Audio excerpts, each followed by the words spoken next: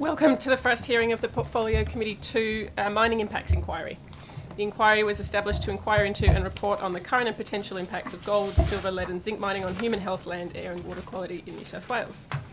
I acknowledge the Gadigal people of the Eora Nation, the traditional custodians of the lands on which we're meeting today.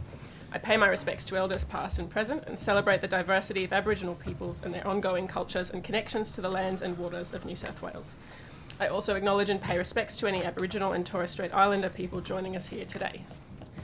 Thank you for attending today's hearing. Today we'll be hearing from a number of stakeholders in the area of mining, including government regulators, community and environment groups, including the Cadia Community Sustainability Network and the Mudgee Region Action Group, mining companies, the Minerals Council of New South Wales, and Dr. Ian Wright, who's Associate Professor of Environmental Science at Western Sydney University. I thank everyone for making the time to give evidence to this inquiry. Before we commence, I'd like to make some brief comments about the procedures for today's hearing. Today's hearing is being broadcast live via the Parliament's website. A transcript of today's hearing will be placed on the committee's website when it becomes available. In accordance with the broadcasting guidelines, the House has authorised the filming, broadcasting and photography of committee proceedings by representatives of media organisations from any position in the room and by any member of the public from any position in the audience. Any person filming or photographing proceedings must take responsibility for the proper use of that material. This is detailed in the broadcasting resolution, a copy of which is available from the Secretariat. While parliamentary privilege applies to witnesses giving evidence today, it does not apply to what witnesses say outside of their evidence at the hearing. I therefore urge witnesses to be careful about comments you may make to the media or to others after you complete your evidence. Committee hearings are not intended to provide a forum for people to make adverse reflections about others under the protection of parliamentary privilege. In that regard, it's important that witnesses focus on the issues raised by the inquiry terms of reference and avoid naming individuals unnecessarily. All witnesses have a right to procedural fairness according to the Procedural Fairness Resolution adopted by the House in 2018. If witnesses are unable to answer a question today and want more time to respond, they can take a question on notice. Written answers to questions taken on notice are to be provided within 21 days. If witnesses wish to hand up documents, they should do so through the committee staff. In terms of the audibility of the hearing today, I remind both committee members and witnesses to please speak into the microphone. Finally, could everyone please turn their mobile phones to silent for the duration of the hearing. I now welcome our first witnesses. We have via video conference Ms. Beverly Smiles, the President of the Inland Rivers Network. We have Mr. Ross McDonnell, the National Parks Association Executive, and Mr. Warwick Pearce from the National Parks Association Landscape Conservation Forum. Welcome. Could each witness please state their name and position title and swear either an oath or affirmation, perhaps starting with Ms. Smiles. I'm Bev Smiles, President of Inland Rivers Network. I swear that the evidence now about to be given by me shall be the truth, the whole truth, and nothing but the truth, so help me God. Thank you. And Mr. McDonnell? Yes, Ross McDonnell, Executive Member from the National Parks Association. I solemnly, sincerely and truly declare and affirm that the evidence now about to be given by me shall be the truth, the whole truth, and nothing but the truth. Warwick Pearce, National Parks Association. I solemnly, sincerely and truly declare and affirm that the evidence now about to be given by me shall be the truth, the whole truth and nothing but the truth. Thank you. Would you like to start by making a short statement? Please keep it to no more than a couple of minutes. Yes, I can start. So Warwick and I are here representing the National Parks Association, an organisation that's been in place for 65 years, and our approach is to advance the protection of the national park system across New South Wales. Our submission, even though this is predominantly an inquiry about human health and impacts of mining, we believe and present to you that there is no difference between impacts related to human health and the broader biological biology within New South Wales. Our submission addresses specific terms of reference items, as you'll see through the submission. Warwick is going to talk about a series of recommendations that we're making to the inquiry. But if I jump to the conclusion of the NPA submission, our view is that there needs to be strong consideration about how close mines are to the protected area network in New South Wales or areas of high conservation value. That we believe that the regulatory framework within New South Wales related to mining is not fit for purpose, and that there needs to be better resourcing for regulatory capability within New South Wales, and that the inquiry should look at specific legislative changes, particularly to the EPNA Act, but also look at recommendations made by a number of recent reviews of legislation that relates to the environment, particularly the Samuel and Henry reports of recent times.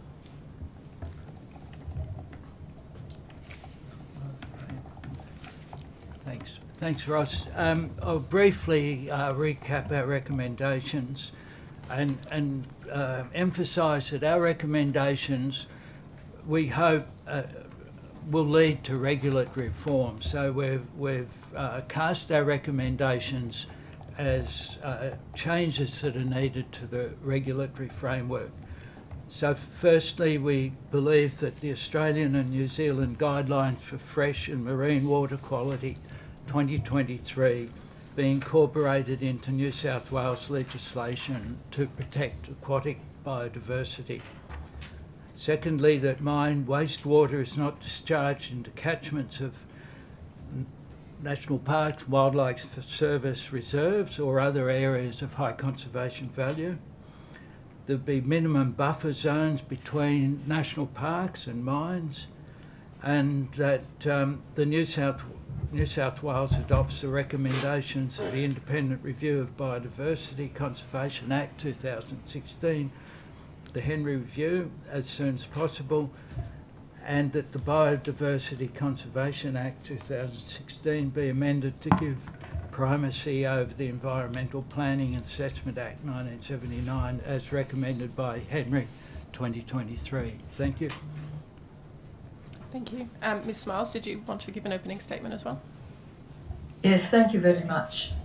I'm meeting on Wiradjuri land today and pay my respects to elders past, present and emerging. So thank you for the opportunity to participate in this hearing today.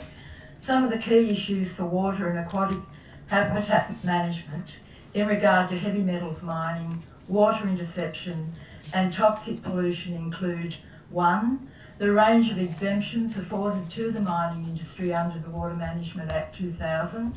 These have not been outlined in the New South Wales Government submission to this inquiry. 2, the impact of mine interception of flows to water sources during periods of low rainfall and drought. These compete with other water users, including the environment. 3, the lack of determination of water supply for mining operations at the time of approval is a key failing of the assessment process. 4, the lack of consideration of climate change predictions for inland catchments. The new modelling developed for regional water strategies has demonstrated increased extreme weather events in central and western New South Wales, particularly increased drying. 5, the dependence on post-approval management plans to solve problems that should be addressed during the assessment process. There is a lack of transparency around the development of management plans. The trigger action response plans, as referred to in the New South Wales Government submission, are often too little too late. Once the damage has occurred, there is little or no opportunity for remedial action. And 6, the Minerals Council submission outlines 17 heavy metal mines in the pipeline for central and western New South Wales.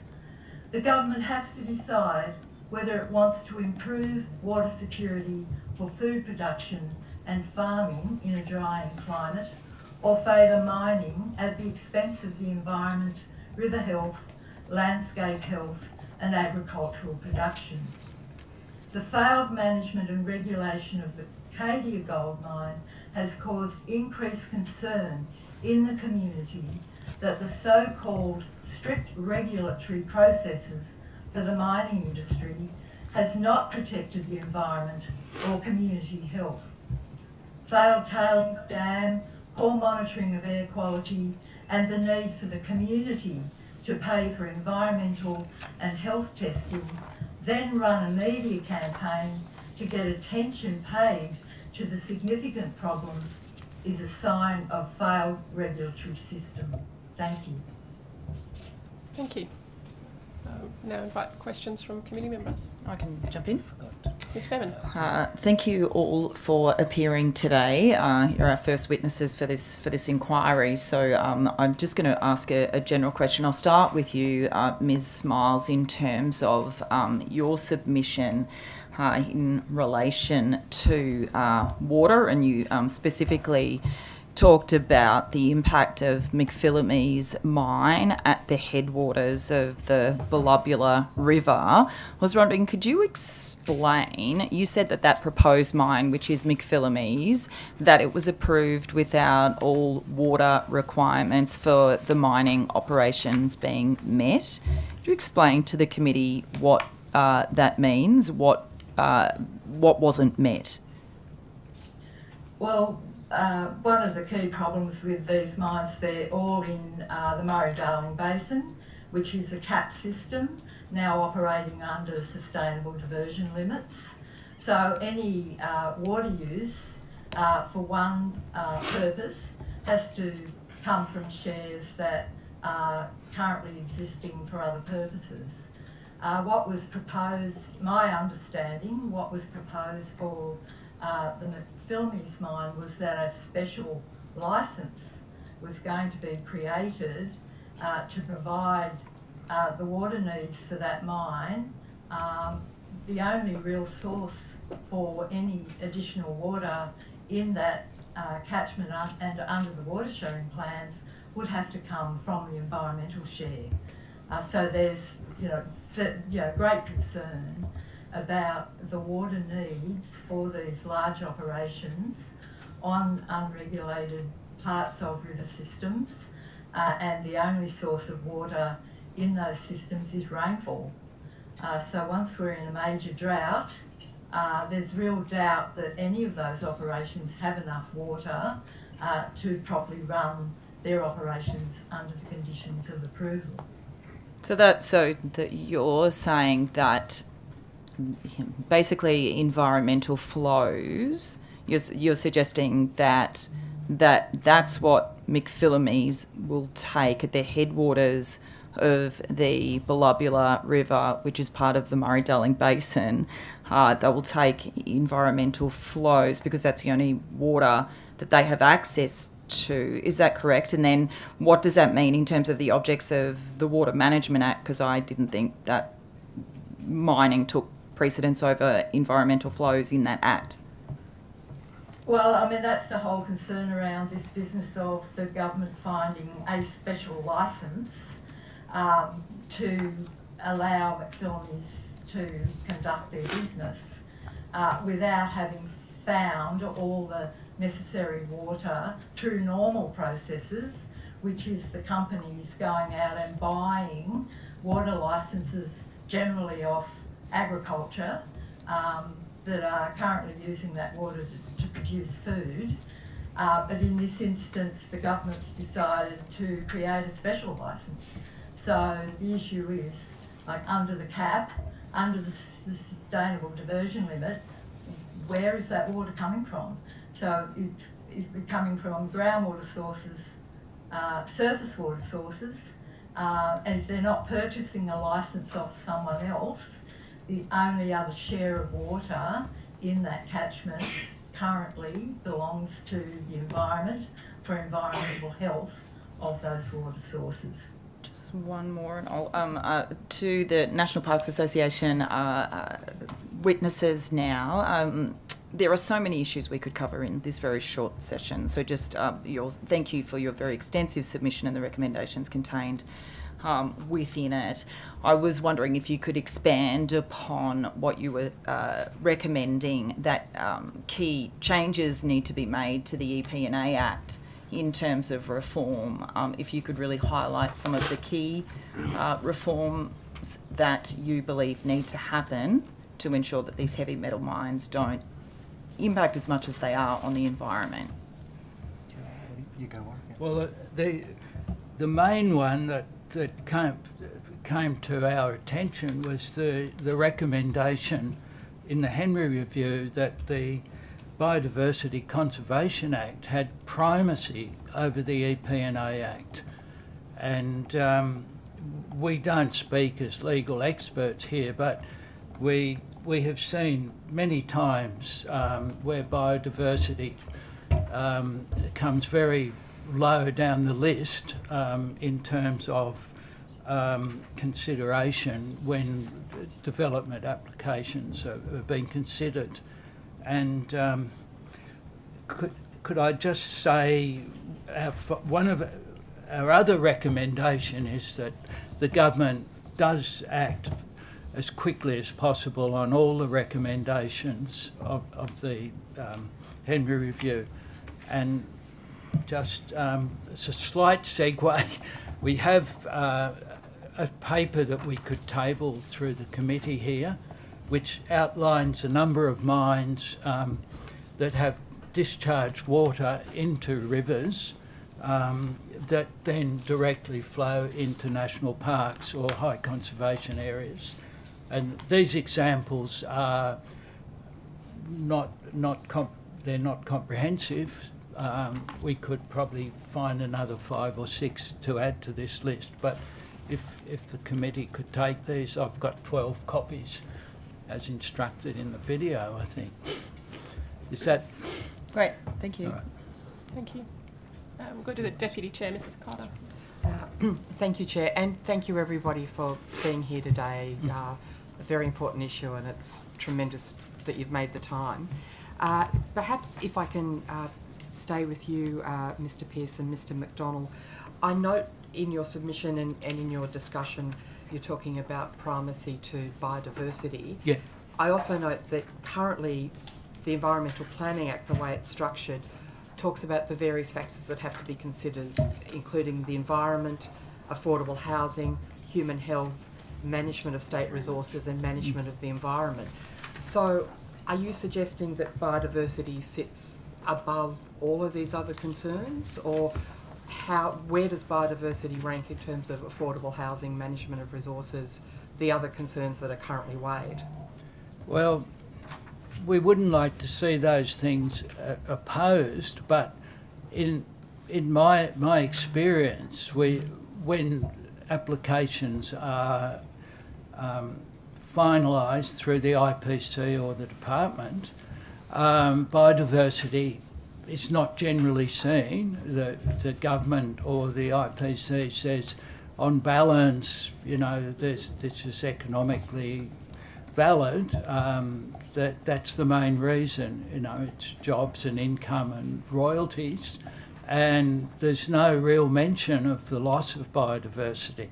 So it's not included in the accounting at the end. So that's really a personal opinion. We haven't discussed this at length for our NPA submission, but this is what I think a lot of our members experience when they're looking at developments that are approved.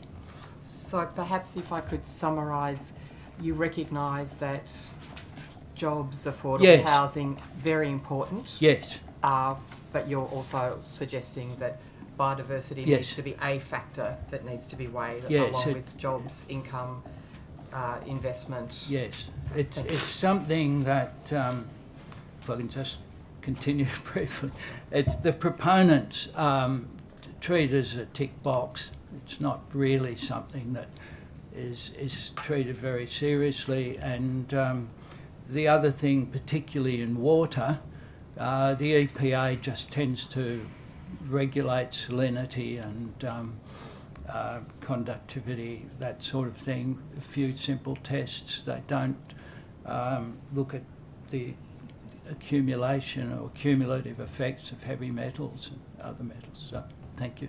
Thank you. And a question to Ms Miles, if I may.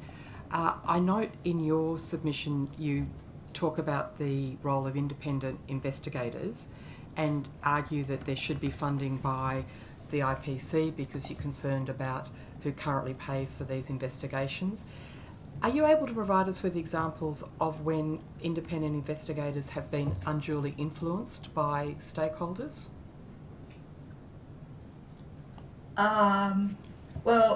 My understanding of the current assessment process is that there is heavy reliance on the assessment reports that are paid for by the proponent, and you know, the experience we had with the Bowden's zinc, lead and silver mine was, even though the Department of Planning did have some independent reviews of particularly the water issues, their expert recommendations from those independent reviews then were ignored, both by the government's assessment report and the IPC final determination. So, you know, there's a lot of problem there with how the whole assessment process works.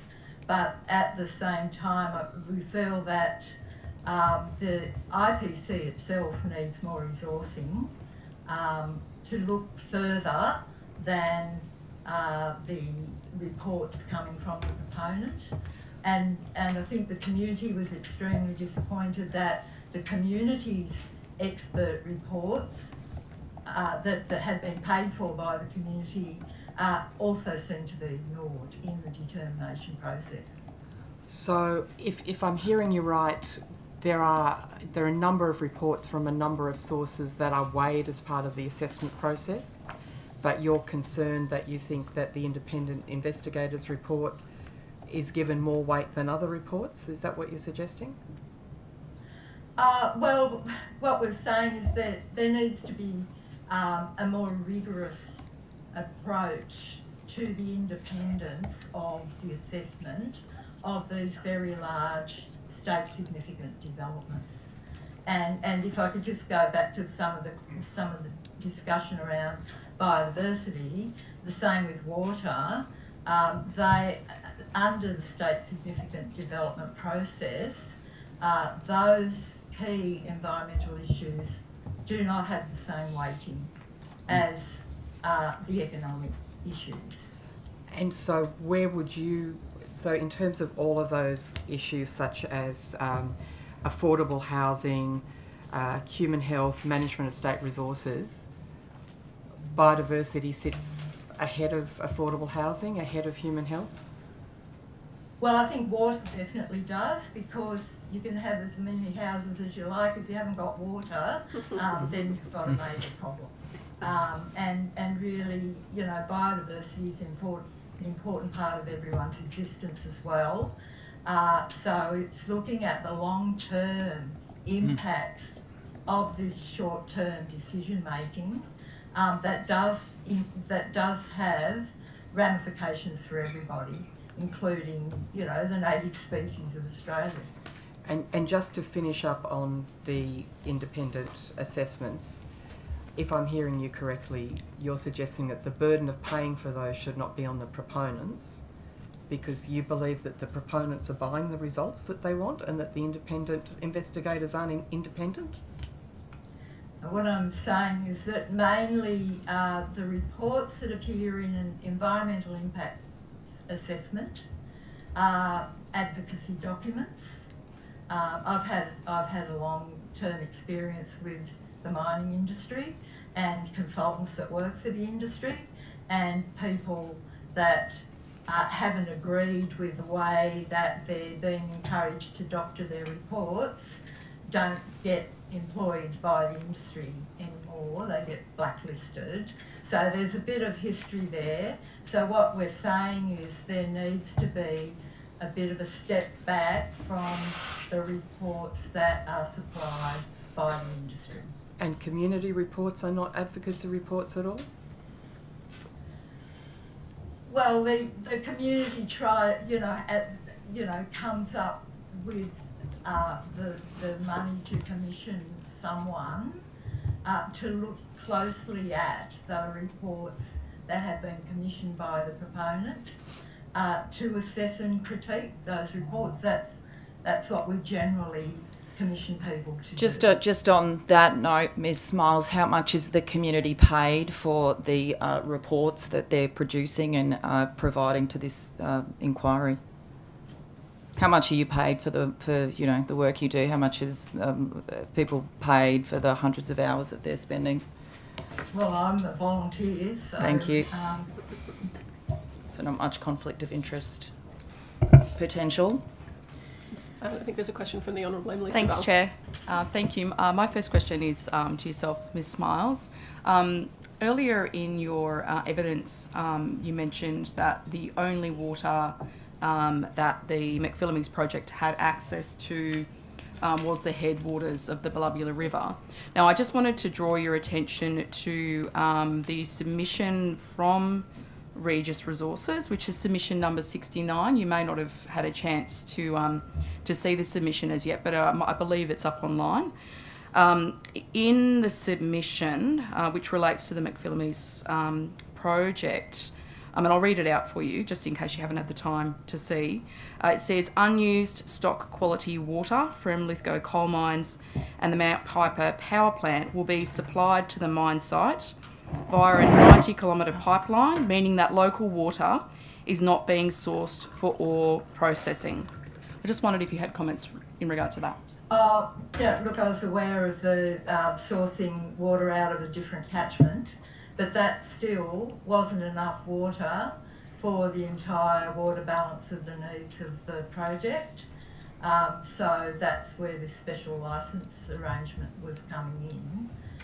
And also, like that, bringing water over from the Lithgow area out of the Cox's River catchment is problematic in itself. And, you know, that's taking water from the environment from a different catchment. It's unused stock quality water from the coal mines and power plants. So the statement, I suppose, that the only water they'll have access to is from the headwaters of the Belubula is in fact factually inaccurate. Well, okay, well, I'm not sure that I actually said it was the only source of water, and I apologise if I had said that. Thank you. But the interception of the groundwater and the surface water flows are from the headwaters of the Belubula River. And just a further question with regards to the impact that climate change has on the inland rivers network, which your group obviously has a lot of interest in. So the government has just done some new modelling, invested in new models as part of the regional water strategy process. The predictions, particularly for the Central West and Western New South Wales, has been overall for a drying climate. But in the middle of that, we'll get more and more of the extreme wet weather events that we've just previously experienced. But we're now on our way into another drought that we don't know how extreme that drought will be. And that's been a real concern, is the mining industry is a big user of water to suppress all the dust that, an open cut gold mine and an open cut zinc, lead and silver mine will create is a significant amount of water, as well as any processing on site. So in a major drought on an unregulated system that's totally dependent on rainfall, the whole issue of access to water and water shares is significant for these big projects. And the fact that there's 17 of them in the pipeline is really quite concerning. In terms of, you mentioned that there's 17 in the pipeline, it's fair to say that in terms of our path to net zero emissions, there is no path without critical minerals and critical mineral mining, given that what is essentially dug out of the ground is used to enable us to get to net zero. We've got silver, which is used in high amounts in solar panels, copper, which is used electrification. So in terms of climate change, it is very much there is no path to net zero without these mines. Would you contend? Well, it's interesting that again in the New South Wales Minerals Council submission that more than half of the gold is for either jewellery or, you know... Yes, but 40% of what's dug out of Cadia is copper. Is that correct? Yeah, but I mean the road we haven't gone down so we've got the existing mines. The road we haven't gone down as a society and really looked clearly at is what are the opportunities of recycling what's already been dug up in the past. Like the cheap and easy approach is new greenfield mines at the expense of the environment, our rivers, agriculture. And Cadia is a perfect example of that. During the millennium drought, Cadia ran out of water and they were trawling around the district, buying up more water licences that had been used for agriculture, and you know it was a massive problem for the community and for the mine. So with the climate change predictions, that's only going to be a worse problem. So let's be a bit more creative in the way we solve our needs for heavy minerals. Thanks, Bev. And just my final question is to yourself, the National Parks Association. Thank you for appearing today also. In terms of the regulatory framework, you earlier stated your belief it wasn't fit for purpose. I just wonder if you could further expand on your views around the regulatory role of the EPA in particular. Oh, sorry. EPA? The EPA, yes. Well, just briefly, we think that the EPA doesn't, as far as we can tell, the EPA is not using the latest guidelines from the Australian New Zealand guidelines for fresh and marine water quality, which only came out this year. And I had a brief search about New South Wales water management guidelines, and what I could find on the internet was dated 2006, and none of the links were active. But we know from experience that the EPA licenses, it is the regulatory agency that licenses discharges into of wastewater. So, and they historically have licensed high levels of contaminants into waterways that lead into national parks and also into drinking water. So there's been a couple of court cases, Springvale, where the Land Environment Court found that the EPA had not been following the neutral and beneficial effect of discharges into waterways, but subsequently the government changed that law to enable Springvale to not be prosecuted for breaking those guidelines. So I think that we're not seeing from the EPA the sort of stringency that you might find in other jurisdictions. For example, the US EPA said that there should be zero lead in drinking water. New South Wales, Australia doesn't say that. So. Thank you. The Honourable Wes Fang. I'm happy to defer to Ms. Kate Fairman, just if you've got some pressing questions.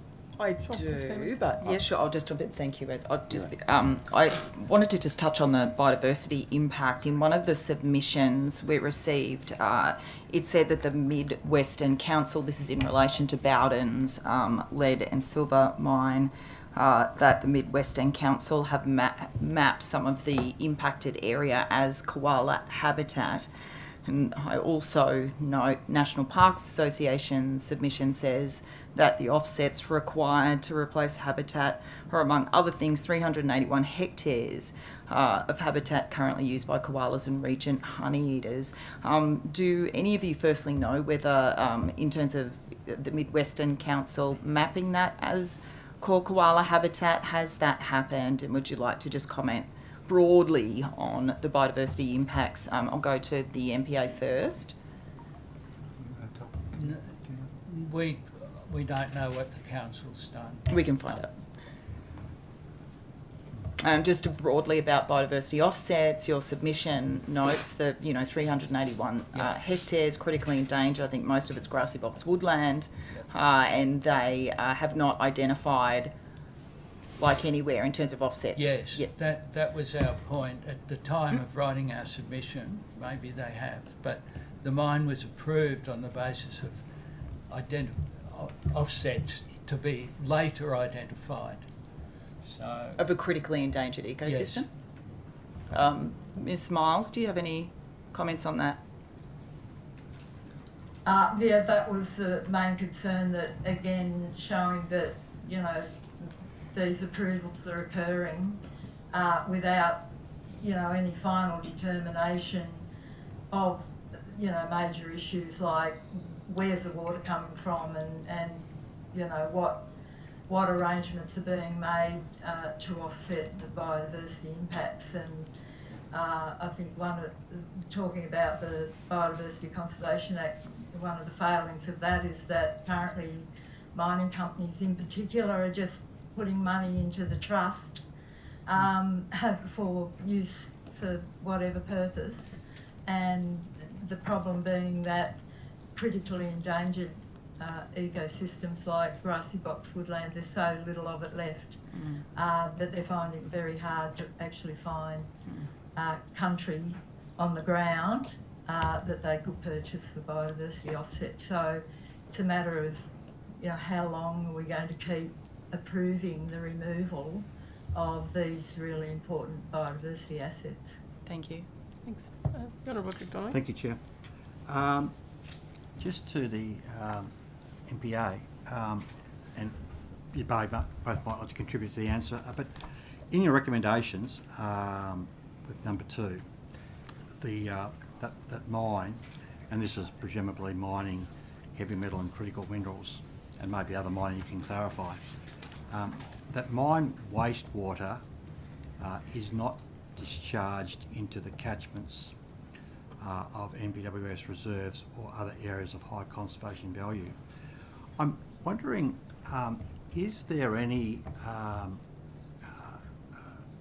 way in which wastewater can be, if properly processed, Definitely. through some way, reach a standard or benchmark which is satisfactory for its release? And if so, how can we go about finding out what your views are about that? Well, Springvale now has a high level of treatment. That's a coal mine. Clarence Colliery, very, very high level of treatment now. That was polluting the Wollongambie River. So yes, it's expensive, but then so's damage to the environment is more expensive. It's avoidable. So water treatment, and I should say, even if we're talking about coal mines, one of the issues with coal mine wastewater is often heavy metals, not necessarily lead, but other toxic metals, zinc and copper and things like that. So I think the experience from coal mining, with respect, is relevant to the considerations of this committee. So, forgive me, I probably should know this, but I presume it involves a high level of, or a high standard of filtration that would get to the water to a standard.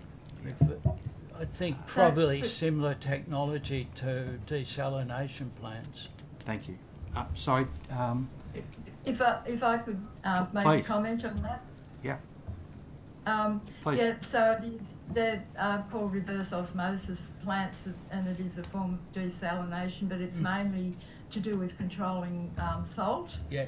And then often the mine can then shandy in that, so that they put a percentage through that process and then can shandy back in some direct wastewater, so the heavy metals are still there. But what happened with the extreme wet weather we had, with the 3 coal mines on the Goulburn River, which go through the Goulburn River National Park, their discharges, they were given exemption to their environmental protection licences because the mines filled up with water, and they were allowed to dump high volumes of untreated water into the Goulburn River for quite an extensive period of time after the flooding had ceased. So while there's some regulation in place, mining always seems to get exemptions to everything when needed. So it's a real problem for, managing the health of our rivers. Ms. Smith, my colleague spoke to you or asked you a question about the piping of some water to a site which could be used for the demands or the demands for a particular site, quite a lengthy pipeline. You seem to be not persuaded by the utility of doing that. In other words, using water that may not be of the purest of standards but would be suitable on a mine site. Could you just explain why you would not be supportive of that proposal? Well, it's where that water's coming from in the first place. So any water that ends up mine water came from the environment somewhere along the line. So it's pulling water out of, in that instance, it's the Cox's River catchment, and then sending it into the Belubula River catchment. So the quality of that water was a bit of an issue anyway, but the whole business of sending water from a currently operating mine, what happens when that mine's no longer operating? Same with the power station. What happens when that power station's not operating? The presumption is that the gold mine will have finished before the access to this other source of water is, no longer available. But the reality is that water came from the environment of the Cox's River, and that's where that water should be returning to, not being used for, somewhere else. And just my last question to both parties. Can in your view, heavy metal or critical mineral mining coexist with meeting environmental standards in the state? In other words, there can be a standard, if it's achieved, enable to a satisfactory level mining that can take place as well. In other words, a coexistence. Is that possible? Perhaps start with yourself, Ms. Smiles. Well, what I've seen, my experience with mining is once it has an approval, it continues to expand. So it's the size of the operations that really cause the problems, and the period of time. So, a relatively small mine possibly would be capable of being managed under strict environmental regulation. Excuse me. But the problem with drought in the central west and far west is, these mineral mines will not have the water to manage their dust. And it's the dust pollution into our waterways, into people's water tanks, into the soil, into the landscape, is the real key management problem. So if they're sort of saying, well, if we haven't got enough water to operate, then we will have to suspend our operations, then that immediately impacts on all of the economic arguments that have tipped the balance to approve the project. And once you've started the project and you've got people employed, then the decision is, what do we do? Lay these people off, or do we continue mining? And the general decision is, yes, we'll continue mining and we'll turn off or the pollution regulation. And I've seen that happen time and time again. So it's very problematic in a drying climate in these regions to have these quite large new projects being approved. Thank you.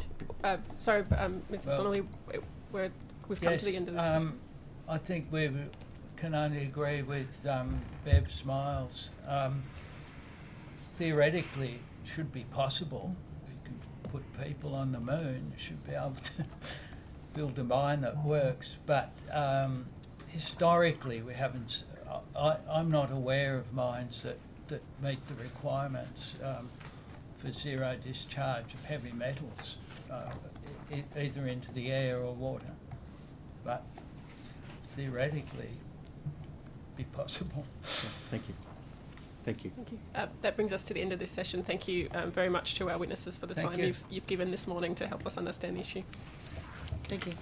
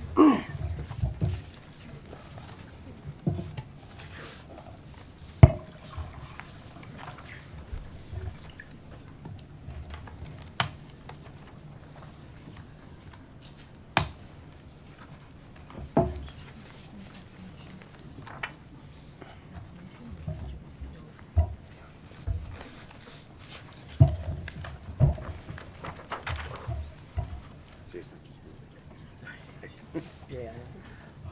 It's that time of year.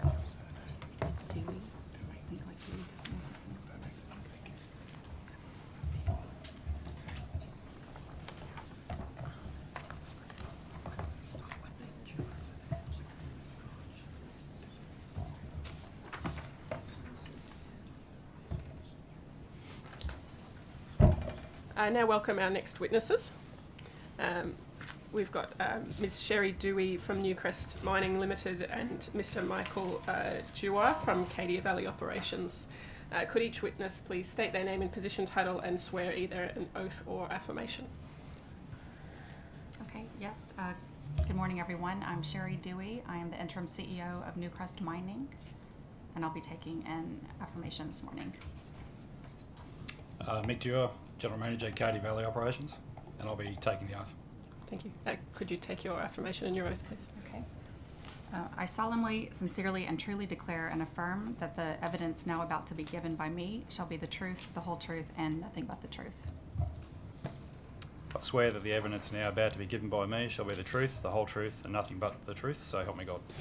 Could I just ask both of you to just bring your microphones just a little bit closer? It'll just assist those watching online and the recording. Thank you. Okay, is that better? But yeah, just thank you. Thank you. Would you like to start by making a short statement? I would, thank you. And thank you again for the opportunity to appear before this committee today. As I've mentioned, I'm Sherry Dewey. I'm the interim CEO of Newcrest Mining, and beside me is Mick Dewar, the general manager of Arcadia Mine. I'd like to also acknowledge the Gadigal people of the Eora Nation and pay my respects to their elders past, present, and emerging. And I also acknowledge the Wiradjuri people, who are the traditional owners of the land at Arcadia Operations. Now, for those of you who don't know us, Newcrest is the largest publicly listed gold producer in Australia, as well as being one of the world's largest gold mining companies. And we also have a significant and growing copper producer and a resource that is vital for the energy transition. Arcadia Valley Operations, which is 25 kilometers outside of Orange, is one of Australia's largest copper and gold mining operations. We've been mining there and been part of the local community for a quarter of a century. Around 85% of our workforce lives locally in the Orange region. Many of our workers and their families were born, have grown up, gone to school, and retired in the region. About 1/5 of our workforce at Cadia has been with us for at least 10 years. And that means 3 generations of some families are involved, past and present, at Cadia. We employ more than 1,800 staff, including 31 apprentices. And a further 1,400 people are also indirectly employed across the region, working in support businesses like engineering, transport, and construction. We understand that to continue operating Cadia successfully, we have to be good neighbors. We haven't always gotten things right. Recently, we've seen a breakdown in our relationships with some of our neighbors, and we know they have concerns. We could have listened more and communicated better, and for this we are sorry. When the community raises an issue, they deserve for it to be taken seriously. Dust emissions from our tailings storage or our ventilation rises are a concern for the community, and we hear that. With the tailings facility, there have been dust events since a slump occurred along a wall of one of our tailings dams. A number of different solutions have been put in place for what is a complex issue. It is taking longer to fix this problem than the community expects. And frankly, it's taking longer than we expected to. And for that, we apologize. I want to reiterate that we are committed to delivering an ongoing, permanent solution. And in the meantime, works to repair the slump are continuing. Ventilation Rise 8 has also caused concern for some of our neighbors. We've worked to address these concerns, and the vent is complying with clean air regulations, whilst the results of our monitoring are being regularly provided to the EPA. Earlier this year, a number of residents advised us that their own personal test indicated that they had elevated traces of heavy metals in their tank water. This greatly concerned us too. In addition to working with residents to have their tank water tested, we moved immediately to commission detailed studies from accredited independent experts. This includes work by the Australian Nuclear Science and Technology Organization and the EPA-accredited auditor, Sage Environmental Services. The results from studies have been shared publicly and are available on the Cadia website. Collectively, these studies have shown that the mine's operations aren't affecting the good air quality in the region and that drinking water conforms with guidelines. The studies have found that the impact of the mine is low and in line with Australian health standards. When it comes specifically to water quality, the work done to date also aligns with the independent work undertaken by both the EPA and New South Wales Health. For us, environmental practice is something critical to being trusted and accepted by the community, as well as enabling operational performance. We continue to maintain regular contact and cooperate fully with the EPA. As we look ahead, we know we must meet the standards set by governments and regulators, as well as the expectations of our neighbors, our workforce, and the broader community. So with that, let me hand it back over to you to take your questions. Thanks. We'll move to questions from Yeah, members. I'm happy to jump in. Thanks for attending today. Firstly, just going to the tailings dam issue, can that be fixed? The collapsed wall? Thank you for your question, and indeed it is in the process of being repaired. We've been working on that for some years now, and we continue to take action on what is, as I've mentioned, a very complex topic. I would invite Mick to share the details of that because as the general manager of the site, he's got personal accountability to ensure that that fix is in place. Yes, as most would be aware, the northern tails dam suffered a partial embankment failure in 2018. And that resulted in the surface of the dam drying out, which caused dust lift-off events for us. Look, in relation to your specific question around can it be repaired, as Sherry has stated, we currently are doing buttressing work on the western side of the NTSF. We've got a large haul road nearing completion around the east, and that's going to open up access to the southern embankment of the NTSF, which is essentially the other side of the embankment repairs. So in answer to your question, yes, it can be repaired. Whether we restore it to the original operating regime, where we're going to be continuing lifting it, that is a question we still need to examine. And the southern dam is expected to come into service around the end of 2025. Because you're also looking at a number of submissions mentioned rehabilitation of that northern tailings dam. That's the dam that failed. Is that That's right? correct. So in terms of repair, you're looking at rehabilitating it. Is that correct?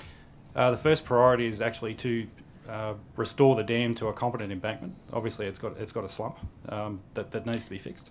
So a slump that needs to be fixed, you're saying, like it's taken several years, it's clearly difficult to fix it. Is it impossible to fix? Because surely it should be fixed by now. No, it's not. It's a complex undertaking. So the surface area of the dam is about 480 hectares. It's about just shy of 700 football fields. It's quite large, it's high, and tailings is a complex type of material to deal with. It's important that engineering work goes into this so that the repair that's undertaken is effective. Geotechnical work informing that commenced shortly after the slump, and that's continued for several years while engineers have been developing repair strategies and a conversion for the dam embankment. As part of the restoration of that dam embankment, it's going from an upstream embankment profile to a centerline profile, which is an inherently stronger structure. And so just to be clear, that failed, when was it? 2018? 2018, that's 2018. correct. And do you have a timeline for when everything's going to be fixed? The southern dam is expected to be returned to operation at the end of calendar year 25. The northern dam will have its embankments repaired shortly thereafter. I've heard that the community has been told that it's irreparable. No, what the community's been told is that in the short to medium term, we're not expecting to resume deposition on the north dam as we did prior to the slump. We're looking at studies and options at the moment to look at either ways to repair the dam to operation or to find different ways of actually depositing tailings onto the dam such that it's within the design. Just wanted to, just in terms of limited time, just wanted to go to the issue of the vents. So ventate. How long were you aware that the vent was unfiltered and emitting dust it shouldn't have been emitting? Thank you. I'll ask Nick to answer that one in detail as well. We have also included a detailed timetable of the events that happened around that vent rise in our submittal, but Nick can summarize the key highlights on that. We advised the DPE and the EPA in August 22 that we believe we had measurements taken there that were in exceedance of the clean air regulations. We commenced engineering work on resolving that issue, and the filtration units that we currently have installed in an operation actually were born of the studies and the work that kicked off around that time. Had you received complaints from the community before that time? At various forums, I believe there had been concerns raised around visible dust emanating from VR8. Could workers on the site see visible dust emanating, or was it just the community that was thinking that and saying that? No, we were working through trying to engineer the problem. There were issues with VR8 that also pertain to wet material presenting through that rise as well, which was also affecting the way that dust and particle measurements were being taken. I mean, I've seen quite a few photos. In fact, those photos have been included in submissions and have been used in media stories about significant dust coming off the Cadia mine site. But it seems like for at least several years, Newcrest was not acting on what was clearly dust coming from your operations that was going very, very clearly off the boundaries of that site into various people's properties. Wouldn't that be accurate? So for a period of about 10 years, we've actually had quite an extensive array of particle monitors located around the mine boundary. Now they measure particles from 2.5 microns through 10 micron solid particles, various gases, and other types of material. And they're basically looking to ensure that we're operating in our project approvals, and our project approvals require us to not be exceeding any Australian guidelines for particle matter like dust off the premises. At no point in time has there been any evidence suggesting that VR8 is actually depositing dust or allowing dust to escape the mine lease in levels that exceed any of those accepted standards or our project approvals. I wanted to just quickly ask about, so you've now got filters. EPA has come in and actually what your interaction with the EPA. So the EPA has brought you into line essentially and is asking you to now do what? Earlier this year, the EPA asked us to comply immediately with the regulations and our class in the Clean Air regulation, and we did so. We had 2 filters operating at that time. We accelerated the remaining 3 filters that were part of that plan, and we've identified the opportunity to install 2 more, which are Why did it take the EPA to have to come to you? I understand you've been fined in the past as well. You've had community members talking to you, showing you pictures of dust, having to get their own tests done, blood tests done. Why did it take that long for you to respond? It wasn't until the EPA came and said you must comply. So the community asking you to comply isn't good enough? As I indicated before, none of our external monitors were indicating that we were polluting off our premises. Now, the engineering and the purchasing of the dust filters that we currently have installed was initiated and accelerated, but the filters that we currently have installed were already on their way. So what we've seen play out now, and we've been operating in compliance since that direction, is something that we kicked off around August 22 when we reported to the EPA and the DPE that we hadn't exceeded measurement. Do you have faith in those air quality monitors that were telling you everything was okay? Yes, now, I do. You still do? I do. We obviously have issues occasionally where we self-report to the EPA if we have a breakdown of an instrument, but the array is actually quite extensive. There are different instrument types, and they are monitored and maintained under a comprehensive maintenance regime. So how many times has Newcrest been fined for dust pollution over the past few years? I'd have to take that on notice. I'm aware we've had a fine pertaining to tails dust liftoff. I think it's about 3 times at least that I've got in front of me. And what was the amount each time of the fine? $15,000. It's the maximum, I think. Is that right? $15,000 each time. What was Newcrest's mining's earnings over the past 12 months? What have you reported? So may I share, we've just published our annual financial statements, and that's all clearly laid out. To be, quite frank around it, Newcrest has Cadia as one of our largest assets globally. It's a very important asset. It is profitable, and that allows us the opportunity to continue to invest in the mine in the future for decades to come and to provide jobs and employment. Thank you. So statutory profit and underlying profit of $778 million the last financial year. That's the full financial year. So a fine of $45,000 for 3 pollution incidents. That's just a cost of doing business, isn't it? Well, let me clarify. We don't see any sort of trade-off between fines and profitability. In fact, our very strong aim is never to be penalized and to always be in compliance. For us, it's really very important that we comply with regulations, that we are a good community neighbor, and that we have that proactive, positive relationship for decades to come. How much is it costing you now to comply with what the EPA is asking you to comply with? So Mick can share details around the cost of the equipment that we're installing, and the ongoing cost is very material. But again, for us, it's not a trade-off. We don't sit and look at it and decide. Is it more than the fines to it's comply? Much more than the fines. I'll let Mick share the details of those. The filtration units that we currently have installed were intended to be short to medium term, in order to get something in place quickly. They're costing us around $10 million a year in lease costs. We have a project that's been engineered to replace those on a permanent basis. And that project's $36 million. So in 2 years' time, we'll have spent nearly $50 million on dust attenuation in the underground mine.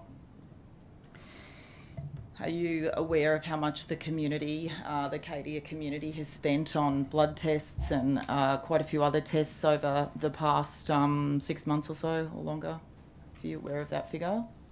I don't believe we've had it's access more to that it's more figure. than what you've been fined, so it's about 50,000. Just wondering, in terms of you've now have to collect the dust in bags, is that correct, from the vents, the filtration? So how much dust are you collecting per day with the recently installed filter and ventate? I don't have the tonnage rate per day. We simply operate to maintain compliance. We have an extensive array of underground instrumentation that detects or measures and taps into our production to ensure we don't exceed. So we collect and strip as much dust as it takes to comply. Okay, so talk us through it in terms of what that looks like visually. Was it like a little Dyson vacuum cleaner, or like a little bit of dust coming out each day? What size are the bags, and how frequently are these bags changed that is collecting this probably toxic dust from those vents? The bags are in what we refer to as bulky bags, so they're taken out in several 100 kilo lots. Noting they're collected at the driest, earliest point underground. On their journey to the surface, they elevate about 1,400 metres, and the air around it condenses. So a certain amount of that dust ends up bonding with that water and becoming mud by the time it discharges from VR8. There's a wet fraction and a dry fraction. So the tonnage represented in bags is not representative of what actually gets exhausted to the atmosphere. Thank you. My last question for now. So how many of these 1 tonne, I understand it, these bulky bags are being used per day? I don't have that figure at hand. Would you think it's more than 1 tonne, 1 bag? Oh, I mean, yes, it'll Have you be seen more. it? It'll be operation yourself? It'll be more than 1 bag, and yes, I've seen the operation. There's photos in our submission to show the scale of this. And so lots of dust is being captured. That before there was filter in place and those bags were capturing it, was being just emitted into the atmosphere and landing in nearby residents' rainwater tanks. Some proportion of that. Some was not. That's a lot of dust. Wouldn't you agree? I think just to reiterate the comment. Multiple 1 tonne bags. Just to reiterate the comment around the boundary testing that we do continuously to ensure that the air quality is good and the water is safe to drink overall, not just because of this venturious Correct. situation that we have. 3 tonne bags, Thanks. 5 tonne bags, 12 1 tonne bags, 21 tonne bags. I think what's always been important and forefront in our mind is the actual impact on our neighbours. You'll provide that on notice, Our instrumentation is available and published on a monthly basis. but you'll It's provide publicly the available. numbers of 1 tonne bags on notice, please. Yes. Thank you. Thanks, Chair. Honourable Emily Smart. Thank you for appearing today. My first question is around workers, and if you could explain in detail what Newcrest is doing to protect their workers, and in if any way, how can you improve? Okay, I can start off, and again, Mick can speak in detail around how we do it in Cadia. It's a core principle for us that we make sure that our monitoring and testing is for all members of the community, inclusive of our workers, and we have comprehensive programs in place for a number of years in Cadia to ensure that. Again, Mick can share the details specifically of what we've been doing over the last years. Obviously, with a large scale and intensive mining activity, we do have a comprehensive workplace hygiene program in place that covers a lot of aspects. Dust exposure is one of them, as is metals exposure. Look, as part of our processing of gold, we do have part of the process that uses gravity and the density of gold to actually concentrate that so that we can smelt it and send it off for refining. And in that gold room, you do get a presentation of small amounts of things like lead that pull through, lead being 2/3 the density of gold.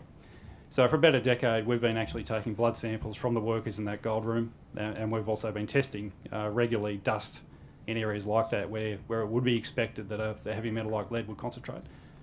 We've never had an exceedance, and whilst we certainly weren't discounting the concerns raised to us this year, it did catch us off guard because we're just not expecting that, having not seen any exposure on site with comprehensive measuring processes and sampling, that we would expect to see that occurring kilometres off site. So just to clarify, you've been doing that monitoring for 10 years, and Correct. I think, Ms. Dewey, you mentioned in your opening statement you've got workers that have worked there for in excess of 10 years or so. Is that correct? Yeah, that's correct. Thank you. In terms of the community, what is Newcrest doing to protect the community, and how can you improve? I'll start just by reiterating that for us, it's the totality of our ongoing monitor and our operations, our commitment to be in regulatory compliance, our interactions with the community and listening, but also gathering independent studies when it's required, such as we've done in this last year, so that collectively we can look at all of that data and be sure that we're operating safely and in a healthy manner with the community. Mick can share maybe just a bit more detail around some of the recent interactions and activities that we've had with the community. Yes, I actually commenced in this role the week that the concerns were raised to us around metals in tanks. So I've had a little bit to do with this in the last 6 months. Look, that did take us a little bit by surprise, as I was saying. Nonetheless, we treated it very seriously. It's not something we had any baseline data on outside in those areas. We launched a comprehensive water sampling program. We had an end stage 2.5 micron dust study that had already been initiated earlier, the results of which covered the period where VR8 was operating. We did lead isotope testing, and we had the SAGE health risk assessment. Now, we've been engaging with the community regularly. Initially, it was weekly, then fortnightly, and as new information came, we would set up meetings at a location on our site where they were free to come and talk to myself. And occasionally where we had a report submitted, they were given access to the authors, as in the case of the ANSTO report and the recent health risk assessment. So throughout the process, we've been releasing the data quite quickly. The water sampling results, for example, were released to members of the community and households at the same time that we received them. And we've been issuing those reports onto our website, and then allowing through the Q&A forums, questions to be asked of those reports for understanding or concern, as the case may be. Thank you. And just my final question, I suppose.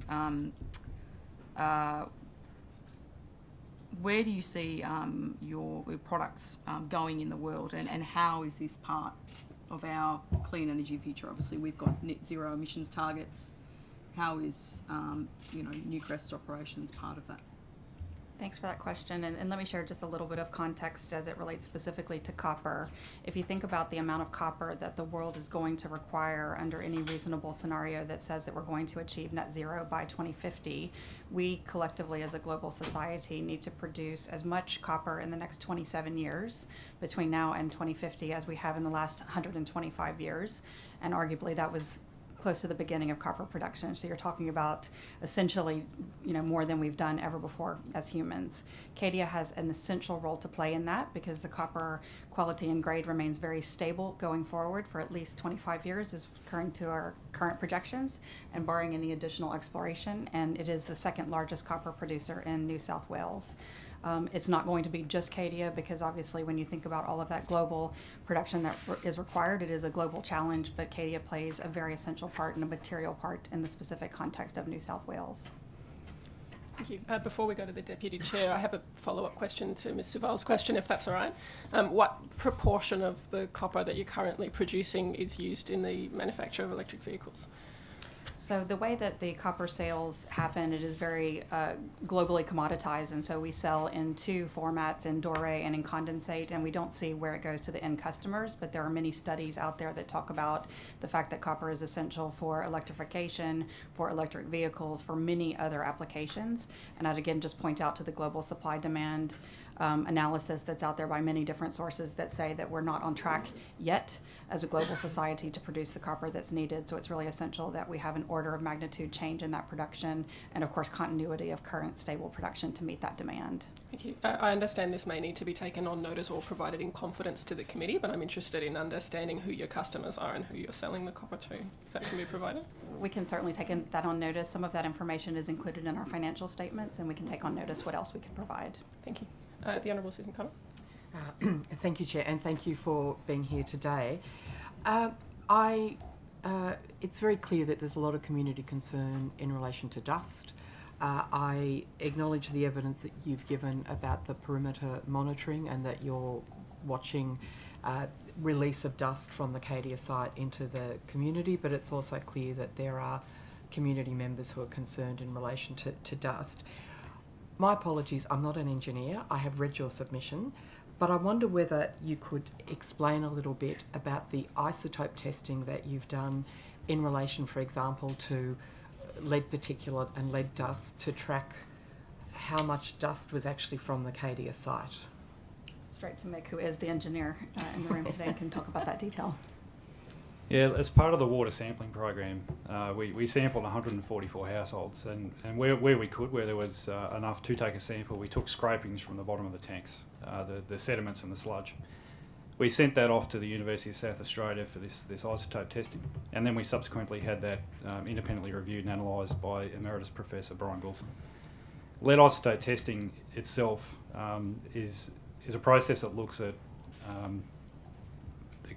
4 different isotopes of lead that generally exist in the natural world. And an isotope is essentially just lead as an element with a certain neutron count. So 4 different isotopes, 4 different neutron counts in the nucleus.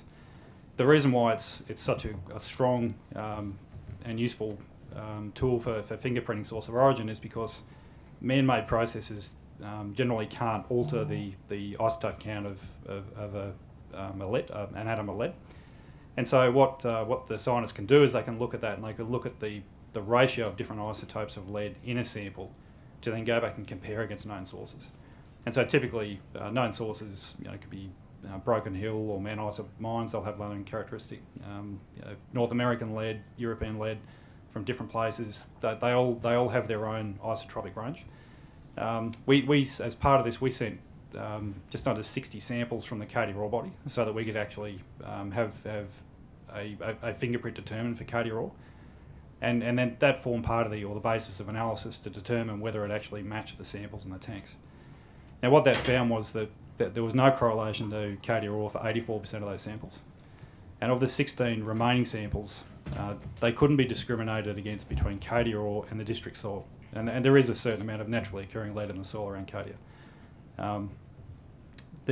Furthermore, when we looked at where those 16% of samples sat, they were in the lowest concentrations of samples taken.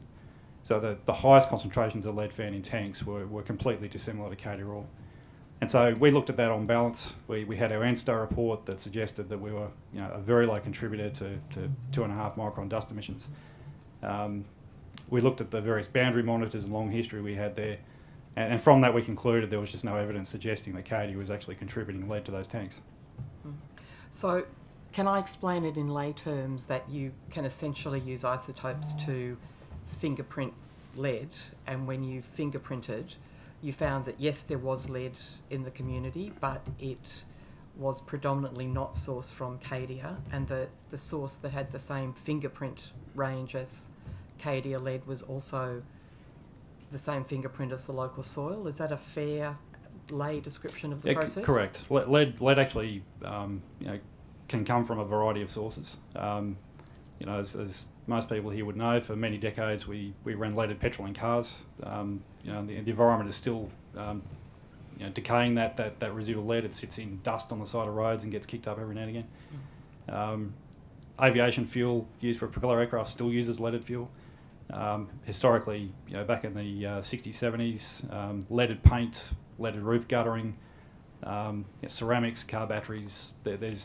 It's present as an industrial product in a wide range of sources. So to determine where the leads come from is a whole other exercise. But we were focused on whether it was us, and we concluded that there was no evidence suggesting that was the case. And so while there is understandable community concern about dust, the community need not be concerned that dust carries particulates such as lead from the Cadia mine? Yeah, correct. And as per the ANSTO study in our boundary monitoring, the levels of dust that are present in those instruments is well within project approvals and accepted standards also. And could I just ask one more question in relation to your relationship with the community? Can you tell me how you responded in relation to concerns from the community about what was possibly contaminated water tanks? Another one straight from Mick, because he was very much at the centre of that and the rapid response that we undertook when we became aware of those concerns. Yes, look, I was supposed to give a bit of background. I've actually worked at Cadia and lived in Orange for nearly 17 years now. So my girls have, one's nearly finished school and the other one's in year 10. My wife works locally as a receptionist and interacts with a lot of people. We have 1,200 people out there that work for me, some of which live around the mine, and we have another 1,000 contractors in the district as well. So for me personally, there's a range of ways to which you can feel the weight of accountability for managing a situation like this. It's not just as simple as some sort of problem to solve, some corporate problem to solve. So when this teed off, it was very clear that there was a level of real anxiety there about these results that we'd heard about, and we responded quickly. And for my part, I've tried to make myself personally accessible to the members of the community through the meetings that we hold, and we've been doing that. I think from off the top of my head, I think I may have only missed one, maybe two, and we hold those every few weeks.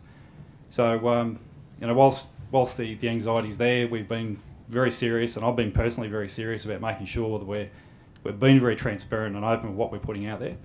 That we're not trying to lay out a narrative that's non-factual, and sometimes whilst we are getting some positive feedback from members of the district that are actually absorbing it and drawing their own conclusions and having their anxieties alleviated. We do know there are others that are yet to be convinced.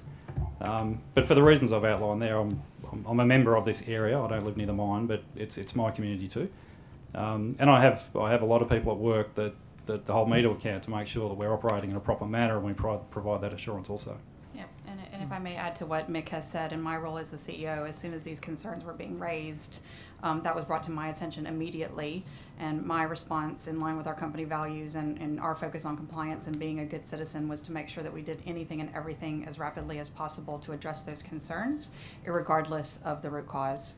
And hopefully the evidence of that action that we took has been demonstrated in our submittal and how we're looking at this also going forward. Okay, thank you. The Honourable Greg Donnelly. Thank you, through you, Chair. Thank you both for coming along today, and thank you for the submission from Newcrest. On the matter of workplace health and safety and the standards with respect to protecting the health and well-being of the workers, both the direct employees and contractors, I'm wondering, could you provide an overview? It's sort of probably provide a long answer, but just as an overview for the committee, could you provide about just a summary of what the company has been doing in terms of concentrating on this matter post the becoming aware of these matters that subject of this inquiry? That's straight back to you, Mick, in terms of what's specifically been done at Cadia. Look, the first thing we did with our workforce was, as we did with the local neighbours, is communicate what was going on. And initially, as you expect, when this was got some airplay in the media, we certainly had people at the work for us that wanted to know what was going on. But the workforce is actually well informed in terms of how dust monitoring works. The guys in the gold room are certainly well aware of what we do in those areas. So it didn't take a lot to actually alleviate concerns within the workforce, because they are actually quite well informed as to what we do. And monitoring for dust and metals takes on a wide variety of forms at Cadia.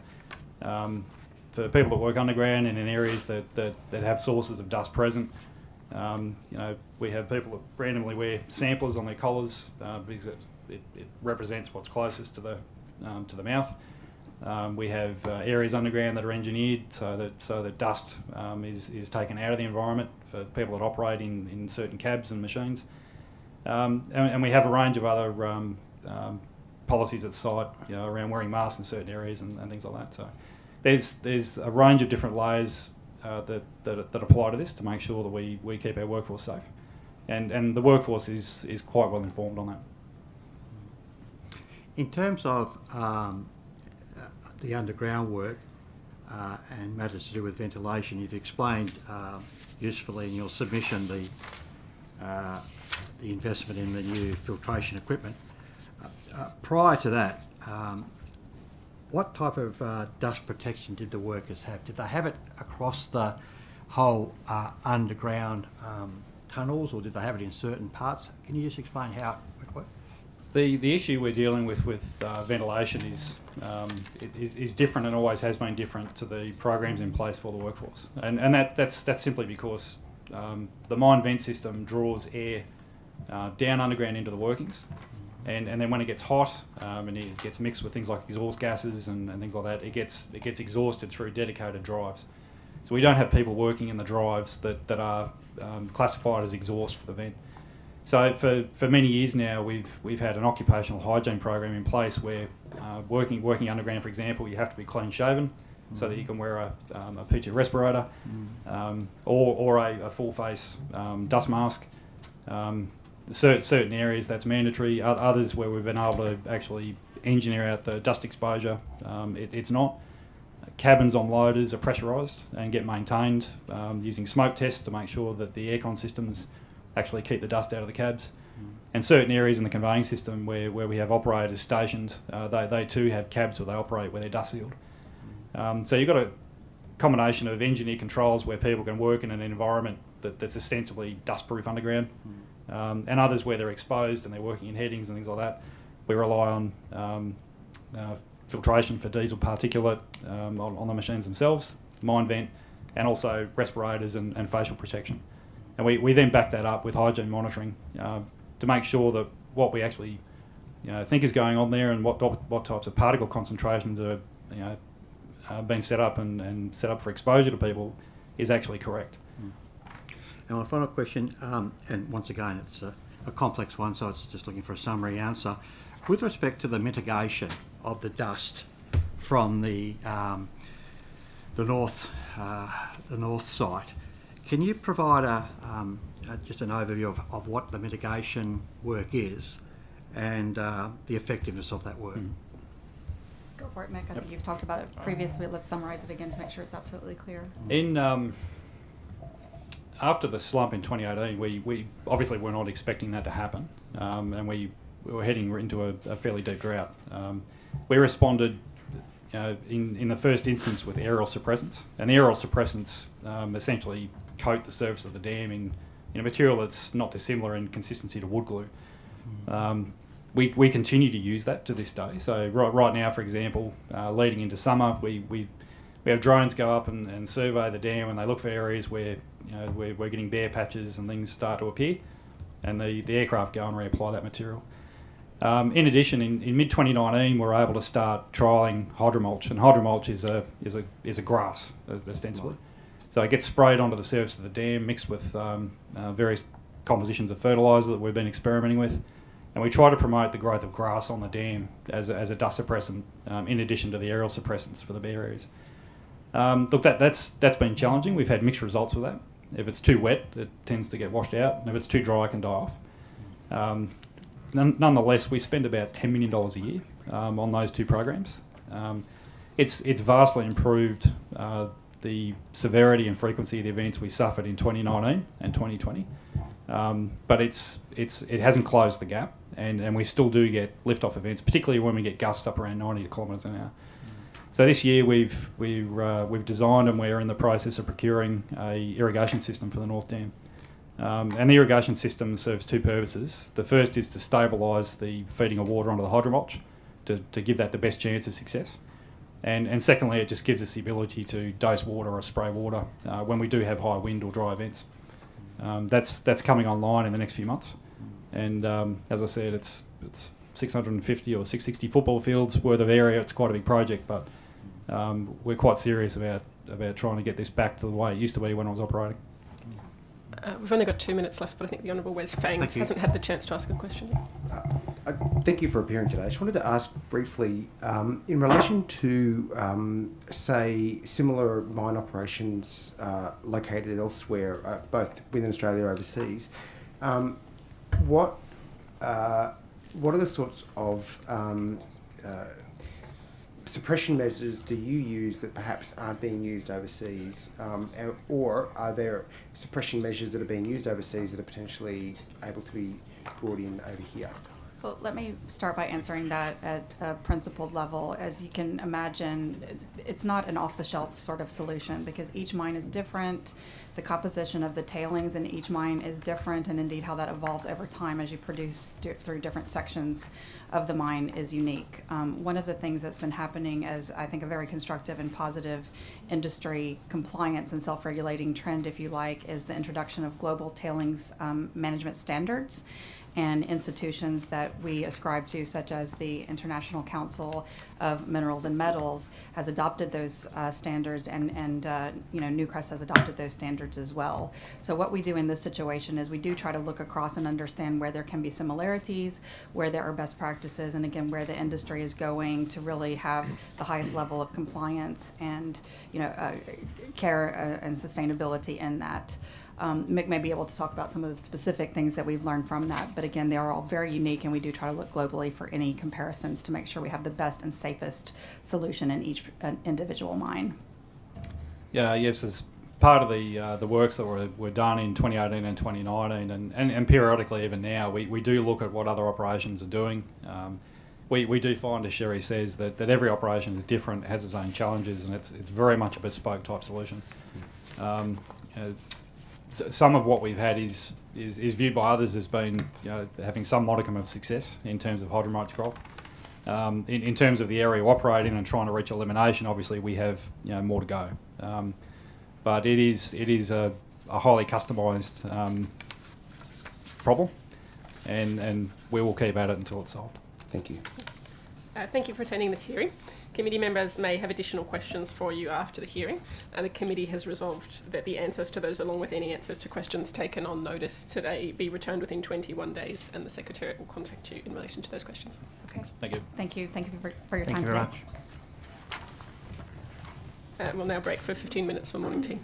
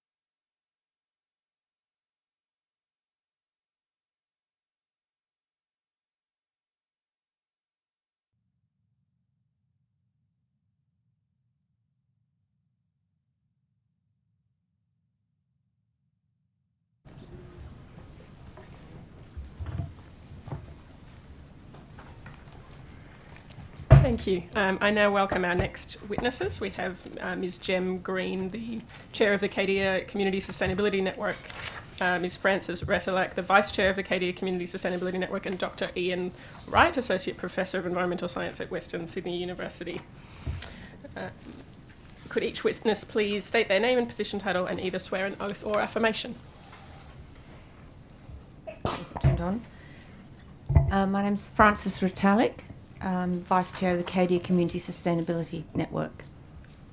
I solemnly, sincerely and truly declare and affirm that the evidence now about to be given by me shall be the truth, the whole truth and nothing but the truth. Good morning, Jem Green.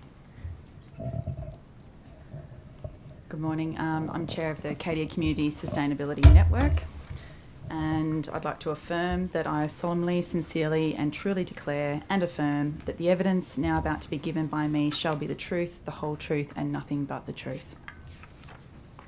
Good morning. My name's Dr. Ian Wright. I'm an Associate Professor, School of Science, Western Sydney University. I solemnly, sincerely and truly declare and affirm that the evidence now about to be given by me shall be the truth, the whole truth and nothing but the truth.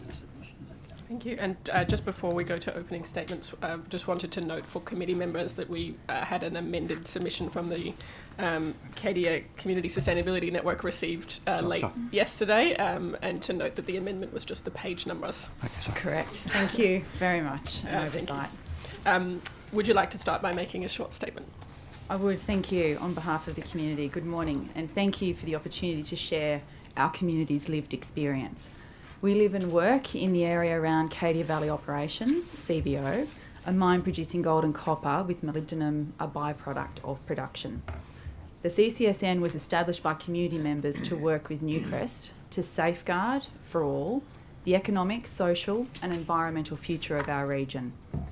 As a community and recently as an organisation, we have been lodging complaints with regulators regarding excessive dust and other issues for more than 10 plus years. Residents for years have observed significant visible dust leaving site, and this has triggered our health concerns.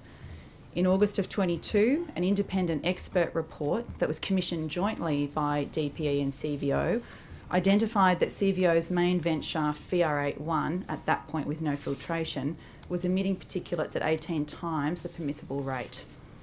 In response, CVO has commissioned the following reports. The ANSTO report, PM2.5 distribution, and although this is a small part of the total emissions, the report identified a well-mixed air shed and that with a gentle breeze of 3 metres per second, dust could travel in a radius of 259 kilometres an hour.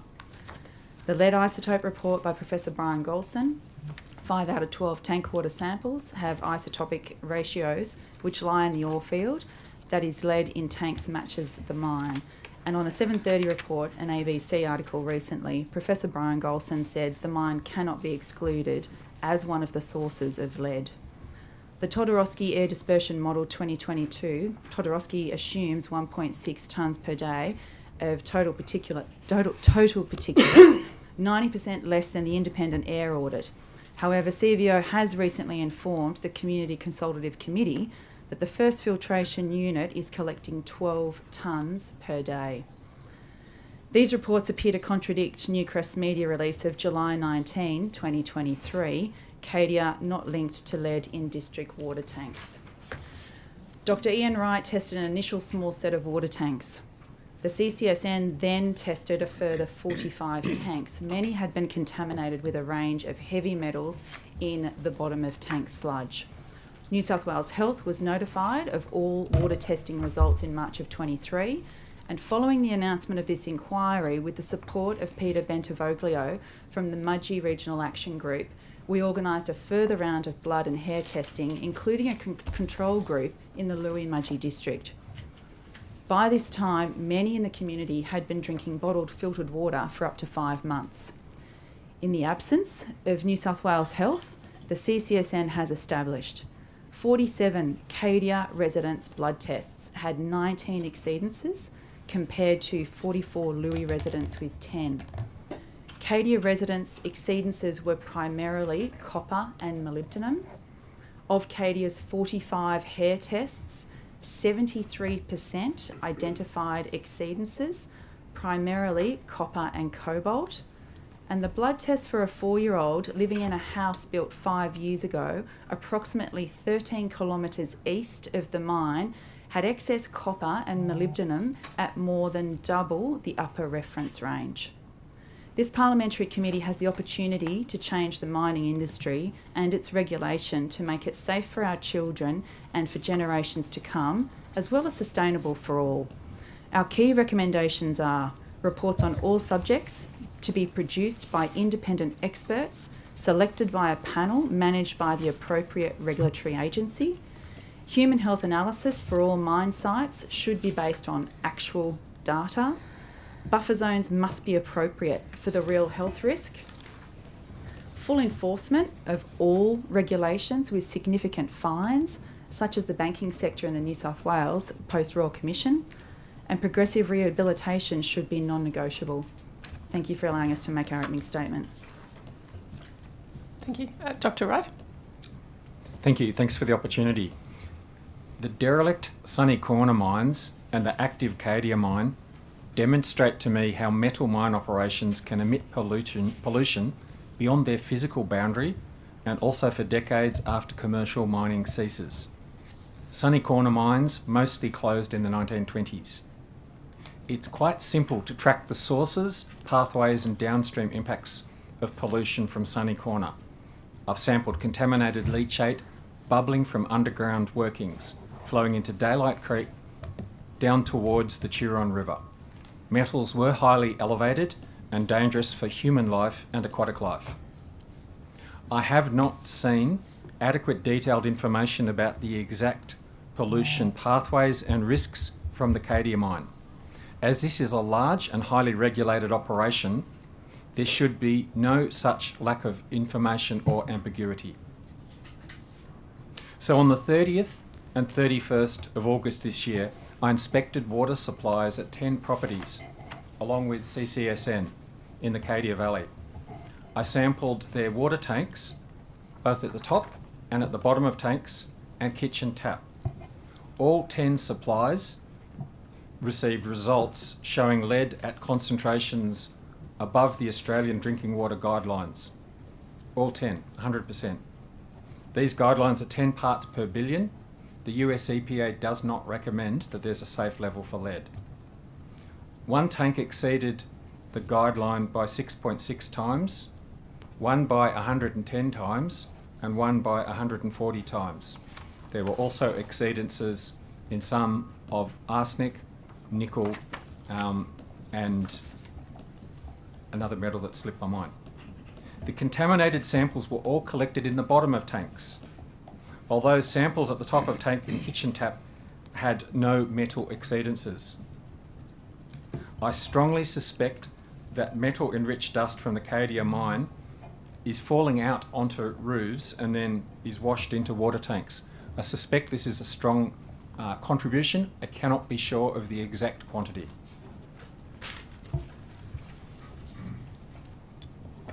In my view, the EPA regulations that should protect the community from metal-enriched dust that's emitted from the Cadia mine need to be revised and improved. Also, recent sampling of water tanks by New South Wales Health and EPA did not adequately document the contaminants deep in the water tanks. In my opinion, their sampling was not fit for purpose and underestimated the health risks for users. Why is the contamination at the bottom of tanks important? Firstly, that's where the offtake is. That's where water is removed for supply systems. Also, when tank levels drop, it's susceptible to disturbance, particularly with inflowing water that can stir up the contaminants. Thank you.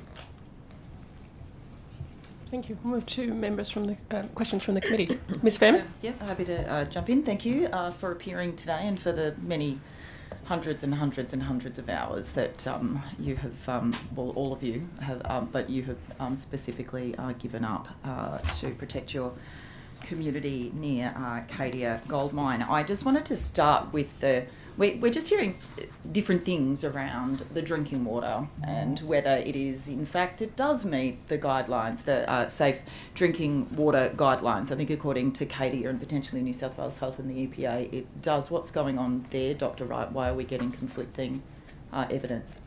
The sampling I've seen, particularly from New South Wales Health and EPA, has concentrated, they call it the point of use. So that's generally the kitchen tap. Sometimes samples have been collected from the top of tanks. And if your tanks are full and the contaminated water at the bottom is stable and doesn't enter the water system, that's fine, that's good. And I repeated those results too. But in dry periods, when the levels of tanks fall, number one, there's less dilution of that clean water lying above that contaminated water, but also any disturbance. I sampled during rain and you could actually see water swirling from some of these big roofs. There's quite a strong physical force. So I suspect there is sporadic, from time to time, there's spikes from this contamination at the bottom of tanks. But what I know for certain, as an absolute fact, is a clean water supply system doesn't have these sort of levels of contaminants lying in the bottom of tanks. Yeah, and just on that as well, correcting a few things or giving your scientific view, what about the lead isotopes, the ANSTO study? Do you have a view on that? My reading of that is, number one, it's quite hard going, but my reading of that is that Professor Golson suggested that some of the lead in the tanks was due to or matched the lead in the CADIA ore. In a way, for me, I'm actually taking the mine out of the equation. My question is, what is in the water tanks? Problem one, we need to recognise, is it safe to drink? Is it always safe to drink? And then question two is, where's it coming from and what can we do about it?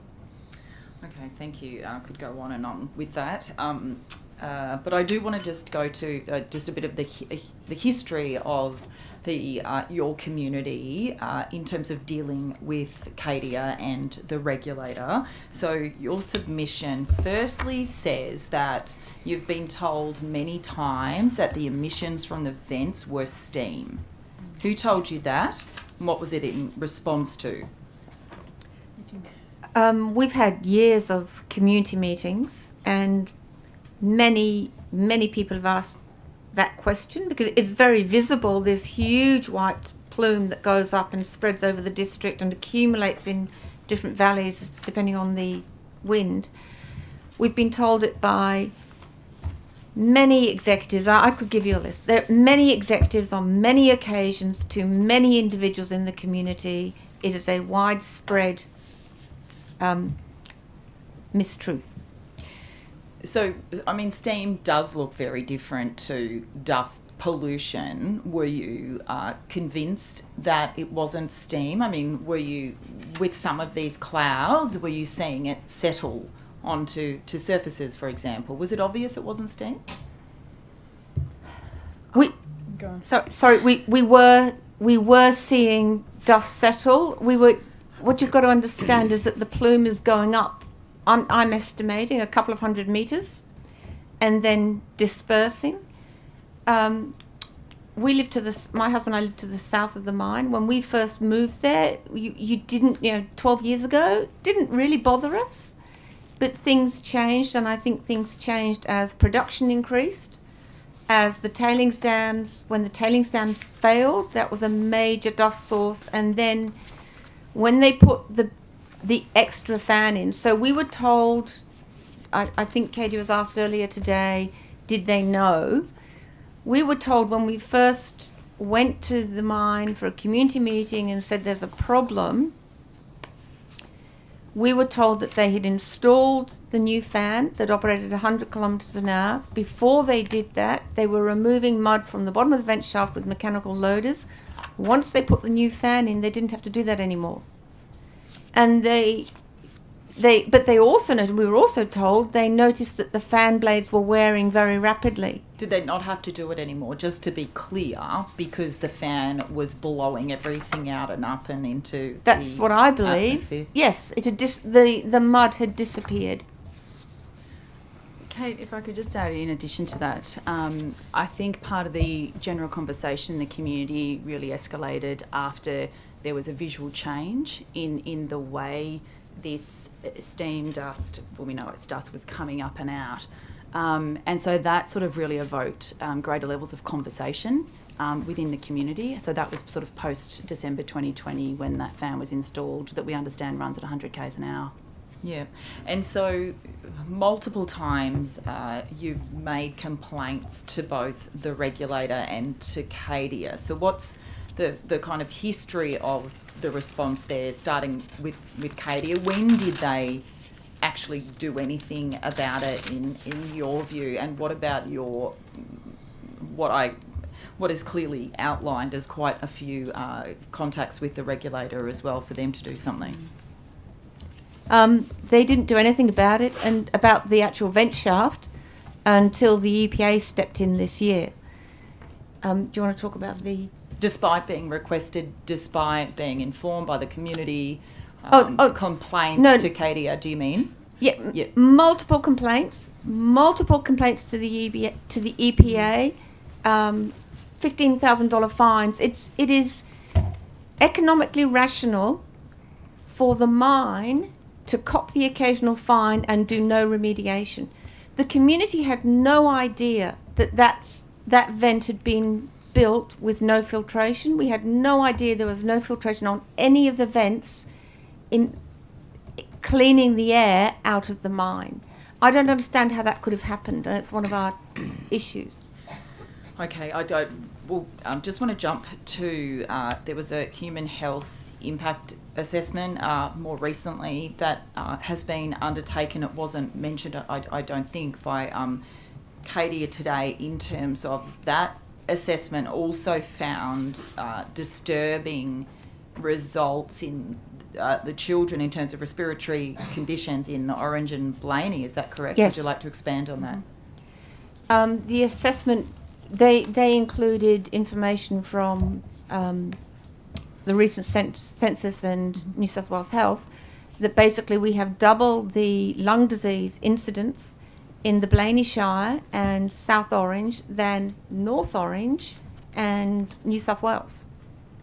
And we were unaware of that particular statistic. We've repeatedly as a community talked about, do we have a cancer cluster? We've been unable to get New South Wales Health to engage in looking at anything like that. We just anecdotally, there's another brain tumour. Oh, there's another leukemia. And I shouldn't know this many people who have those things. That's that sort of feeling. You've requested New South Wales Health to explore that, and what's been the response? We've had a long history with initiating conversations with New South Wales Health. The first conversation was a phone call back in July of 2021. Admittedly, that was during the pandemic, and we fully appreciated that the state was obviously triaging what had to come first. And really it was from February this year was the beginning of a couple of conversations and a webinar with New South Wales Health. They suggested that they would look at replicating our water testing as best as possible. Of the 45, 19 were completed, and that formed the basis of their everything's okay with water. But sorry, Jem, all they did was test the kitchen tap. Yeah. And those tests were done after 2 very dry months. Our tanks were what we would just, that whilst they were pretty full, and our water tanks are big, they were full, but they were very settled. Just in relation to that, I've got one more question around the health aspect, even though again there could be many more. The New South Wales Health did hold a webinar, though, didn't they, for local GPs, where you state in your submission that GPs were told not to proactively test any of the residents for heavy metal contamination, that they had to wait until there were potential symptoms that indicated heavy metal contamination. Is that what New South Wales Health did? Yes. Yes. How does that make you feel? How did the community feel when you heard that? That Jem was away when you were overseas, I was. and she phoned me up. You know, how are things going? I It's a was the welfare person. check. I was the person who had the children's blood tests. I was the person in the community who received this webinar, and was probably the first to realise that we've been deserted by the agency that you would expect to prioritise our health. Completely threw the community under the bus, in my view. They have refused to meet with us. I don't know how many emails we've got. We do now have a meeting scheduled for later this week. But the realisation that the community... we had done blood tests, but people had gone to their own doctor, and they'd gone to this pathologist and that pathologist, and you couldn't compare. But we were seeing patterns. We were seeing elevated creatinine, and I'm not a doctor, but when the doctors start talking to you about your creatinine levels because of kidney stress, and you're seeing it repeatedly in these tests that people are sharing together, you become concerned, and it was horrifying.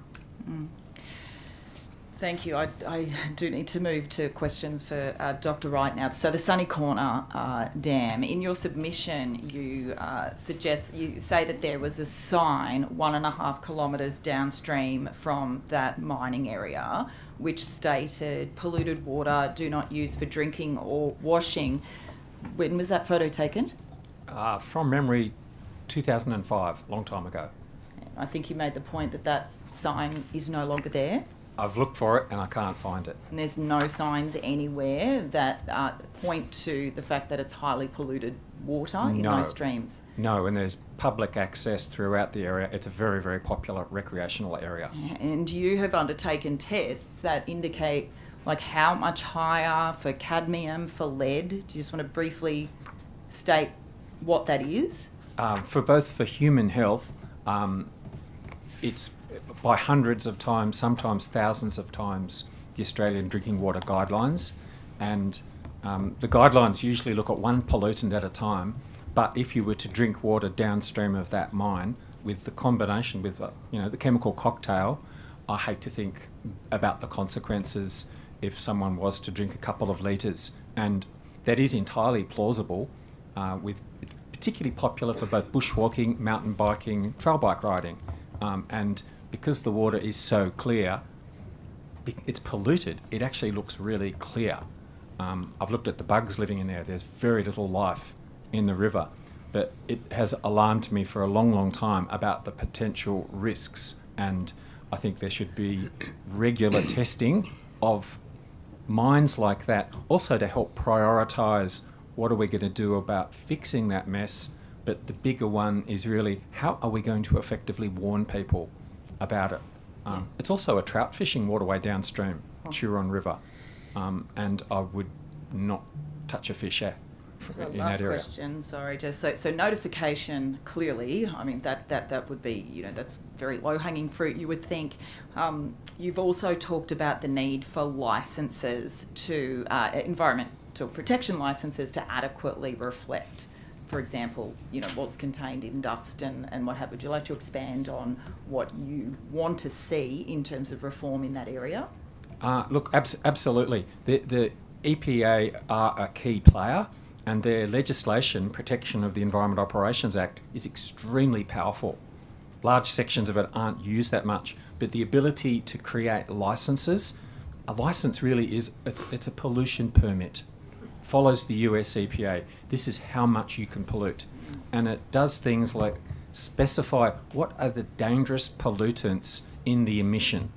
And they're quite detailed for the Cadia mine in its Environment Protection Licence for water. It lists all the different metals that could be of concern. But when it comes to air and the enrichment of metals in the dust, there is no such detail. So it's very hard to follow what is actually there. The clean air regulations are a one-size-fits-all across the state, whereas the water pollution and the licence is site-specific. I would like to see improvement there, but at the moment you have to dig through the clean air regulations, and it talks about type 1, type 2, yet we've seen fragments of information here and there some relating to planning approvals, but I still haven't got a picture about exactly what is in that dust and the exact fallout zone. But I have seen data that substantiates my concerns that lead is one of those metals in the dust. Thank you. The Honourable Emily Savell. Thanks, Chair. Thanks, Jill, for appearing today. My first question is to Dr. Wright. In your opening statement, you mentioned that the mine, or refer to the mine, cannot be excluded as a source of lead. Now, I want to pose to you also that the mine could the mine categorically be said to be for blame for that lead? Because we've heard evidence this morning to suggest that lead is prevalent in the area more generally. So would it be possible to say that the mine is responsible for the lead, or is that not a... In my opinion, it's not possible at this stage. And I should also say I've been appointed to an advisory committee for the EPA, an external advisory committee.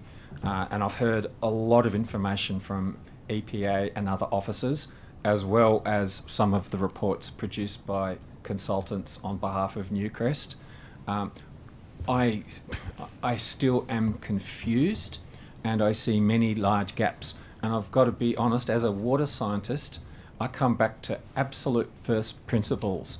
What is in the tanks that people are drinking? And I see substantial concern there.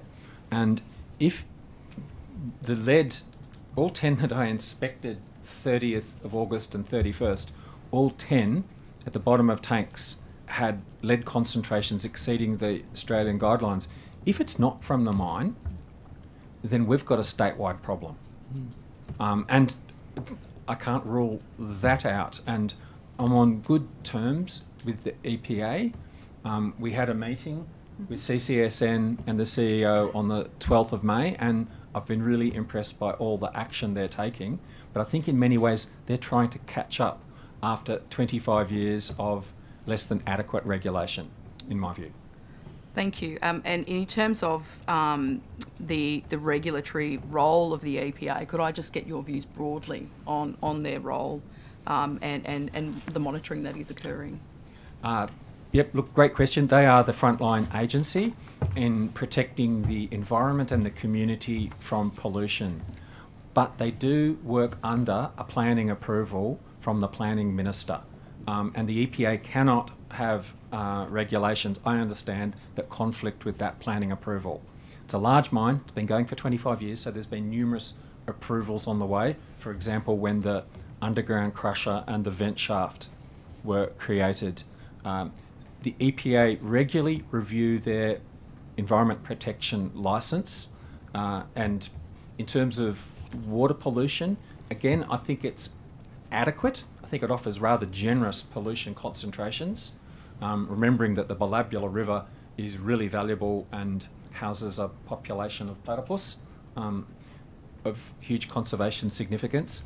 But they have a key role in setting up the monitoring, the environmental monitoring that confirms or not whether the environment is being protected.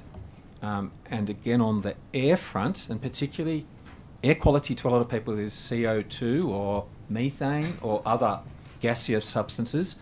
Dust is far more difficult, and I think it's fair to say that EPA, the industry and consultants are struggling to get their head around it, how to quantify it, what targets to pitch for, and how to measure. I'm personally not comfortable at the moment that we can actually track that pathway of pollution, but I still believe it's plausible and that metal contaminated dust is literally falling out on roofs and is flushed into water tanks. Thanks, Dr. Wright. And just a final question for you. You mentioned the Sunny Corner mine, which closed in the 1920s. How has the regulatory framework changed since such a mine was in operation? Oh, look, it's a great question, and we had no regulations back then. In fact, prior to 1970, there was almost nothing, which is why Homebush Bay and much of the pollutants in the harbour was created. It's changed enormously since the Clean Air Act, Clean Water Act, then protection of the Environment Operations Act. But right around Australia, unfortunately, there's lots of sunny corners. Up at various mine sites. Captain's Flat is one I think of that's had quite a lot of attention near Canberra. Rum Jungle in the Northern Territory. We have lots, and even with modern regulatory regimes, I've seen coal mines shut down over the last 25 years, and pollution still coming out today. So how we regulate and guarantee controlling pollution after a mine operation shuts is enormously problematic. Thanks. Just my question to the Cadia Community Sustainability Network, to both of you. What is your view on the regulatory role of the EPA and their function? My first personal contact with the EPA was probably in late 2018, where we were beginning to realise that where else could we go with giving feedback in and around the tailings dust that we were visibly seeing more and more often. I'd have to say up until 12th of May this year, I've been grossly disappointed. I've made personally, for our family and on behalf of the community group as well, 36 applications of feedback to the EPA. I've received 4 emails in response. Those were just acknowledging that they had received and had forwarded those to the Enviro line. I've had 1 roundtable conversation with local EPA handing over 3 years of video and footage evidence on a USB, and that pretty well covers it until 12th of May this year. Until 12th, and the 12th of May this year was a meeting with Mr. Tony Chappell, CEO, in conjunction with Francis and also Dr. Wright. Thank you. Can I add to that? As Jem mentioned, I was at that meeting. Our experience of the EPA up until that meeting was substantially non-existent, unresponsive. Even after, and we've put some of these letters in the submission, after they had initiated the inquiry into potential criminal charges following the discovery of the vent shaft 8 emissions last year, community members were trying to call in to the hotline new events running up to Christmas, and they were receiving written comments back saying there is no evidence dust is leaving the site. We're not collecting samples at this time. And the problem with that is when you don't come and collect samples, you denied the community an opportunity to report another dust event. And eventually the community learns not to bother. And on the broader question of the EPA, if the EPA has no tools in its toolbox to change the culture of mining, we may as well not have an EPA. There is no point in fining them $15,000. We might as well just all give up and accept, sort of Armageddon, because it's going to come, because we will have no rivers in New South Wales. We're already polluting. Every tailings dam, every mine in our shire is already polluting the river. And we're standing back and talking about another however many. And we don't have, there is no evidence. They are asked to design a tailings dam that is stable for 1,000 years in perpetuity. The bonds that the mines put up do not include any cost for monitoring or maintenance or anything going wrong, because the assumption is it was designed that it was a passive system stable for 1,000 years. There isn't a tailings dam that meets that criteria. So therefore, why are we letting them get away with no bonds? The whole thing is such a mess, and the EPA doesn't have the tools to change it. In terms of, I just want to bring you back to a comment you made earlier about the dust and the dust monitoring. And we've heard evidence this morning from Newcrest about them conducting the monitoring for 10 years, and they're being confident that they can pick up, in terms of the boundary of the mine, that they can pick up those elevated levels if and when they were to occur, and all of that is publicly available. I'd probably just like to say that I think Mick is actually correct in what he says.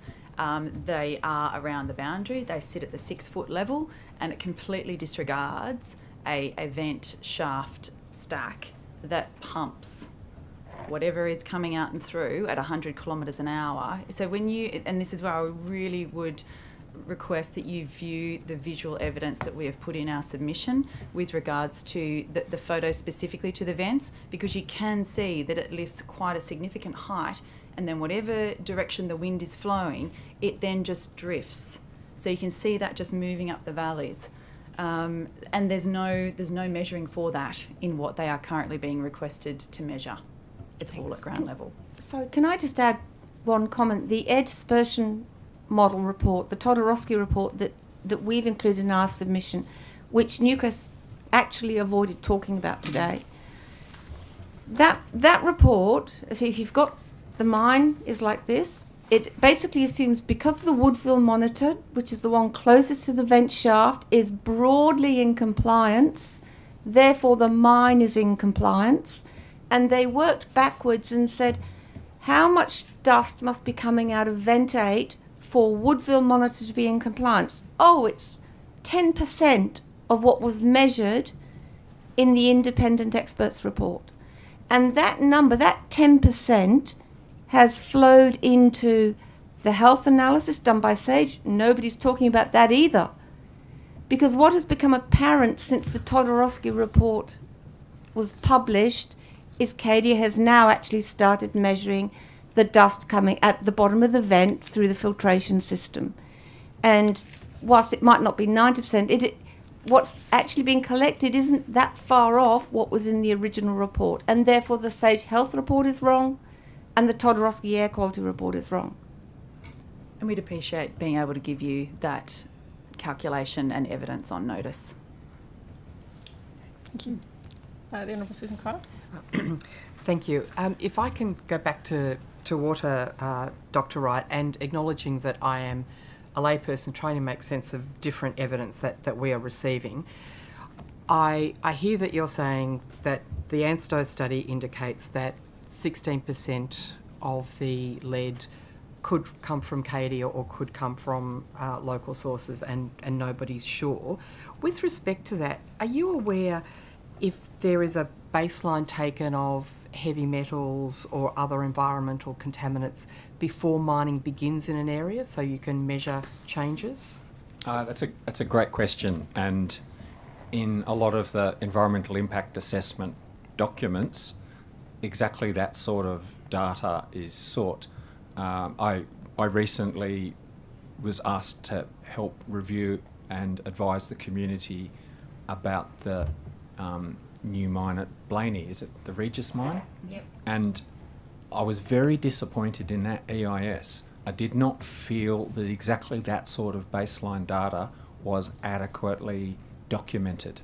And I felt that anyone that was going to make a decision based on the approval for that mine really didn't have a picture of what's there. And I think looking in water tanks, because that's what a large percentage of regional Australians drink, that should be looked at as part of that baseline, as well as the creeks, the farm dams, even the groundwater. Because that would help us determine whether it was environmental lead or whether it's mine added lead. Absolutely. And with respect to the water tanks, I also acknowledge your evidence and the other evidence we've received that the testing at the kitchen sink tap was fine, but you've indicated that there could be problems if there's disturbances in tanks and things like that. Look, as a person who gets her water most of the time from the Warragamba Dam, I filter my water all the time. I'm aware when there are major rain events or other things happening in the dam that care has to be taken with respect to water usage. So in what way is swirling at the bottom of a water tank different to the sort of precautions we all take even in a first world country with respect to drinking water?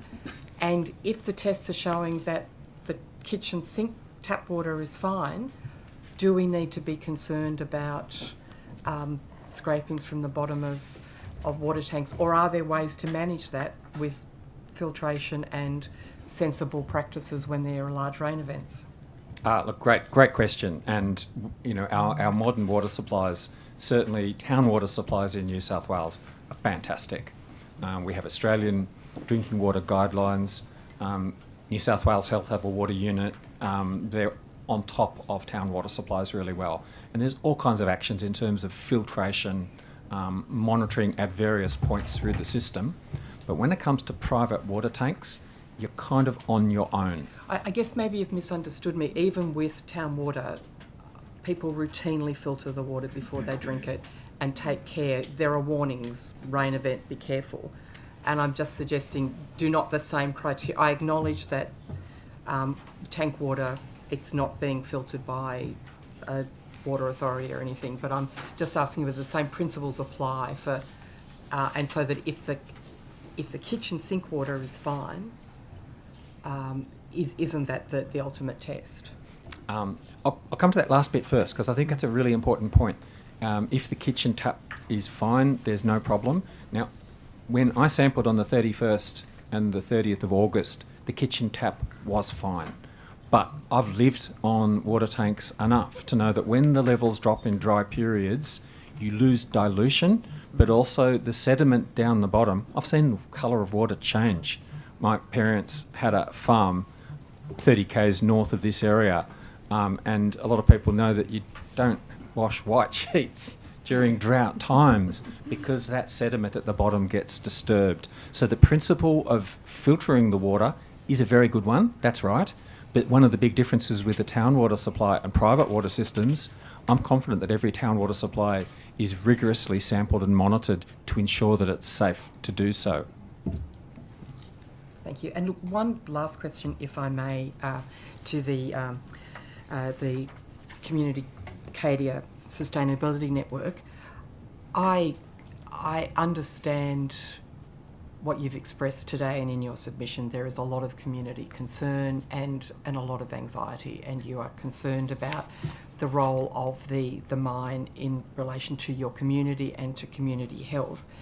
I also note the statement that was made in evidence before us that it's economically rational for Cadia and other mines to essentially look at a fine and look at community health costs. Other than, I guess, a concern about corporate behaviour, bearing in mind that Cadia is a mine that is entrenched in the community, that has a large community network, whose workers and managers and administrators have their children in local schools, use local playing fields, drink local water, is there any evidence other than your own perception to suggest that Cadia would only be interested in what's going to cost them least and has no regard for community welfare, a community in which they exist?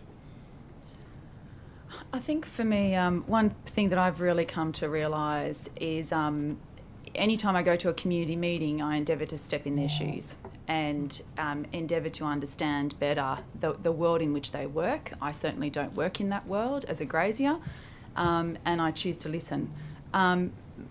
The culture of what I see is reactive action versus proactive action, and that is a big concern for me. You know, in relation to how the community is going at the moment, I think we're very much stepping into a state of trauma because we still have not defined where the sheer magnitude of cocktails is coming from of what's sitting in our tanks. And we're talking not necessarily elements and exceedance, but we're talking anywhere up to 24 to 26 elements sitting in the base of a tank. So look, my girls are at school with mixed girls. We know each other. I have a respect for him, and at the end of the day, I proudly sit here to advocate for the community to get to the bottom of where this has all come from. Thank you. Thank you. Very brief. We're out of time. Oh, well, hang on. Kate had almost 25 minutes of questions. I didn't have 25 minutes. quarter past, and at 11:37 you're still going. I've So- been timing and recording minutes of questions between opposition, cross-bench and government all morning, so I'm happy to discuss that with you later. Well, I've got With consent of the committee, perhaps we could run over by 5 minutes so that Mr Donnelly and Mr Fang can ask one question each. Sure. Thank you. The Honourable Wes Fang. Sorry, I just wanted to understand briefly. Is it possible to filter out those elements that in order to make water safer? And how much would it cost to actually put a system on each, say, household water tank? I'm really glad you asked that question. There's a lot of measures that can be taken, and in visiting some members of the community, I've seen bypass systems. They're sometimes called a first flush system that direct it away from the water tank. But again, filtration is, that is well maintained and appropriate for the purpose. Makes complete sense. But yeah, the biggest one of the lot is not to get the pollution in here in the first place. Yeah. So, two very quick points. One of our community members, their daughter was allergic to the nickel in their tank. They thought she had eczema. They eventually worked out with all the health testing, there's a nickel problem. It cost them $8,000 for the filter because their family had a nickel problem. Nickel's a carcinogen anyway. You don't want it there. Nickel is not easy to get out. And so on the point on the water tanks, we went down this route on the blood testing and the water tank testing because it was the deposition gauge that we could control and trust. We did not trust the mine's deposition gauges because we knew the dust was going up and over the top of them. It was never in our minds about a point of use health risk from the kitchen tap, and we're tired of being told you should have been cleaning your tanks. That is not the point. The point is somebody has put something in the bottom of our tanks that should not be there. The Honourable Thank you, Coleman. Chair. I've had the Secretary just hand up a copy of the company's submission. Yep. I don't think the doctor's seen it, but it's submission number 76 to the inquiry. You may have read it prior to coming today, but specifically pages 14 through to 16 deals with this new ventilation arrangement that we understand has been implemented and is detailed in this report. Can I perhaps ask the doctor, on page 15, so I'm a little bit confused about this statement. Sorry, we've only got the one copy to share. Perhaps apologise for that. In the right-hand column, this is page 15, at the top, it's got a paragraph that starts, whilst particulate levels. Can you see that? Mm-hmm. Yes. It says that whilst particulate levels were measured in exceedance, it is noteworthy that Cadia has consistently remained in compliance with clean air regulations in relation to metals emissions. So that's quite a definitive statement, if I could sort of make that observation. Do you have any comments about that statement, about your views and accuracy of it? Can I add to my previous comment? Yeah. I do not think that the clean air regulations, which is one size fits all across the whole state, I do not think they are fit for purpose for this situation, and particularly for dust. And I still have not seen an accurate breakdown in the particle size and the metal enrichment in the dust. And I think it's pretty obvious that there needs to be site-specific measures with clear targets for someone like Cadia to meet.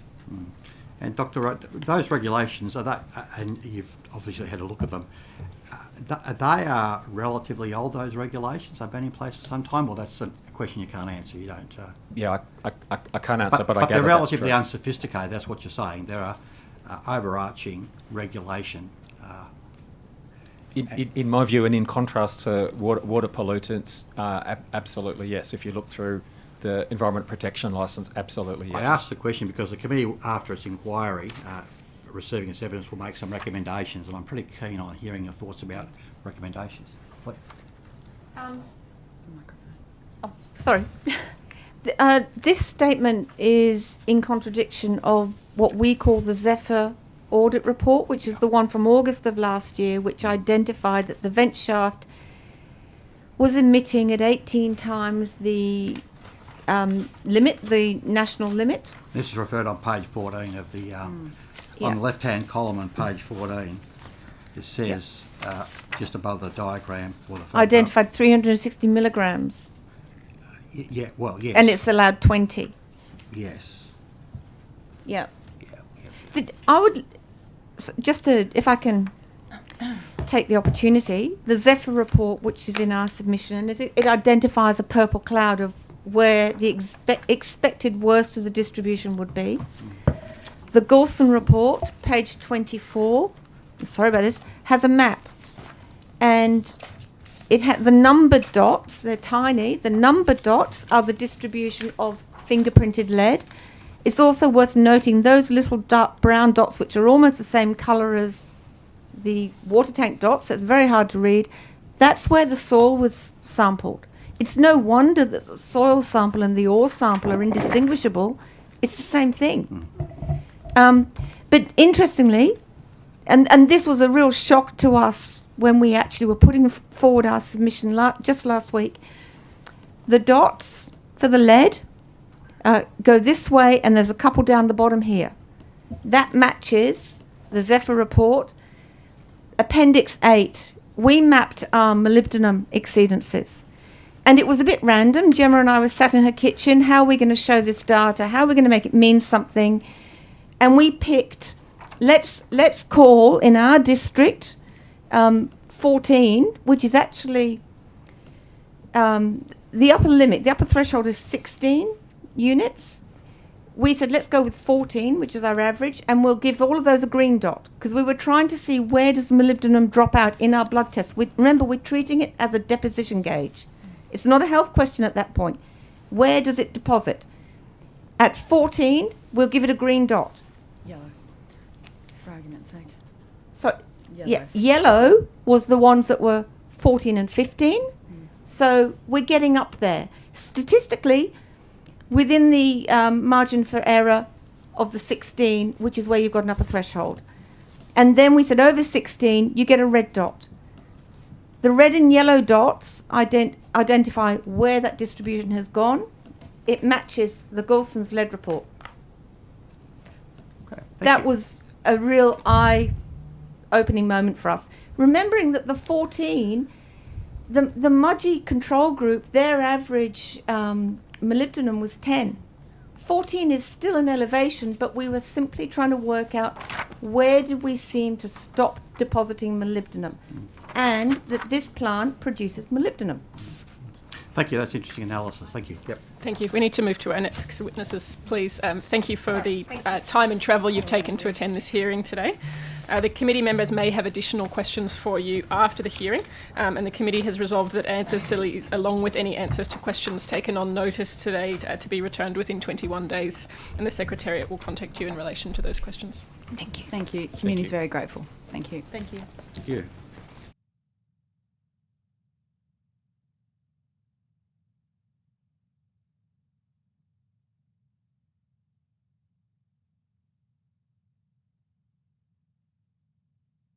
Witnesses representing the Mudgee Region Action Group and the Balubula Headwaters Protection Group.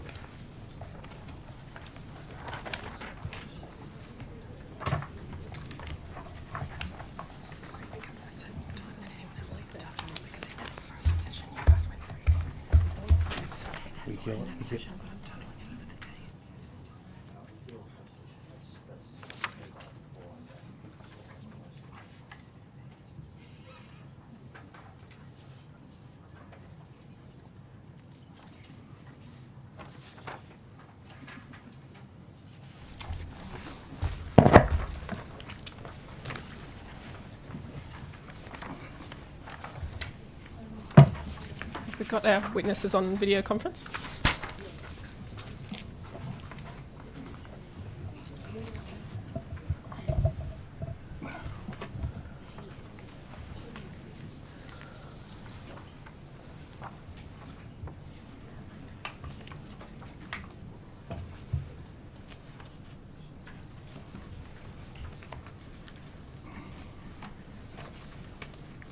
Sorry, I can only see myself on the video conference, looking for 3 of our witnesses.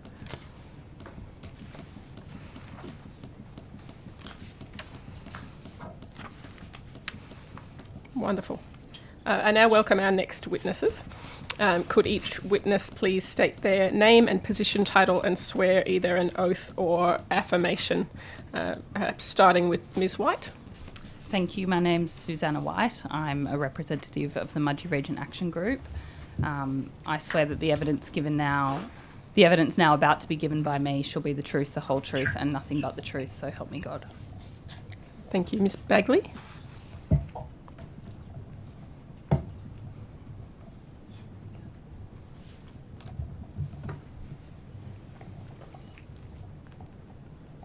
Sorry, looking for Ms. Shireen Bagley on video conference.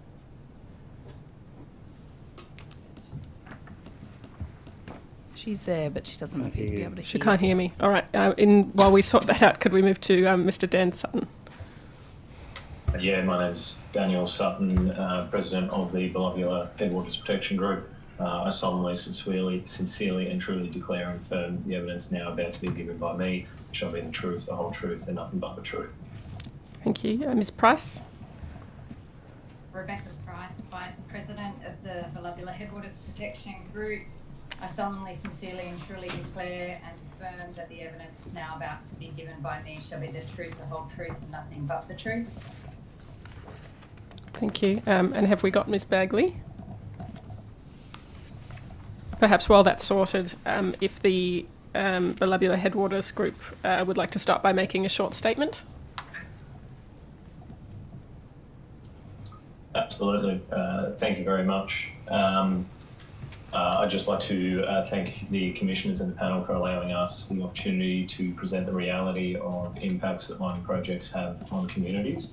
We have the unique ability to speak about impacts felt from the start of recent mining assessments through the DPE and IPC assessment process and all the shortfalls that exist in current systems. I encourage you to ask any questions you may have, given our extensive involvement in the assessment process extending beyond half a decade from the side of the community. We request that, if not already on the list, that you call Mr. Peter Williams, Chair of the IPC panel who made the determination on the McPhillamys Gold Project, to speak at a hearing and inquire as to why no community proposed consent conditions were adopted or visibly considered by the IPC in their determination of the McPhillamys Gold Project, which specifically attempted to address several issues that, in terms of reference in this inquiry, refer to. We also request that the Commissioners recommend that merit appeal rights be reinstated to all mining projects that have been assessed as an SSD, State Significant Development, and approved via an IPC hearing method, as opposed to an IPC meeting method, but have not yet commenced. Additionally, it should be a standard that all mining assessments require an IPC meeting as opposed to a hearing, which allows for merit appeal. Mining companies have been able to navigate away from objective assessments in New South Wales for far too long. This has resulted in direct negative health impacts on the communities and the environment with no tangible repercussions to the operators who are not complying with their own projections and models. If mining proposals are as good as these proponents imply, there shouldn't be any harm in having them objectively reviewed should a group decide to appeal an approved decision. Finally, we strongly encourage the Commissioners to read our submission to the IPC, which is available on the IPC website, which not only listed our proposed consent conditions, but explains why they're necessary and the benefits they would have provided over DPE's standard conditions, which were ultimately imposed by the IPC. Thank you. Thank you. Ms. Bagley, can you hear us? Okay. I'll leave IT to hopefully sort that, please. In the meantime, Ms. White, would you like to make a short statement? Sure. Good afternoon. Firstly, thank you, Chair and Committee, for holding this very important inquiry.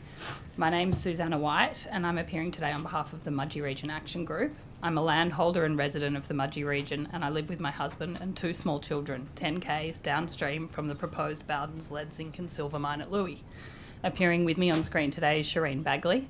Shireen's a civil engineer with nearly 30 years' experience in hydrology and environmental impact assessment. She's a certified lead environmental auditor and is a DPE approved auditor of state significant developments in New South Wales. The framework for assessment and approval of metal mines in New South Wales is not fit for purpose, and the Bowdens project is a clear demonstration of this. The Bowdens project is a greenfield development of an open-cut lead mine, 2 kilometres from Louis Village and Primary School. Approval was granted despite serious concerns around health, environmental and economic impacts being raised by hundreds of community members and numerous independent experts, including those engaged by the DPE itself. The project lacks crucial technical detail around water supply and prevention of acid mine drainage. And now, somewhat absurdly, one of the conditions of consent includes the routine blood lead level testing of surrounding community, including babies and children. The project doesn't have an adequate water supply. Expert evidence put before the DPE and the IPC demonstrated this, but approval was granted. The modelling used to try and demonstrate that they have adequate water supply was calibrated using flow rates from an entirely unrelated catchment. Shireen, hopefully, can elaborate on this today as required.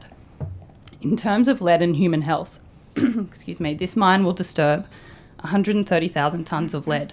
That's 90 times more lead than silver, on a water-constrained site. The DPE itself acknowledged that dust would be the key pathway for lead to leave the site. And you can forget the modelling, you only need to look at Cadia to see how that plays out in real life. When assessing the risk of acid mine drainage from the site, the department's own experts noted that acid drainage may continue for hundreds of years, saying, and I quote, "The waste rock dump design is unproven and substantially problematic. The site could be establishing the need for water treatment in perpetuity." This advice was ignored by the DPE and the IPC. I expect you'll hear a lot later today about the importance of critical minerals and high-tech metals. The New South Wales critical mineral strategy is very broad. It casts a wide net, and these loose definitions leave space for vested interests to essentially lobby that any mining project that isn't coal be given a ticket to the approval fast lane. I urge you to see this for what it is. It's an attempt to skew the weighting of any cost-benefit analysis so that the value of what's coming out of the ground trumps the value of everything else. There needs to be an in-depth analysis of what actually constitutes a critical mineral or a high-tech metal, and its importance then needs to be weighed properly against the social, economic and environmental costs of extraction, particularly in areas of high agricultural and tourism value. While it's true we all have a duty to contribute to the energy transition, at what point does that duty outweigh the duty to protect human health? It's true we have an opportunity to create jobs through metals mining, but with this new wave of investment, we also have an opportunity to do a better job of firstly assessing and then regulating these projects. Projects like the Bowdens mine and the McPhillamys mine at Blaney are the thin edge of the wedge. If the government's to pursue its critical minerals and high-tech metals strategy, it needs to ensure the projects are assessed and regulated to the highest possible standard. Clearly, this isn't currently the case. Today, primary producers in the Mudgee region don't have to worry about how lead contamination might impede their market access domestically and overseas. If this mine goes ahead, they will. Today, the Mudgee region water users don't have to worry about whether or not their water's safe for stock and domestic use. If the mine goes ahead, they will. And today, the people of the Mudgee region don't have to worry about the levels of lead in their blood. If this mine goes ahead, they will. Thank you. Thank you. I will just check one more time if Ms Bagley is able to hear me. All right. If she can't hear me, we might start with questions from members to the witnesses we do have, and I'll check back in another 5 minutes and swear Ms Bagley in when we have the opportunity. Audio and that opens up the WAN bandwidth. That's what. I understand the staff have been on the phone with Ms Bagley and they're supporting her.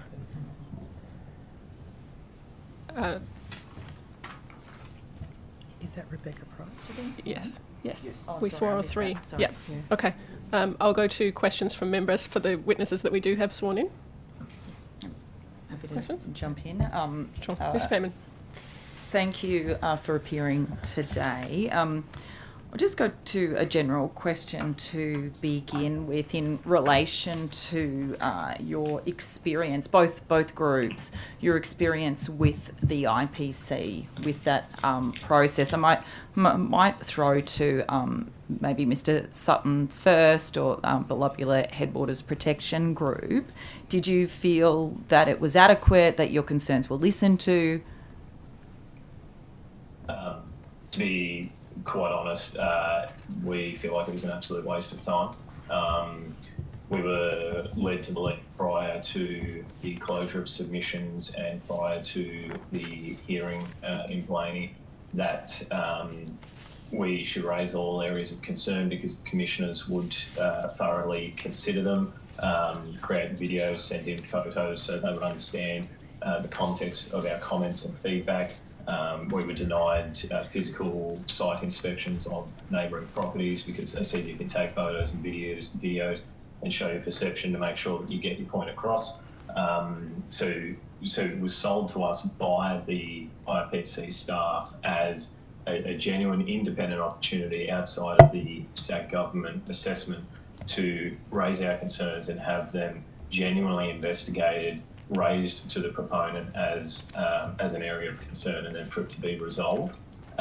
Throughout the whole process, there was obviously hundreds and hundreds and hundreds of hours by individual people just in the IPC process. This is even after the DPE assessment, spent on detailing these issues. Our group submission had over 100 different modifications or new proposed consent conditions, and we're not expecting them all to be adopted by any means, but we justified every single one of those variations by explaining why they needed to be varied, because we know from our dealings with the proponent already what the DPE's understanding or the IPC's understanding was of something they're implying, contrary to what the reality of the outcome actually will be.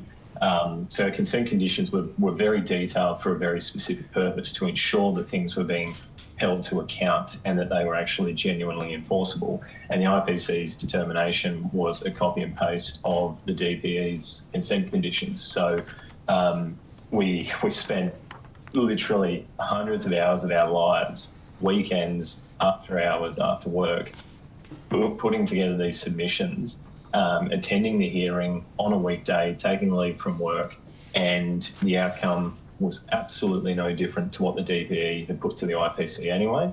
And in the IPC's determination findings report, they at no point actually referenced back to any of the proposed conditions we had put forward in our group submission, or any of the individual submissions, or the expert reports that we actually engaged on our own dollar to. Thank you. To back up the items that we were putting forward. Thanks, Mrs. I'm just going to quickly throw to Mudgee Region Action Group, conscious of time and lots of issues to get through. Yes, thank you. Our experience has been very similar to that. Essentially, we engaged genuinely with the process.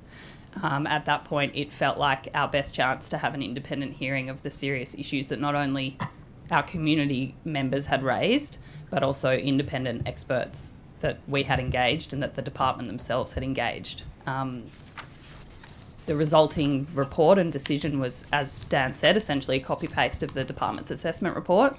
I would summarise it as, the IPC, their taking on board of our concerns was like at best lip service, and at worst just completely ignored. Thank you. I wanted to go to the issue of McPhillamy's gold mine with the next question in relation to particularly the impact, the fact that this is proposed to be built right on the at the very top of Bolobular River at the headwaters. As I understand it, your submission states that there'll be plugging of over 24 natural springs that create the headwater of the Bolobular River. If you could expand on that, plugging springs to build a dam or to put a tailings dam, build a mine or a tailings dam. If you could expand on that. And Ms. Price, I understand you're a grazier potentially down south in terms of using that water as well. So just the impacts on That's right. you as well. We're downstream users. Above powerful dam below the mine site. And our major concern, and that was one of our first introductions to the process of McPhillamys, was that we heard that they were planning a tailings storage facility in the river. So the concerns we had around that was that's what feeds the river.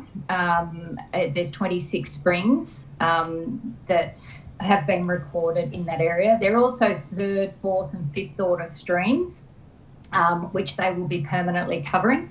The major concern there is that the contamination, the blocking of the river, the health of the river.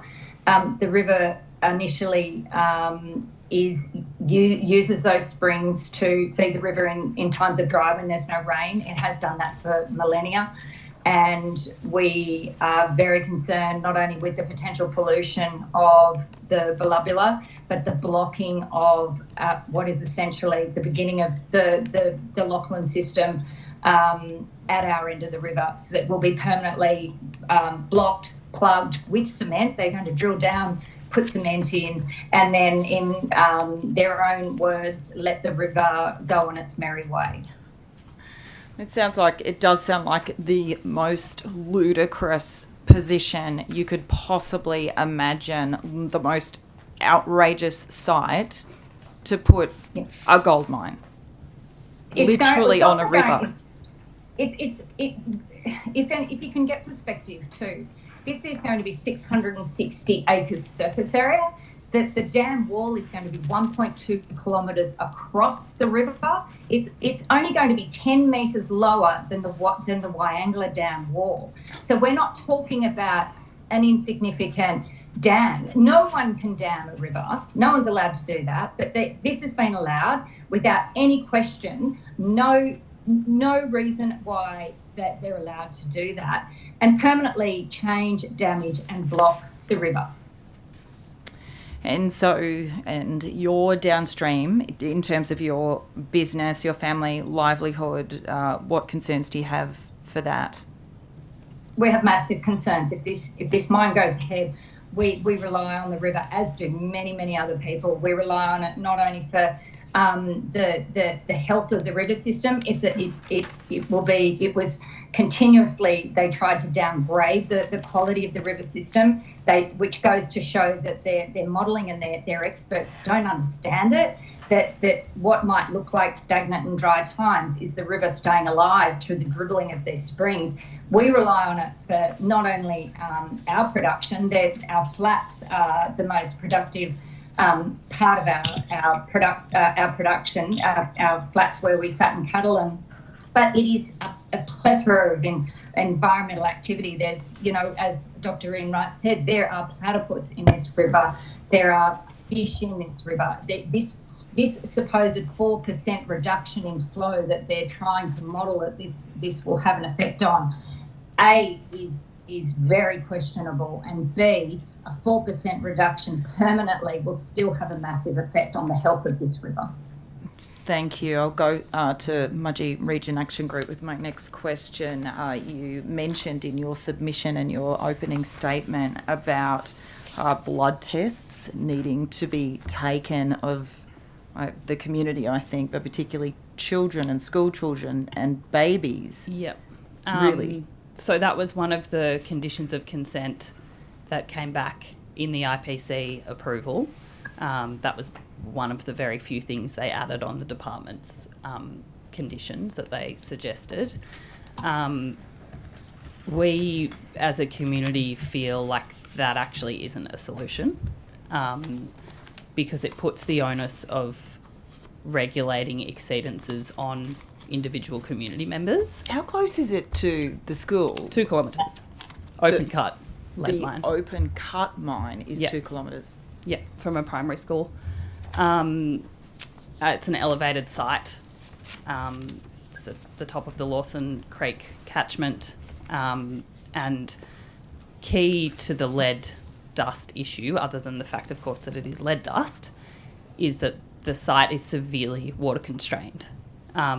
The proponent to date has not been able to demonstrate how they have adequate water to run the site, to the point where they themselves conceded in dry times they may have to reduce production So as a community, that raises real concerns around dust suppression. You obviously need water to suppress dust. The context is important around their water supply. Previous owners of the asset conducted feasibility studies and walked away on conclusions that they didn't have enough water. The proponent initially, in their initial EIS, had a water supply pipeline coming from the Yulin coalfields, and it was only at the 11th hour that they scrapped that.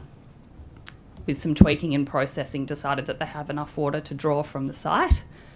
Everyone who lives there knows that that's actually not the case.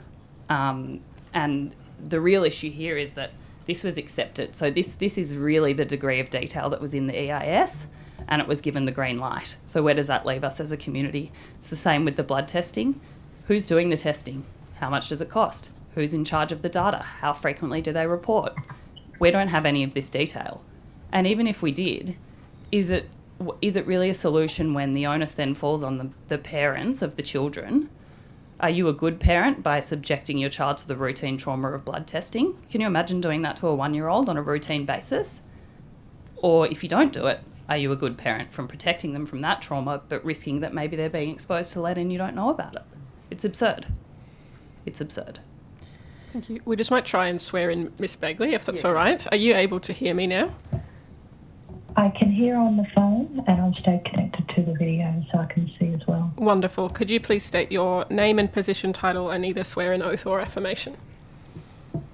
Yep, my name's Shireen Bagley. I'm a civil engineer, and I've been advising on surface water for the Mudgee Region Action Group. On the affirmation, I solemnly, sincerely and truly declare and affirm that the evidence now about to be given by me shall be the truth, the whole truth, and nothing but the truth. Thank you. Last question from Ms. Last Fairman. question. Okay, there's so many, and looking forward to our visit next week. Biodiversity impacts. I'll go back to the Louis mine. Biodiversity impacts. I'm hearing that there's koala habitat, regent honeyeater habitat, quite a bit of critically endangered woodland that will be cleared for this mine. Do you have the details on that? Might go to Ms. Bagley actually now that you're part of the hearing and we can hear you. You can hear us. Thank you. Look, I have some of the details that are on there, like in terms of the koalas. It is there was a project that was recently done by by Midwestern Region Council that actually started to look at mapping some of the core koala habitat, and there have been a significant number of sightings in that area, and it is I'll take on that as the exact words, but it certainly is there's core koala habitat around in that area that has been underplayed for an extended period by the proponent.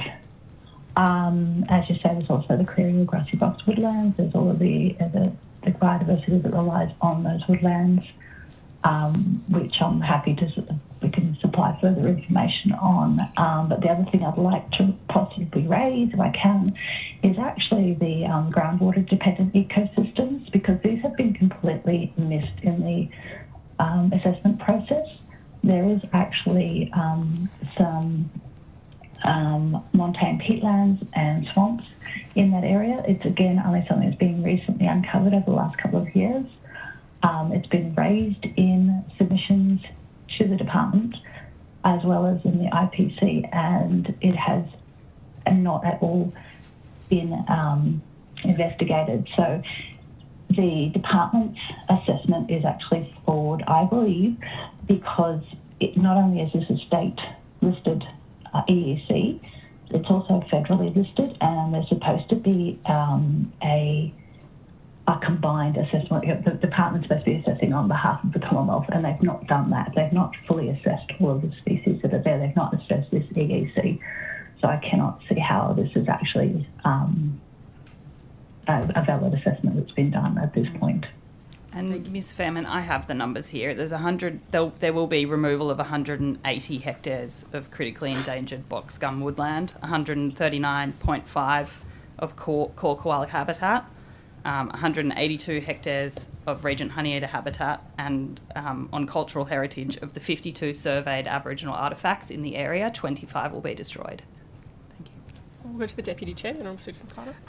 Thank you, and thank you all for making yourselves available today. So my first question is to the Mudgee Region Action Group. As I understand your submission and the evidence you've given today, you are very concerned about the process of approval, what has been looked at, what hasn't been looked at, and you are concerned that the issues raised about particularly human health by local residents haven't been properly acknowledged, properly weighted. Just with a view to what sort of recommendations we may make as a result of this, could you comment, is it your view that the mine shouldn't go ahead at all, or that with different considerations or different protections it could proceed in the same or a limited manner, or any insights into the assessment process of what should have been taken into account that wasn't, or what shouldn't have been taken into account that was? Sure, thank you for the question. So for context, when the proposal first popped up in the Department of Planning, and people have been talking about it for a while, but when they first sort of lodged their EIS and it was game on, we had mining engineers with 20 and 30 years experience with top tier mining companies look at it and laugh, basically. We sort of thought there's just no way this is going to get through, from everything from human health impacts and the fact that essentially it's an open cut lead mine in the middle of Australia's most popular tourism region, down to technical aspects of their mining engineering and technical flaws that are not resolved in what they put forward. And now we are where we are, and that proposal is the proposal that got the green light. So it's a difficult question to answer as it's slightly hypothetical. Our feeling is that the proposal as it currently stands should never have received approval. The company essentially lobbed in the cheapest, lowest ball offer they could, and it got through. And when you see how mining operations play out, not all of them, but a lot of them, and communities in regional New South Wales particularly are pretty woke to what it's like to live next to an open cut coal mine now. I don't think the wool can be pulled over the eyes as much as maybe it could 30 years ago. A new skate park or a very well-sponsored rugby team isn't going to cut it when it comes to buying a social licence. We know what's up, and essentially we feel that what they have put forward is not good enough. Were other options explored? We don't know. They probably didn't need to explore them because they got the tick on their first crack. And I understand if you don't feel confident to answer this question, but are there extra protections or adjustments that could be put in place in your view, or it shouldn't proceed under any circumstances with any level of adjustment? Look, or protection? I'm not a mining engineer. Yeah, I don't know what their budget is. I don't know what their earning potential is. So it's a very difficult question for me to answer. I'm happy to take something more specific on notice if it's helpful, but... And in terms of adjustments to the assessment process, what sort of adjustments do you think would be helpful to protect the interests of local communities? I think you could start with evidence that we were actually at any point listened to, would be a really good place to start.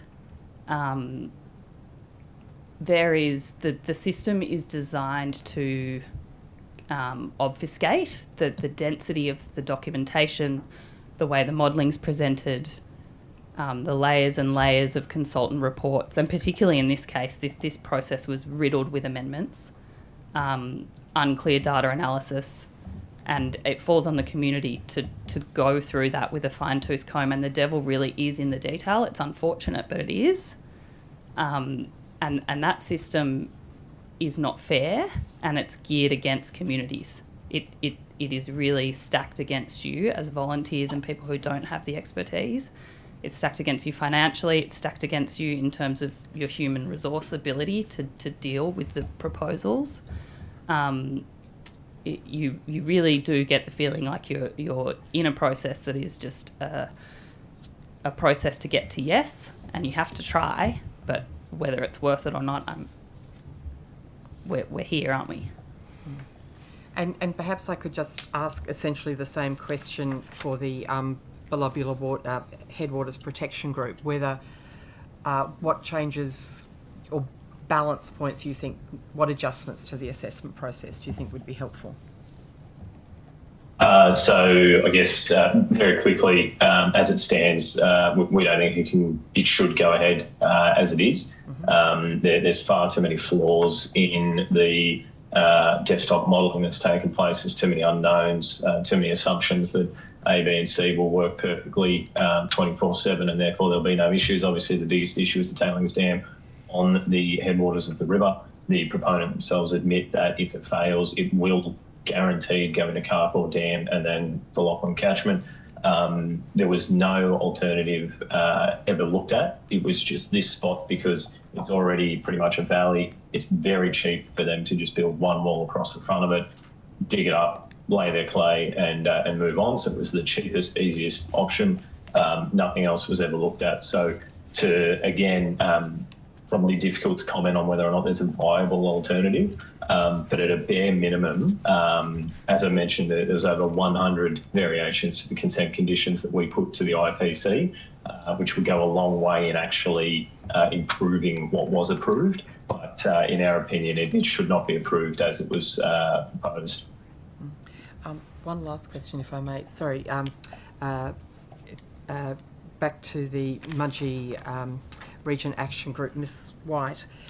The consent condition that there be regular blood tests, is there responsibility then for the mine stops when blood tests reach a certain level, or what was the corollary of the blood tests? It's a very good question and we don't know the answer because the detail is not there. It's been pushed to the post-approval phase to be resolved between the proponent and the Department of Planning. Thank you. Thank you. Are there questions from a member of the government? Yeah, Ms. Sivell. thanks. Thanks, Chair. Thanks so much to you all for appearing today and to those that made the special trip. Appreciate it. My first question is to the Belubula Headwaters Protection Group. In your submission, you lay out that you're a representative community group on the Community Consultative Committee for the project, the McPhillamys project, and are the lead objectors to the proposal. Now, I just wanted to, balancing and weighing up the evidence that's sort of before us here, we've also received a submission from the Regis Resources, who talk about research they carried out late in 2022, and I'll read it out for you in case you haven't got it in front of you. Submission number 69. Research carried out by ISO-accredited SEC Newgate late in 2022 showed strong community support for the project, with over 70% of people surveyed in the Blaney LGA supporting McPhillamys. The remainder were neutral, 15%, and a small number negative. This is reinforced by the fact that the majority of submissions to the IPC were from the local area and were positive. Is it fair to say you're one of the only objectors to the proposal? Absolutely not. It would be fair to say that the proponent was very selective in their surveying. They did targeted phone calls, which we received feedback from the community about. Their phone calls were specifically to people that they assumed or could reasonably guess would be in support of the project. And a lot of the feedback that we got from people who were not in support of it, the conversation that they had with the firm that were engaged to do the surveying, they didn't take your immediate response. If it was a no, you do not support it, they actually gave feedback and they said, what about the jobs that it will bring? What about the economic stimulus for the town? So they attempted to actually sway the position of the people they were surveying. So direct response to that survey, no, it's entirely skewed. And then in reference to the submissions in support, again, they were form submissions. They were pieces of paper which a couple of the people employed by the company sat at the door of the local shop or went around to the footy fields that they sponsor the teams of and just said, hey, can you just circle a yes box or write a quick sentence that says why you support us? And if you actually read any of those supporting submissions, most of them are one-liners that say it will create jobs or it will be great or we need it. It means progress, simple, straightforward things like that. So Absolutely not. We are not one of the few that object to it. My contrary position is our members have relied on us to effectively speak on their behalf because they're not confident or comfortable in making their representations themselves. So we have hundreds of people that are financial members, so they should pay money to support us, and then there's hundreds more that support us without making a financial contribution. But the answer to your question is no. So, yeah, in your submission, you also mentioned there's over 130 financial members. Thank you. And in terms of yourselves, you obviously live in the local area? That's correct, yes. Yep. And I think, Rebecca, you Ms. Price, you mentioned you're downstream of the dam. Yourself, Dan, are you? I'm across the highway from the proposed mine. So I'm 600 metres from their proposed waste rock wall and a kilometre from the open pit. Right. Okay. Beautiful. Thanks. In terms of the EPA and their role more generally, I just wondered if either of groups, Ms. White, if you wanted to comment on how you saw their role. Sure. We're slightly different to the Cadia situation, obviously, because that is an operating mine and has been for many years now. So the Bowdens project hasn't started yet. So all we are going off is what we've seen and experiences that through family and friends in other areas where open cut mining is regulated, like the Hunter Valley. I suppose what I would say aligns pretty closely with what the Cadia group said, which is to date, the EPA has been ineffective at regulating dust, but most environmental impacts. It certainly seems they're saying the right things at the moment, but at the end of the day, I think it's been said today, the $15,000 maximum fine is borderline irrelevant, and there needs to be serious action. Essentially, the problem is not the mining companies will do what they're allowed to do, and the problem is what they're allowed to do. Really, that's what we're talking about here. Thanks. Were there any other comments online? Can I just add to that in terms of the EPA? They are consulted by the Department of Planning when the seals are being pulled together, and the EPA gave a list of its requirements, which became part of the SEARs. Many of those requirements were not addressed in the EIS, and there doesn't seem to be any kind of consequence for that. So as part of the submission I've made, I've outlined where those points were missed and what wasn't addressed. So I would imagine that could only make the EPA's job harder if what they would like to have in the first instance is disregarded. Thank you. And just a final question, if I may, to you, Ms. White. You mentioned earlier the government's critical minerals strategy, which has been recently announced. We know with the Bowdens mine in particular, this is a silver mine, and there's other evidence that we've received to the inquiry about the importance of silver, in particular the growing demand for it in terms of solar panels, EV batteries, all of those sorts of things. Just wondered what comments you might have about that in terms of our needing to get to net zero, and how, what role these critical minerals like silver have to play. Yeah, look, I think I said in my opening that obviously we all have a role to play in the energy transition. The second thing I would say that it is a silver mine. It's called a silver mine because the revenue that it will earn from the silver is much higher than the other products that are coming out. But by and large, it's a lead, zinc and silver mine. 90 times more lead than silver will come out of the ground at Louis if the mine goes ahead. I think the issue with the critical mineral strategy is that it's too broad. There's no weighting within that. Anything that's got the critical mineral tag on it appears to be given an equal weight. We're talking about lead here, we're not talking about lithium, and you need to look at the location. That the location, the existing businesses, the value of the industries needs to be given proper weight in the assessment of the importance of the specific mineral. To just tag anything that isn't coal as critical and essential to enabling us to achieve net zero is misguided and actually an enormous risk for the state government if this new wave of investment comes online and those things aren't weighed properly. We are going to be left with a lot of long-term intergenerational environmental issues. Mudgee will be the next captain's flat if this proposal goes ahead. Thank you. Thanks, Chair. Do you have any questions, Greg? Thank you. Through you, Chair. Thank you to both organisations for coming along today, and appreciate the long distance travel and your comprehensive submissions.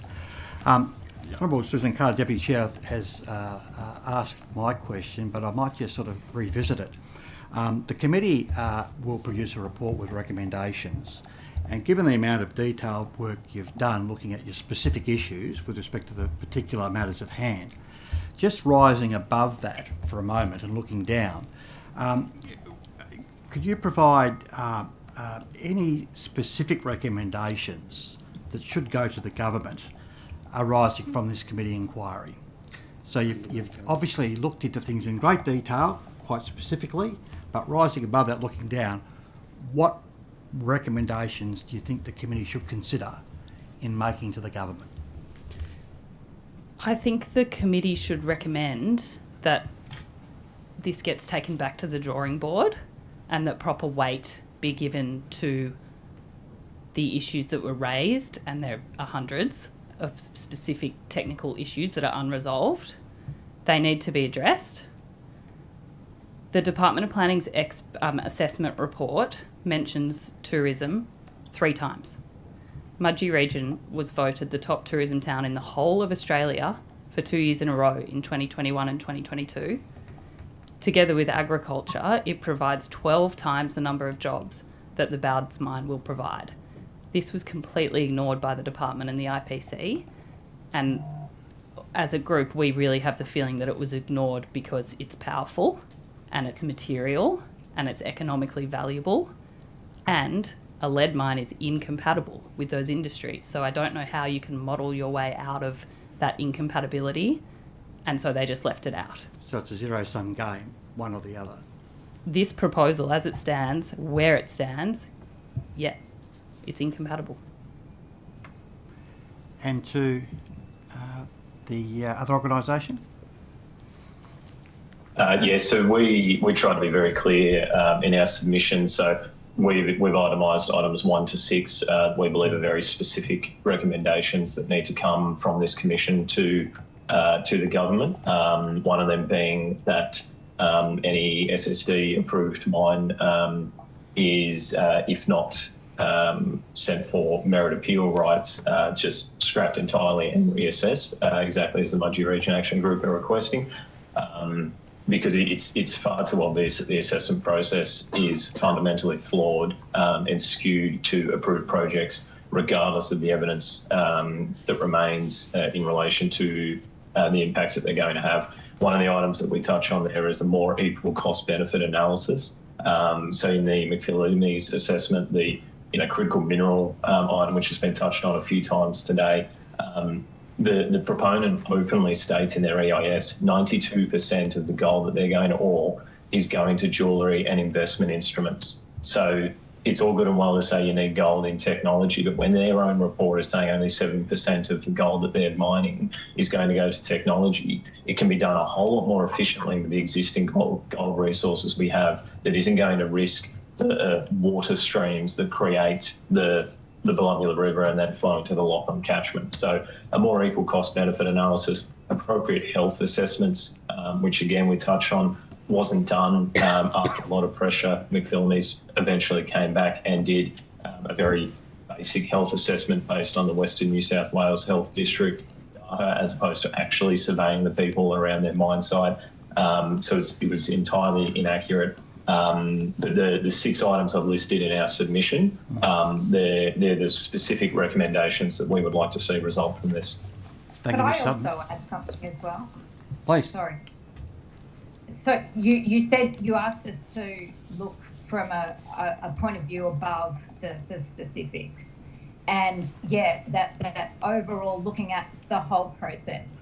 for us and our group and the people that are going to be affected or already are affected by this process is that the whole system of how this proponent goes from the very start, getting its SIS, right through to the end process of the IPC is totally flawed and damaging to the community that it hasn't yet even physically affected. So where the proponent can work with the DPE for years and years and years, they're not given a time frame. Therefore, we are not given an end date that we have to go through this process. This is drawn out in our families, in our homes, in our businesses for years. I cannot stress that everyone has been involved in the process. We have been permanently affected by this, and to have it set up so that the proponent can just keep ploughing ahead, amendment after amendment, going back to the DPE. They don't even have to tell us what they're doing. For them to do that indefinitely, and I rang and said, how long have they got until we get this, going? And they go, well, as long as they're working on it, they can keep doing it indefinitely, as long as they can prove to us that they're working on it. As people in the community who this is going to change their lives forever, this is a very unfair situation. We did not ask for this project. We did not ask for this company to come into our community, but we have lived and breathed it for over 6 years. I know, Louis, these two projects are so similar in what the experiences we have gone through. The committee needs to, if it can, look at how the whole process is set up and how, in some way, the community can be less affected by the process. So whether it be that an IPC type commission come in at the very beginning and look at the preliminary EIS and either go no, back to the drawing board, or yes, we think this is plausible and something that's worth investigating, or forget it, this is not going to work. Maybe something like that needs to go in, and maybe the screening process needs looking at before they're allowed to just keep going, and then the department changes regulations and water sharing plans, and they give them special purpose access licenses after 5 years. But instead of that process, maybe there needs to be a bit more of a pull up at the beginning and a really hard look at whether these projects should be given the opportunity to come into the community and do this before they even start.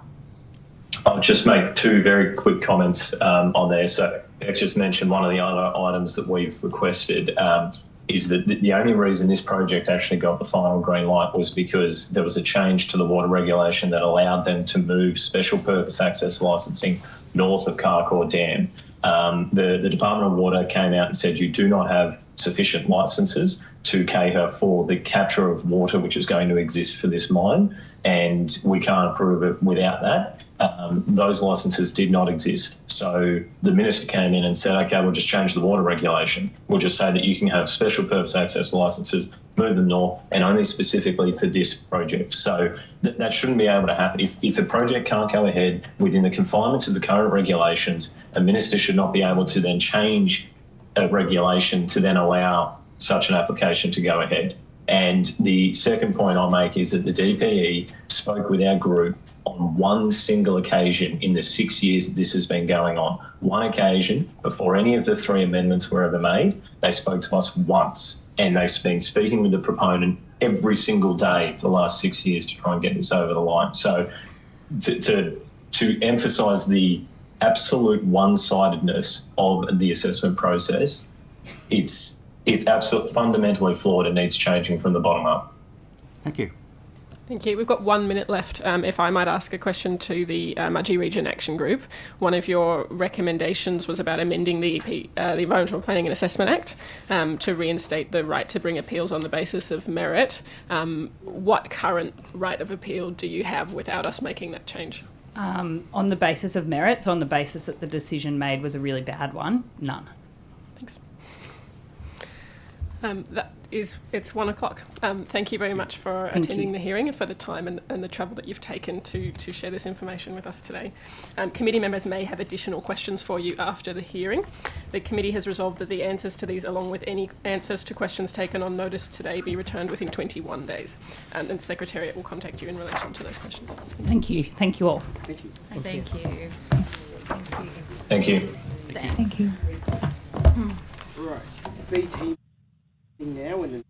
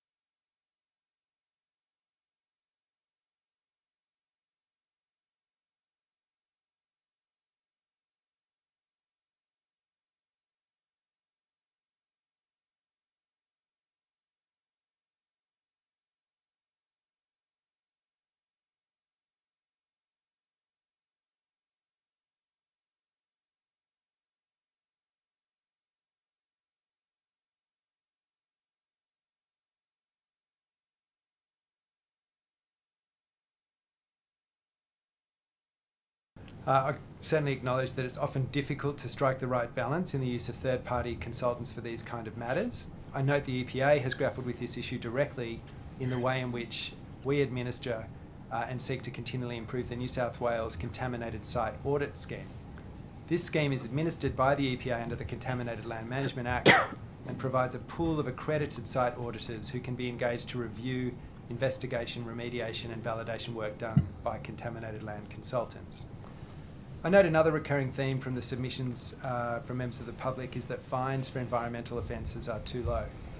The EPA may issue a penalty notice to an individual or corporation and fine them if they carry on an activity in breach of their Environment Protection Licence conditions.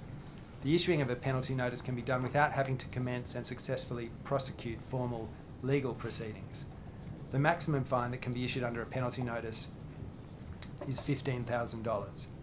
An amendment to regulations would be required to change this maximum amount.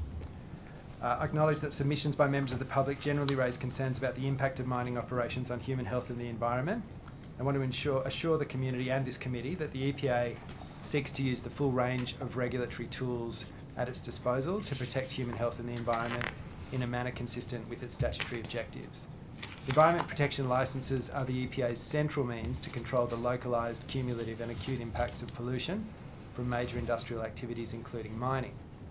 However, they are by no means the only tool the EPA uses. In particular, providing the community with transparent monitoring data and access to information is also a powerful tool to build and maintain community confidence about any impacts from a project are being well managed. I also want to mention the EPA is always seeking ways to harness advances in technology to better monitor, report on and respond to potential environmental harms. Previously, the EPA has established air quality monitoring networks in the Upper Hunter, Newcastle and Namoy regions. In a more acute situation, the EPA deployed smart sensors for community-based air monitoring in the Cadia Valley, along with a range of other measures to respond to issues relating to the Cadia gold mine. There is an increasing use of technology in this area of regulation, and I particularly note the real-time monitoring of emissions in Queensland at the Mount Isa mine as an example. As the EPA, we've recently commenced consideration of additional monitoring in other mining provinces in New South Wales.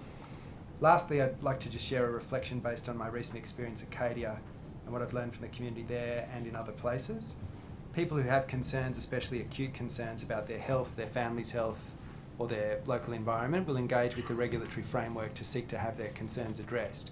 One thing I've heard from these experiences, and that is reflected in some of the public submissions, is that the regulatory framework can be complex, difficult and challenging to navigate because different government agencies are responsible for overseeing different aspects of a mining project through its life cycle.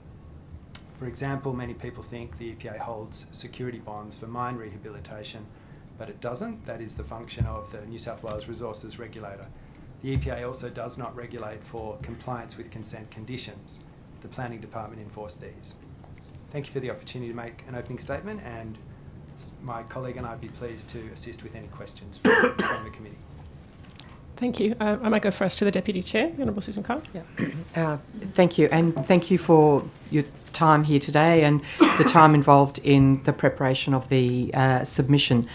I was interested in your observations in relation to the fines, and there's certainly a theme in the submissions and in the evidence today in terms of sufficiency of the fines.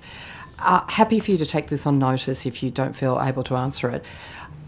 Do you have any evidence that there are corporations who regard the fines as, or the penalty notices rather, as cost of business, and so would be regularly receiving penalty notices because they regard that as less of a cost of business than actually taking appropriate remedial action?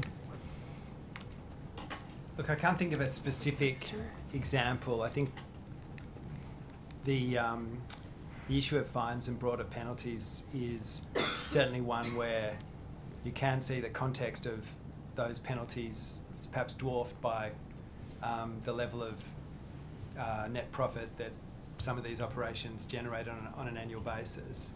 But I don't have a direct example. I'm happy to take that on notice, though. I think I mean, I have some anecdotal experience there, but I'd rather check and see if we have anything more rigorous that we can share with the committee. No, thank you. I'd appreciate that. And if in the same vein, for example, in terms of the framework for the regulation of trade practices in New South Wales and in Australia, there are other tools such as adverse publicity notices and things like that. If you had any evidence in relation to the adverse publicity that is received by companies who are the subject to penalty notices and the extent to which in a corporate environment and whether adverse publicity notices of the kind used in other environments might be appropriate here as well. I was also very interested to hear your discussion in relation to looking at monitoring that's used in Queensland and in other places. Is there a timetable, is there a framework, or is it ad hoc? How often are standards reviewed? How often are benchmarks reviewed to make sure that they are, reflect current scientific evidence? I think at a minimum we review licence conditions and so on every 5 years, often sooner though where there are community concerns. Would you like to add? I can also add to that, a lot of our requirements actually sit in subordinate legislation, so regulations. So there's the protection of the environment, operations, air regulation, and that gets reviewed on the normal statutory subordinate legislation timeframe, so every 5 years. And the last review of that regulation was completed in 2022, and the new reg gazetted. I think it was in December 2022. So it goes out for public consultation. We look at the what's happening overseas and nationally in terms of air quality and air quality standards, and we build those into our regulatory framework. Also, I just want to follow up quickly on the issue of penalties. So the Protection of the Environment Operations Act, people get very focused on the $1,500, which is on the spot. So the Act actually has 3 tiers of fines. So Tier 1 is our most egregious offences. So they're ones where we have to prove whether someone's been willful or negligent. And they can be penalties up to $5 million and or 7 years jail. And then our Tier 2 offences are strict liability offences, and they'll have a maximum penalty of $1 million. And then our Tier 3, for a better word, as Tony said, they're administrative in nature. They're similar to a speeding fine in terms of the way they're issued. They're $15,000. So there's a sort of a cascading hierarchy of fines. But often it's just not the fine that we think about. We also go to addressing what the actual issue is on the site that needs to be addressed, and then requiring those licensees or those polluters to actually take action, and that also comes at their cost. With respect to those Tier 1 fines, so that would be proof of a crime because it's mental element and physical element. Yes. Yep. And so presumably that would have consequences for directors of a company in terms of their ability to continue to be directors of a company? Correct. So our legislation also has executive director liabilities in it, Section 169 by memory. And so we often, when we do take those serious proceedings, it's often the company and also the directors we take personally. Under our provisions for licensing, we're required to take into account whether someone's fit and proper, and that goes into a person's prior regulatory history. And when, if ever, has there been a Tier 1 prosecution in relation to a mining company? I might have to take that on notice, Certainly. if that's okay. Yeah, no, certainly, please, yes. Yeah, I'll take that on notice, thanks. And last question from me. As I understand it, the Environmental Planning Act is focusing on the environment, but a number of factors need to be weighed: affordable housing, human health, management of state resources. It's been put to us today that provision of critical minerals plays an increasingly important role in the environment if we're moving to a zero carbon future. And it's been put to us today that that aspect of the environment, provision of critical minerals, is perhaps being weighed more heavily than other aspects that we're being asked to look at in the context of Environmental Protection Act or assessment of state significant developments. Do you have a comment on that? Well, firstly, just to note, the planning conditions inform the initial licence conditions. So whatever the industry, under our legislation and the planning legislation, that's a requirement. From the EPA's point of view, I don't think there's necessarily a conflict between mining for critical minerals to enable the low carbon transition and very high quality environmental outcomes. And I think well implemented strategic planning and then well designed projects that are well regulated can deliver very high quality outcomes on both fronts. So you're not suggesting that provision of critical minerals is weighed more heavily than other factors? Look, I'd certainly contend it doesn't need to. Is it? Not in my experience. Thank you. Thank you. Ms. Fairman? Yeah, thank you, Chair. Mr. Chappell, how long have you been in your role? Remind me. Bit over 12 months. Okay.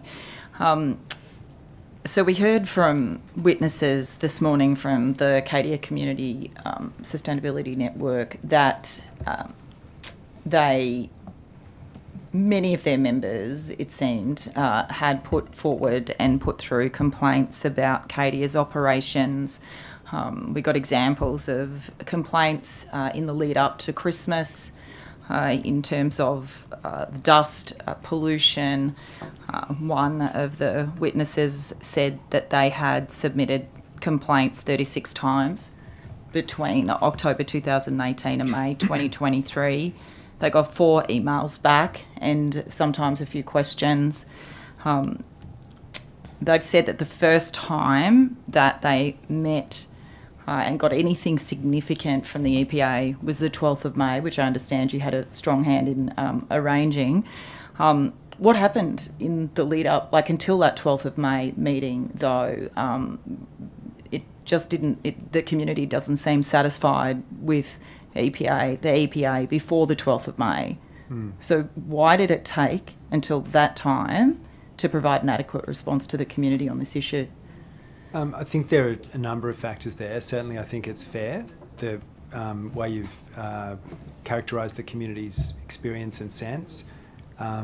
My understanding is that for those preceding years, the EPA had been doing a large number of serious pieces of work in the background with the company, but had clearly been failing to adequately engage and communicate with the community. I think the EPA has some very empowering legislation, and I think one of the ways it has historically sought to operationalise that is often through quite narrow legal lenses. The Cadia example is, I think, a good one of the need for a more integrated sense of stewardship, which is certainly a major priority for me as the leader of the EPA. In the last few months, there have been a series of senior executive and leadership changes at the EPA to try and better support that and bring in the capability to deliver that, because I think not just around mining but on various issues, the way we've historically engaged with the community has been inadequate and probably contributes to unnecessary stress and anxiety with the community. And I think building an environmental regulator that has the capability to properly stand in the shoes of the community is perhaps my highest priority in this role. And I think we've made some good progress in achieving that. I hope the community would acknowledge that post that meeting in May, which I attended, the EPA has delivered a comprehensive response to seeking to understand, analyse and then resolve the various concerns that have been raised. But it's certainly a piece of practice as a regulator that we continue to seek to build and improve on. Thank you, and appreciate that response. It did kind of come about in some ways as a result of also, would you agree, increasing media attention on the issue, the fact that the community had to get their own rainwater tanks independently sampled, went to the media with that out of frustration. That's when I think the government and the EPA responded. But it shouldn't take that, should it, Mr. Chappell? Just, that this is one issue that we know about because the community was incredibly active. We know about it because I think they got so much media attention on it. So what's changed within, you've given us a commitment today, but does anything else need to change to make sure that it's not the media that gets a response from the EPA, but it's the pollution events themselves? I would not accept that it was the media that drove this response.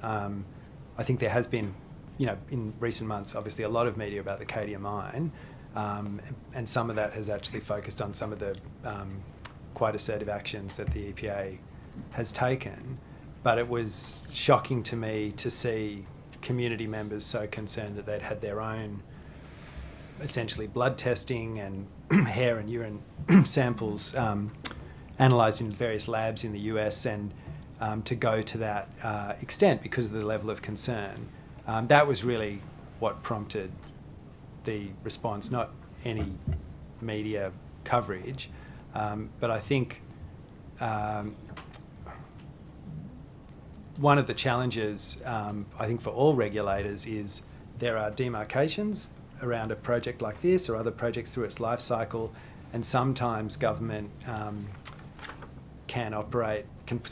agencies can put themselves in bounds that don't serve the community. So the community has to deal with 4 or 5 or 6 regulators here versus getting one comprehensive response. So I think there's work we as government collectively behind the scenes can do to be more joined up, but certainly from the EPA, our highest commitment is on all matters going forward to be effectively standing in the shoes of the community. Can I check with because again, limited time, but so I don't want to kind of dwell on what should have happened too much, but for example, all of the complaints, the many complaints that seem to go unanswered or unaddressed, is that an issue of, for example, resourcing? Have you been able to provide more resources in terms of personnel to the complaints line so that these complaints, or was it just a stubbornness or refusal to respond to those questions? So genuinely, in terms of we need to be making recommendations to government, so that issue, was it a kind of ideological stubbornness or something? That's not the word, but is it resourcing or just a decision was made not to respond?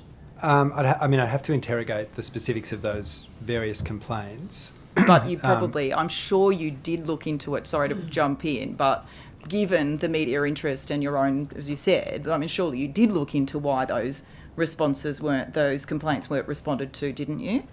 Yes, and I've actually commissioned a formal review of how the EPA engaged. I'm expecting that imminently back to me. But I think the reflection I would have is I don't think there was any bad intent. I think it's just a sort of historic practice that was perhaps too legalistic and rather inadequately focusing on the need to be working with the community as well as working with the proponent or the operator behind the scenes. And a lot of that was going on. I mean, there was a long series of interventions that the EPA was having with the mine directly. None of that was visible to the community. But none of it was working? Well, some of it is now bearing fruit. That does suggest a failure, though, in that the community's complaints were being responded to, people within the EPA were doing whatever it is you say they were doing with Newcrest and Cadia, but the pollution was still happening. So they got 3 $15,000 fines, and the pollution gets to a level ultimately you've found out in terms of how much they have been polluting. So that does suggest that your officers or whoever was in liaison with Cadia probably weren't being tough enough on them. Yeah, look, I think there's a series of things there, and that's what I'm unpacking internally now. I think the EPA's commitment is and must be to the protection of human health and the environment. And when you have an exceedance, as we've observed at Cadia, it needs to be rapidly addressed. So that's what we have insisted upon. But I agree that the way we engage with the community and the way we took that forthright action needed to be, I think, more proactive. Do you think mining companies are fearful of the EPA? I think they're certainly fearful of both losing their social licence to operate, but their literal licences as well. I mean, I can tell you, we wouldn't have hesitated in this case to require further action or suspension of operations to achieve compliance if the company hadn't acted immediately to bring itself into compliance. And I guess the only other point I'd make is that we're now in court, prosecuting a series of offences, and we have another number of other investigations underway. But the relevant investigation that's leading to these criminal proceedings commenced in August in 2022. Can I check one? This is my last question. I've just been told. So one of the witnesses from the Mudgee Region Action Group this morning said something along the lines of, if the EPA has no tools in the toolbox to control the behaviour of mining companies, we may as well just give up. That's not a great line from somebody from a community who's fighting a new mine. So do you have the tools in the toolbox to hold these mining companies to account? Do you need more tools and tougher tools? We certainly have a good toolkit. I think it is quite powerful, but we're always looking for how that can be improved. Mm-hmm. What would you add, Steve? Yeah, I think that's right. When we say, the Protection of the Environment Operations Act, the people that drafted that have left us with an amazing set of tools that are we're there to help to compel people to comply with the law. What we're always looking to do is looking at overseas and other jurisdictions around Australia, looking at what best regulatory practice is. Regulatory practice is always evolving, it's always changing. We need to evolve and change with it. So we're always trying to look at adopting that best practice in terms of our regulatory stance. Thanks. A question from the Honourable Bonnie Taylor. Just one question to follow up on Ms Fairman's questioning then.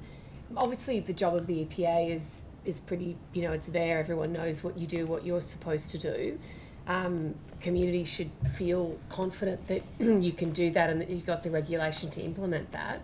Just listening to the response to what recently happened, how do you think the community sees you? I think the community probably see us as part of a bureaucratic machine that has been too challenging to navigate and too slow to engage effectively with their underlying concerns. I hope the community in the last 6 months has seen a much more proactive, comprehensive and empathetic set of responses from the EPA, but we'll continue to work on delivering better engagement, better outcomes.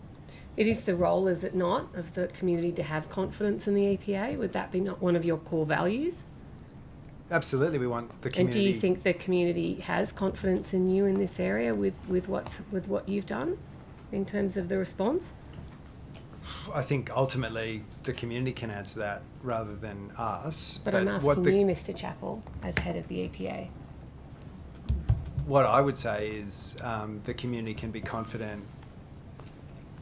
We have heard their concerns. We've now delivered the most comprehensive soil, air and water monitoring program of any context in the EPA's history, and we're continuing to build that out. We're going to work closely with the community on their own data and understand and analyse any gaps or differences. We've convened an independent expert panel so the community can have confidence not just in the EPA but the advice coming to the EPA, which can also be transparently shared. And we're working with our colleagues across government to ensure that the community can have the necessary level of confidence. I thank you for telling me what you're doing, but that my question was quite specific, but I've jumped in already, so I'll let... Thank you for indulging me. You're welcome. Thank you, and through you, Chair. Thanks to you both for appearing today. My question is, and you touched on this in your opening statement, but if you could explain what the demarcation is for what the EPA looks after and what the mining regulator looks after? Well, the mining regulator, the resource regulator, essentially governs all conditions of environmental rehabilitation, remediation, and also, as I understand it, work health and safety on mining sites. Anything else? No, that's correct. The EPA, through licensing and other tools, regulates performance while a mine is operating. Okay, thank you for clarifying. Could you also talk us through some of the current environmental monitoring that you're engaging in as the EPA? I think you touched on this earlier as well. Sure. Would you like to take that one? Yeah. So I think we heard a little bit this morning when you get into the detail of things like isotope testing, it can be quite challenging. There's nothing, obviously, having done this previously, like other investigations, there's often not one single source of evidence that will answer it conclusively in one go. So what we're doing is adopting what we call a lines of evidence approach. So we're looking at a whole range of things and not ruling anything in or out at the moment. So we've done the water testing. So we've carried out water testing at 97 properties. We put a call out to the community. It was a voluntary opt-in. People registered with us and we went out and have done 97. We've got 80 results in for 85 of those properties. We're pending 12 still from the labs. So we tested for arsenic, cadmium, chromium, copper, lead, nickel, selenium and zinc. They were the metals of concern the community raised with us. I know there's been a bit of discussion around methodologies. The thing around the methodology, this is you do it in phases, so this isn't the end of the process. So phase one, we want to make sure, was the drinking water people are using today fit for purpose or meeting the guidelines? So that's the whole idea of testing at point of use, which is the kitchen tap, and that's commonly done by other agencies and jurisdictions around the country, so we're adopting a pretty standard method there. Then we're working our way back through. We've also sampled the top of the tanks and the sludge at the bottom of the tanks. So the type of work that Dr. Wright talked about today, we've sampled about over 20, collected 20 samples of sediment at the bottom of the tanks. You need to work your way through the system. So the kitchen tap, 38 of the 85 properties had lead concentrations slightly above the health guidelines, so about 3%.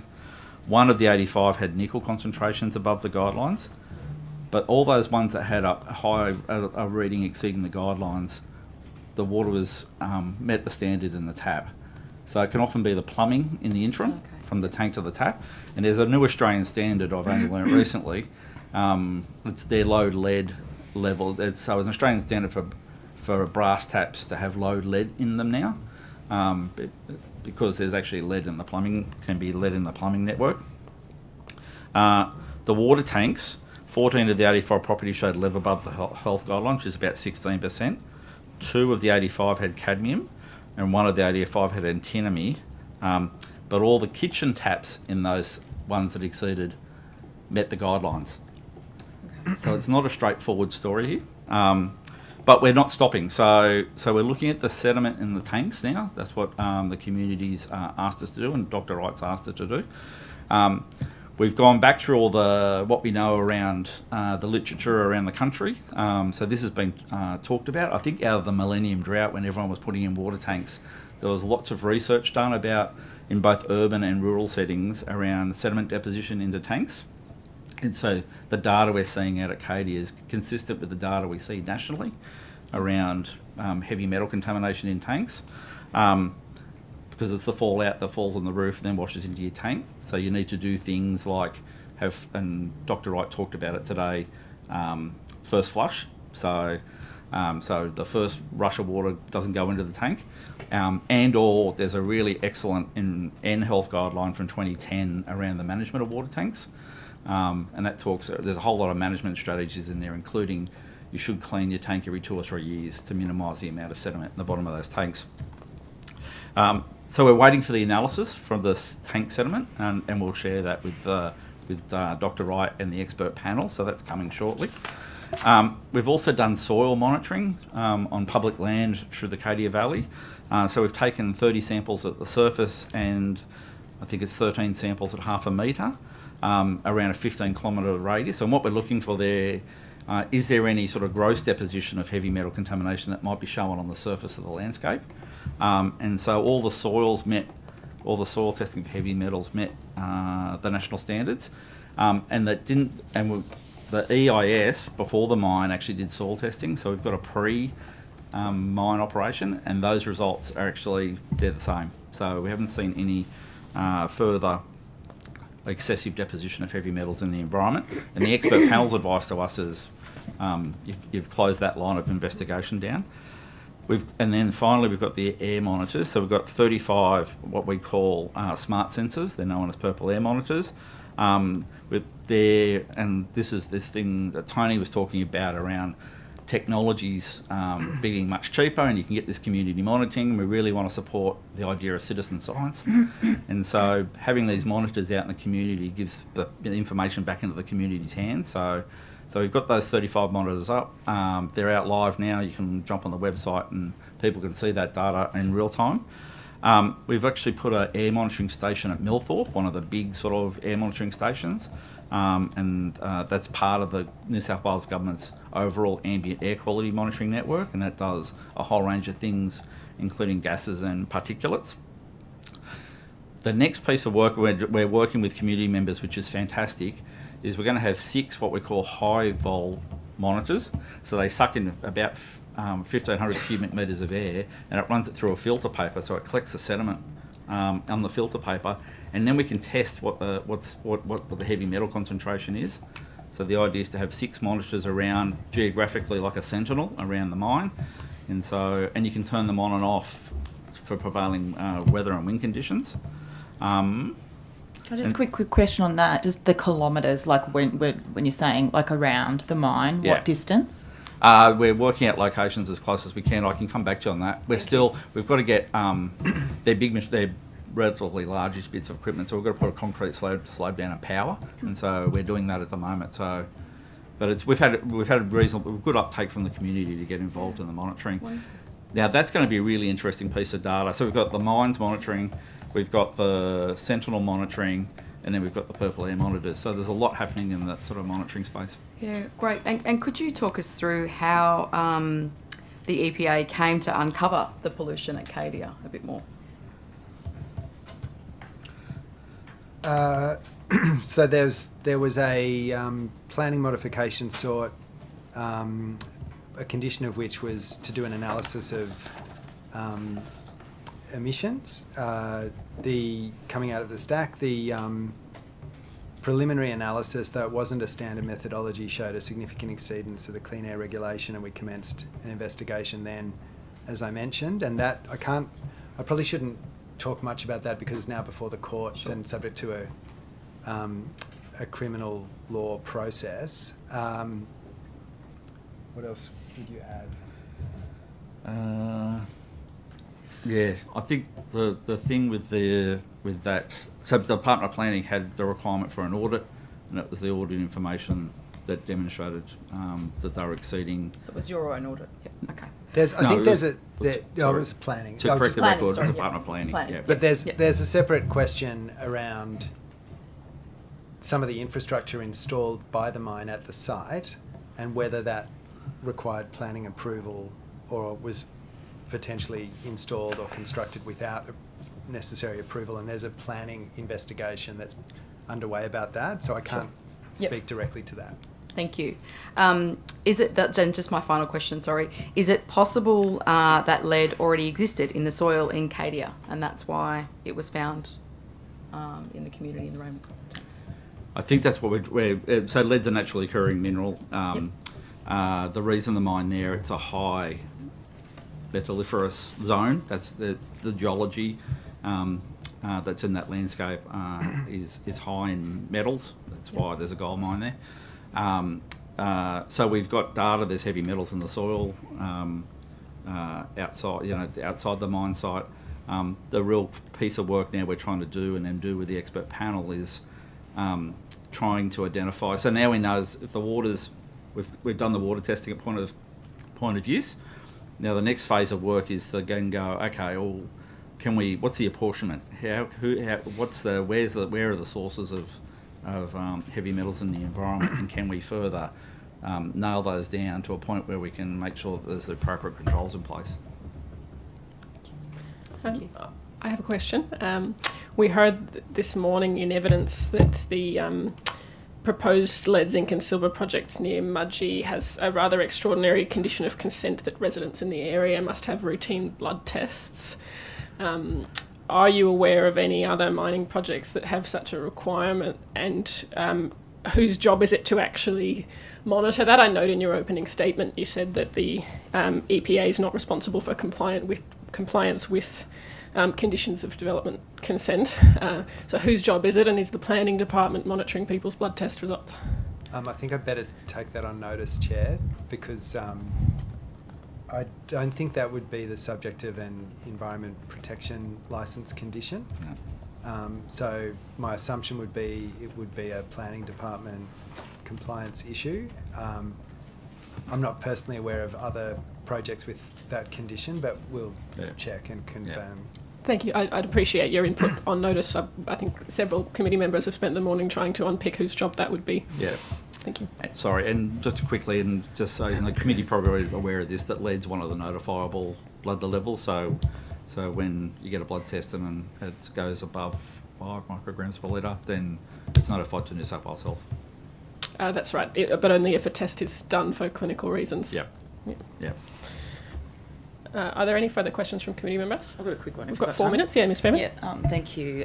Just back to, so Cadia's EPL, Environment Protection Licence, has that been altered to now take into consideration? I understand that it didn't, to begin with, didn't have, not adequately regulated in terms of metal contaminated dust emissions, that EPL didn't address that. Has it been amended to address that? Is that the latest variation? Has it now picked up all of that? Yeah. So I think the sort of the installation of the fan and the VR8 we weren't consulted on. So as part of that process, so that process didn't, for whatever reason, we weren't consulted as part of that proposed development and change to the site of that modification. Now that then we've seen the audit result for that, so there was the exceedance that was coming out. Is that unusual? Sorry, when you made a point that you weren't consulted, is that standard that the EPA would not be consulted during? Under state significant development, there are a series of simplifications, I think, in various Septs that were modified in the last few years that reduce some of the formal internal processes. So generally, we are consulted, but I don't think it's legally required. Right.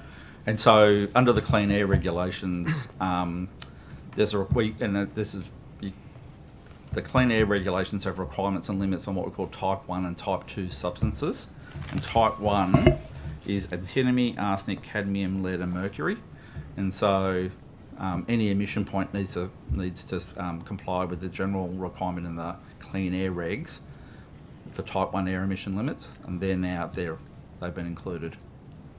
Okay, so just to be clear, so the EPL now has discharge limits for Type 1, so a whole range of heavy metal. Yeah. So Dr. Wright talked about this morning. Yeah. You know, there's an equivalency in the air framework as there is in water. So the approved methods for air monitoring and assessment in New South Wales has a whole lot of how you monitor it and whatever, but it also sets a whole lot of criteria that are typically health-based. We've also asked the independent technical panel for some advice on any specific limits that should be considered in the context of the CADIA licence. Is there anything, has the EPA, like internally, your policy people, legal people, been asked to develop any recommendations for how to strengthen the regulatory framework for mining activities? Like, has that been a body of work that you have undertaken, making recommendations to give yourselves ideally greater and more effective power in curtailing the polluting activities of these companies? Yes. I've written to some of my colleagues in government, and we've agreed to work together on progressing those. It's very interesting. Thank you. I'm done. Thank you. Thank you very much for attending the hearing. Committee members may have additional questions for you after the hearing. The committee has resolved that the answers to these, along with any answers to questions taken on notice today, be returned within 21 days, and the Secretariat will contact you in relation to those questions. Thank you again for your time. Thank you. Thank you.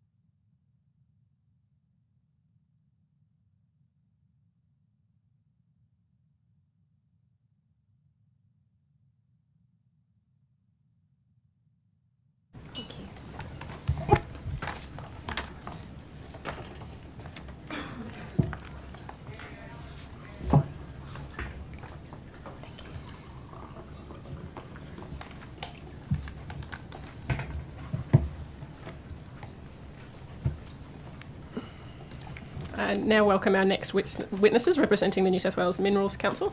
Could each witness please state their name and position title and swear either an oath or affirmation? Steve Galilee, Chief Executive, New South Wales Minerals Council. Shall I swear now, or how do you want to do this? One at a time, or? Take the oath or affirmation, please. I swear that the evidence now about to be given by me shall be the truth, the whole truth, and nothing but the truth, so help me God. Thank you. My name is Claire Doherty. I'm a Policy Director at the New South Wales Minerals Council. I swear that the evidence now about to be given by me shall be the truth, the whole truth, and nothing but the truth, so help me God. Thank you. Would you like to start by making a short statement? Yes, thank you. We do have a short statement. The Minerals Council is the peak industry body for mining in New South Wales. We have over 80 members, including most of the major producers, explorers and supplier businesses. Our metals-related membership has grown from around 20% of our total membership a decade ago to around 35% today, reflecting the growth in metals mining in New South Wales over that period. The metals mining sector employs close to 8,000 people in New South Wales, which is a 40% increase over the last 5 years, supports more than 2,600 supplier businesses across the state, primarily across the Central West and Far West regions of New South Wales, where mining activity contributes 19% and 36% of gross regional product, respectively. Gold is New South Wales' second most valuable commodity export. Primary sources of demand include jewellery, driven by its cultural significance worldwide, and gold, of course, also plays a central role in global financial markets. Gold's conductivity and corrosion resistant make it ideal for certain electronics applications, and it also plays an important role in medical applications, including for breast cancer treatments involving gold nanoparticles. Silver is the best conductor of electricity of all the metals and is in almost all electronic devices, including computers, mobile phones and televisions. It is also an important component in electric vehicles and widely used in the aviation and space industries. One of the fastest growing sources of demand for silver is for solar panels, where it is used as a conductive layer on silicon solar cells. Zinc is primarily used globally for galvanising steel to prevent corrosion. Zinc demand is therefore closely linked to demand for galvanised steel in the construction and automobile sectors. Wind turbines and solar panel structures also rely heavily on zinc for corrosion protection. Vehicle batteries account for 80% of current lead usage. Other uses include underwater cable sheathing, solder, casting alloys, chemical compounds, ammunition, soundproofing material, weighting, glassware and radiation protection. While not covered by this inquiry, copper is commonly mined alongside these metals due to its geological occurrence. Several of New South Wales' major gold mines are also major copper mines. Copper is widely acknowledged to be central to the energy transition. A range of global megatrends, including the energy transition, will drive increasing demand for these minerals in the coming decades. Put simply, more mines are needed to provide the materials essential for our modern economy and to transition the world to net zero. This is why the pipeline of metals and minerals projects in New South Wales has increased from 6 in 2018 to 19 in 2023, of which 17 are for new mines. These projects also have the potential to deliver almost $10 billion in new direct investment and more than 9,000 jobs, mostly across the central west and far west of New South Wales. Development of these mines is crucial as resources are depleted at existing mines. A predictable and efficient assessment and regulatory framework is essential. If projects are unduly delayed or the regulatory environment becomes too risky, investment opportunities will go elsewhere, including potentially to jurisdictions with weaker environmental and other regulation, and New South Wales will miss out. My colleague will say a few words about the assessment and regulatory framework in New South Wales from an industry perspective. Thanks, Steve. The assessment and regulation of mining projects in New South Wales is a highly rigorous and transparent process. We have a strong record of compliance in what is a large and complex operational and regulatory environment. Beginning with the exploration process and prior to lodging a formal planning application, companies undertake significant work internally and in consultation with the community and other stakeholders to understand whether a project is feasible and how the impacts can be avoided and mitigated. Assessment of projects is an iterative process with submissions made by community and government agencies on the environmental impact statement. In this process, changes are frequently made to the proposed project and the management and mitigation of impacts to address concerns of government agencies, the community and the decision maker. Mining projects in New South Wales are most often determined by the Independent Planning Commission, which undertakes its own process of consultation with the community. Importantly, if a mine is approved, it will be based on a development consent that contains typically hundreds of conditions. Many are designed to address the concerns raised by stakeholders, including the community, through the lengthy assessment process. In addition to the development consent, mines require additional approvals, permits and licences, including an environment protection licence and a mining lease. Operating mines are subject to high levels of ongoing monitoring by regulators, including the Resources Regulator, the Department of Planning and Environment and the Environment Protection Agency. The New South Wales Minerals Council and our members are committed to constructive engagement with government, other stakeholders in the community on the continuous improvement of the regulation of the state's mining industry. Thank you. Thank you. I'll turn to questions from members. Okay. I'll go to the Deputy Chair, the Honourable Susan Connor. Okay. Thank you for your submission and thank you for your time here today. I just have a couple of questions. I note in your submission that you highlight the strong track record of compliance with regulatory frameworks. I wonder if you have a view what drives that high level of compliance. Is it the risk of financial penalties if there's breach? Is it the reputational risk of breach? Is it because the mining companies are embedded in the communities where they're working? Other factors, combination of all three? Well, the number one compliance focus for the industry is safety. Safety for our people, safety for the communities near where we operate, and more broadly. So all of our other compliance priorities flow from that. I'll give you an example of that. During the COVID pandemic, our industry was extremely well placed to be able to adapt to the additional requirements that were placed upon our operations and to allow the industry to keep operating during that period. While that was more of a workforce safety focus, there was obviously a lot of focus on the need to maintain safety in the communities from which our workforce is drawn. Our industry was able to do that because of the very strong safety focus and the compliance responsibilities that are drilled into our workforce and our industry every day. I mean, those other factors that you mentioned are also important as well. Environmental compliance and community engagement is a very important focus of the industry's day-to-day activities.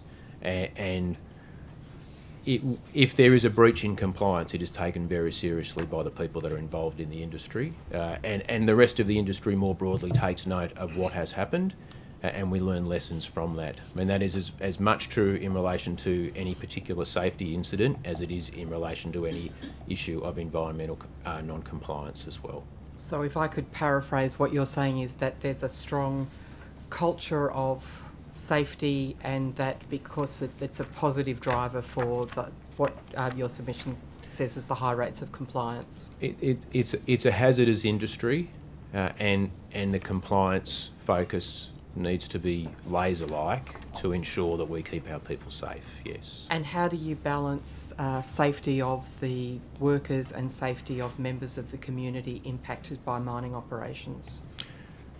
Well, do you mind if I answer? So, well, in most cases here in New South Wales, the people that work in these mining operations live in the communities nearby. I mean, we're different to Queensland and to WA in that respect, who have mines in fairly remote locations. With some exceptions here in New South Wales, in most cases, the people that work in these mining operations live in the communities nearby.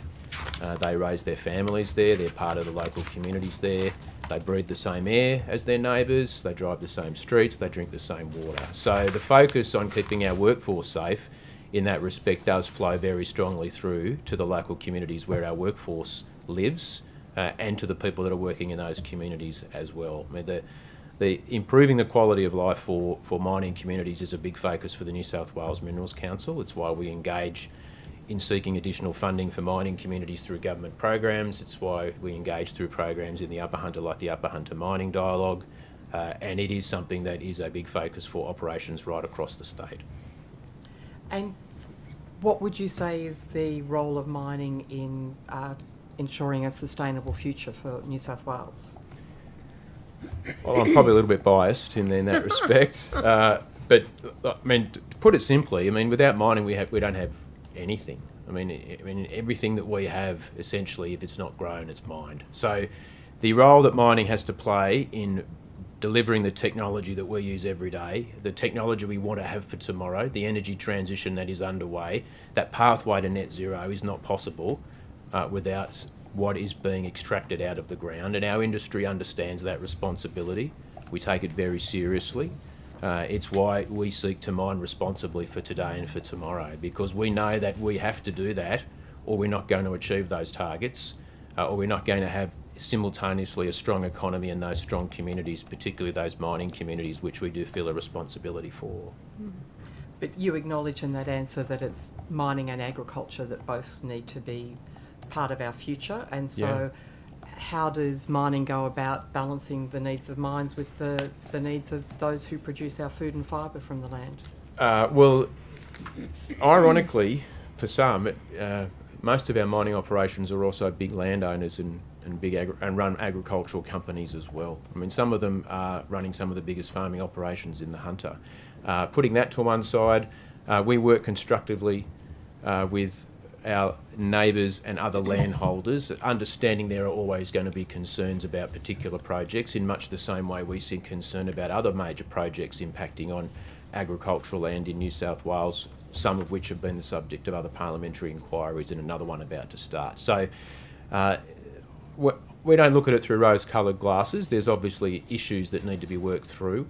In a practical sense, some of the things that we have done is to seek to rehabilitate land post-mining back to a state where it can be used for cattle grazing. We've conducted trials with the Department of Primary Industries in relation to things like that to prove that it can be done, provided that the right work is done at the right moment of rehabilitation. And there's a range of other examples that we have where we've had to do that. And a lot of people that work in the industry come from farms. A lot of people that are working in the industry are using their mining employment as a second source of income and to supplement their farming income. A lot of these agricultural communities, particularly in the Tamworth and Gunnedah regions, are also reliant on the economic activity that is being driven by mining operations locally to provide an economic boost for those towns. Over the last decade, when we've seen periods of drought, a lot of those communities have relied upon the alternative economic activity that's come from mining to ensure that their towns can be sustained through periods of drought. So it's a responsibility the industry does take seriously, and we're part of those regional communities, just as important and just as much a part of those regional communities as our colleagues in the agricultural sector are. Okay, thank you. Thanks, Chair. I'll go to Ms. Savell. Yep. Thank you both for appearing today. You touched on a little earlier in your answer to the previous question, but how integral will these metals be in ensuring the future energy transition and our net zero targets? Well, it's absolutely critical. I mean, we put some detail on this in our submission. The World Bank says the low carbon future will be very mineral intensive because clean energy technologies need more materials than fossil fuel based electricity generation technologies. The International Energy Agency says rapid orderly energy transitions require strong growth in investment in mineral supplies to keep up with the pace of demand growth. It says resource-owning governments can support new project development by reinforcing national geological surveys, streamlining permitting procedures to shorten lead times, and raising public awareness of the contribution that such projects play in the transformation of the energy sector. I spoke before about the role that some of these metals and minerals play, and that's not just limited to the metals and minerals that are being covered by this inquiry. We have nickel and cobalt and other metals and minerals across New South Wales that are part of that project pipeline that I mentioned earlier, that are critical for batteries, that are critical for the new energy infrastructure of the future. And as I said earlier, without these metals and minerals, not just here but around the world, we are not going to get that transition in any fit for purpose framework by 2050. And in terms of, I mean, there's not just the transition, there is also, which you touched on earlier, some uses for these metals and minerals in healthcare and cancer treatments. Is that right? Yeah, so gold nanoparticle. I'm not a doctor, not an expert, but I Got one here.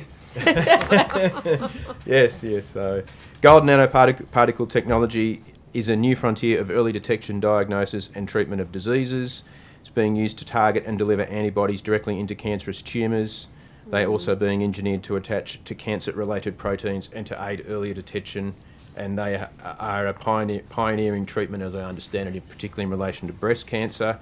Gold and copper are used in fetal monitors. Gold is used for dental crowns and bridges. Copper is used to kill surface microbes to reduce infections and widely used in electronic medical devices. Copper is also used for dental fillings. Copper is used in ultrasound machines. Copper is used for air conditioning. And if it doesn't go well, gold and copper are used for coffins and urns. Oh. Thank you. Can I ask a follow-up question? I've got one more. Follow up. Yeah. It's just specifically related to the uses question, because we're particularly the most controversial projects that have come up in the submissions to this inquiry have been 2 gold mines and a silver mine. Yeah. And I'm sure it's in your submission somewhere. But what proportion of gold currently being mined in New South Wales is going to those kind of technological applications versus, say, jewellery? We don't have that data. We've only got the data for worldwide use of gold. I mean, that's something that you'd have to ask the companies and their customers about. But it is true that a small proportion of gold, for example, is used in medical treatment. But I would put it this way. If you are someone accessing some of that small proportion of gold used for medical treatment, you would regard it as important. You would regard it as critical, and you wouldn't want to have to go without it. So I know there's been arguments put that a gold's only used for jewellery. It's not important. I think the reality is that it's the wide array of uses that it is able to be deployed for, which are increasing, do make it important, apart from its role in relation to jewellery, which is culturally significant for many people around the world, but also in relation to the role it plays in relation to global financial markets. So I'm about to ask the same question for silver, and what I'm really getting at here is the efficient use of these things if we acknowledge that they're critical moving forward to our communities, but also the tremendous impact that these projects are having on communities. If we assume that the minerals dug up in New South Wales are entering a global market, so I'll make it a global question rather than a New South Wales question, what proportion of silver is currently going to those industrial applications in electronics? I'll have to take that on notice in relation to silver, but I would note that the biggest demand for silver, biggest demand growth for silver is for solar panels. Chair, I've just got another couple of questions, if I might, regarding how the New South Wales minerals industry provides financial reassurance for post-mining rehabilitation. I can answer that, thank you. So in New South Wales, we have a system of security bonds for rehabilitation. So every mining project is required to calculate the costs of rehabilitating that project to its completion at any point in the operation. So at any point in the operation, they will have a sum calculated in accordance with a government calculator that says this is the amount of money that would be required today to rehabilitate this project. And then under the assurance scheme in New South Wales, they're required to provide security for that entire amount. So that's either a direct cash security, which is paid to the government and held by government, or it's a cash equivalent, so a bank guarantee, something that is called upon and will be paid. So in New South Wales, there's currently $3.5 billion held in security for mining projects and exploration projects, and that can be called on at any point in time if it's required. So if a company becomes insolvent, they can't complete their rehabilitation, there is already that cash available for that rehabilitation to be completed and the project closed in the same way as it would be if the company had remained solvent. Thanks. And some of the other inquiries referred to, submissions to this inquiry have referred to some of the historical mine sites. There was one mentioned this morning, some of the legacy issues. How has the regulatory framework, since those sites were operating or were closed, how has the regulatory framework changed? So I think the one that was referred to this morning is probably the Sunny Corner mine, yes, that's right, which closed in 1922 and was a silver mine. And obviously there are continuing impacts from that mine. And it's acknowledged that there are legacy mine sites around the state that have continuing impacts, and the government has a legacy mine fund, and they have a steering committee for that fund, and they actually use funds that come partially from industry to rehabilitate and address and mitigate the impacts of those legacy mines. So that's an unfortunate legacy of a previous regulatory scheme. But for many decades now, we have had much tighter regulation around mining, and particularly in the last probably 10, 15 years, greater evolution still in regulation of mining. And you've heard from us, and I think from others, about the really significant process involved in approving mines, about the environmental impact assessment process that's undertaken, that iterative process with the community, with government agencies, to come up with a project which is approvable under the current legislation. A lot of work goes in pre-application process in terms of the design of the project, and we understand a lot more about how to deal with impacts of mining now than we did in 1922 when that particular project was closed. So those impacts are dealt with. They are assessed on a project by project basis, and ways of avoiding impact, of managing and mitigating are required as part of the development consent and other permitting processes that are undertaken. So the combination of those factors is really gets you to a point where you have a project which shouldn't result in the types of ongoing impacts that come from those legacy mines. In addition to that, there's been a really big focus in New South Wales, particularly since rehabilitation reforms, which were brought in 2021, on progressive rehabilitation of mines, so that they are undertaking rehabilitation progressively as the mine proceeds, rather than it being something that occurs at the end of the mine.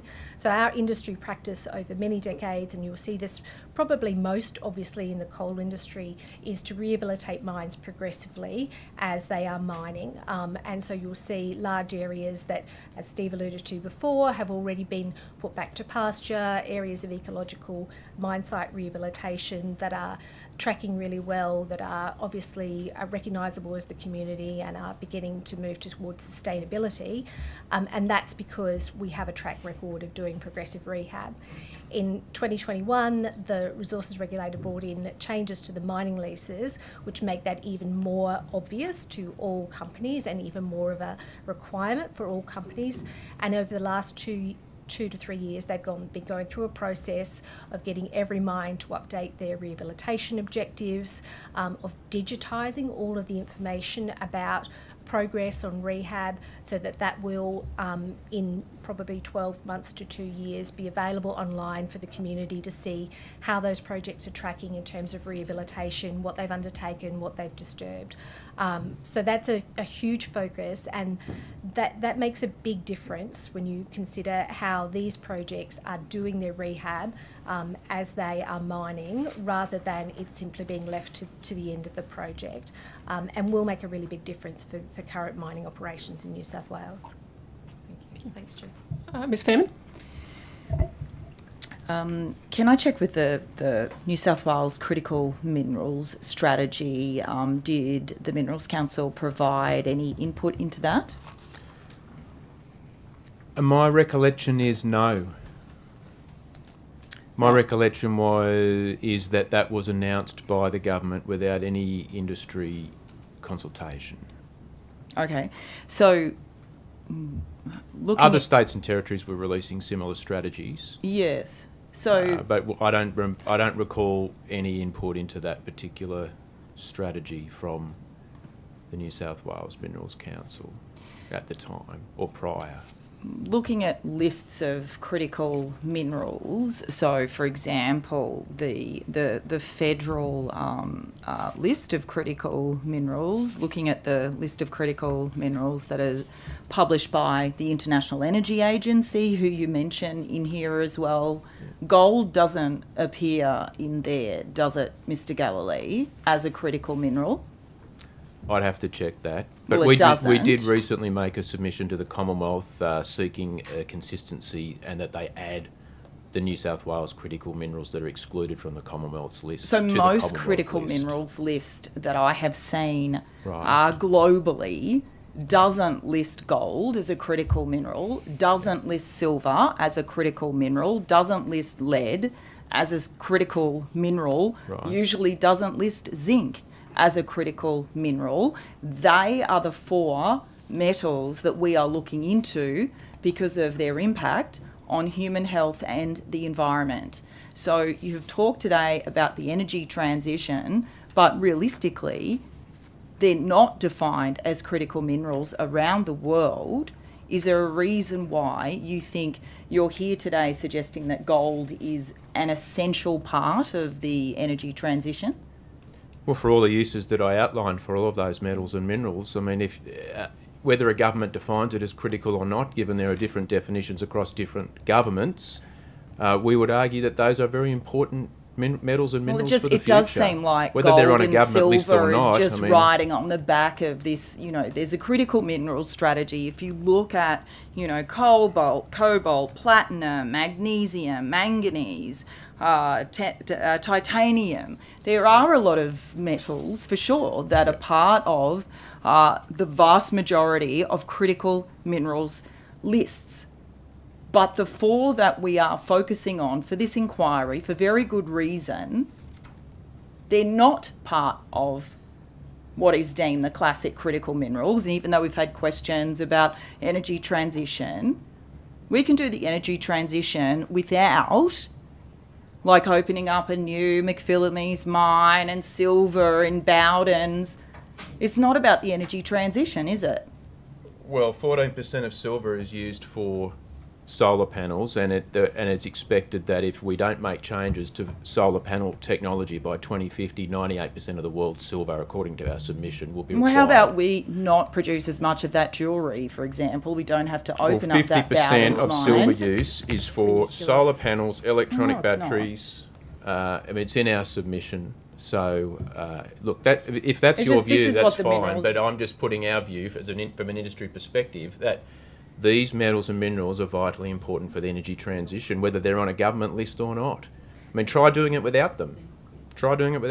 So what you have put here as well in terms of the uses of gold, so it's a very, very, very minuscule, tiny amount of gold. In fact, for example, you could potentially, with the existing Cadia gold mine or existing gold supply, some of the gold bullions that are lying around, surely that could be used instead of just saying that it's because of this energy transition that all of these mines should be approved, which is your argument today?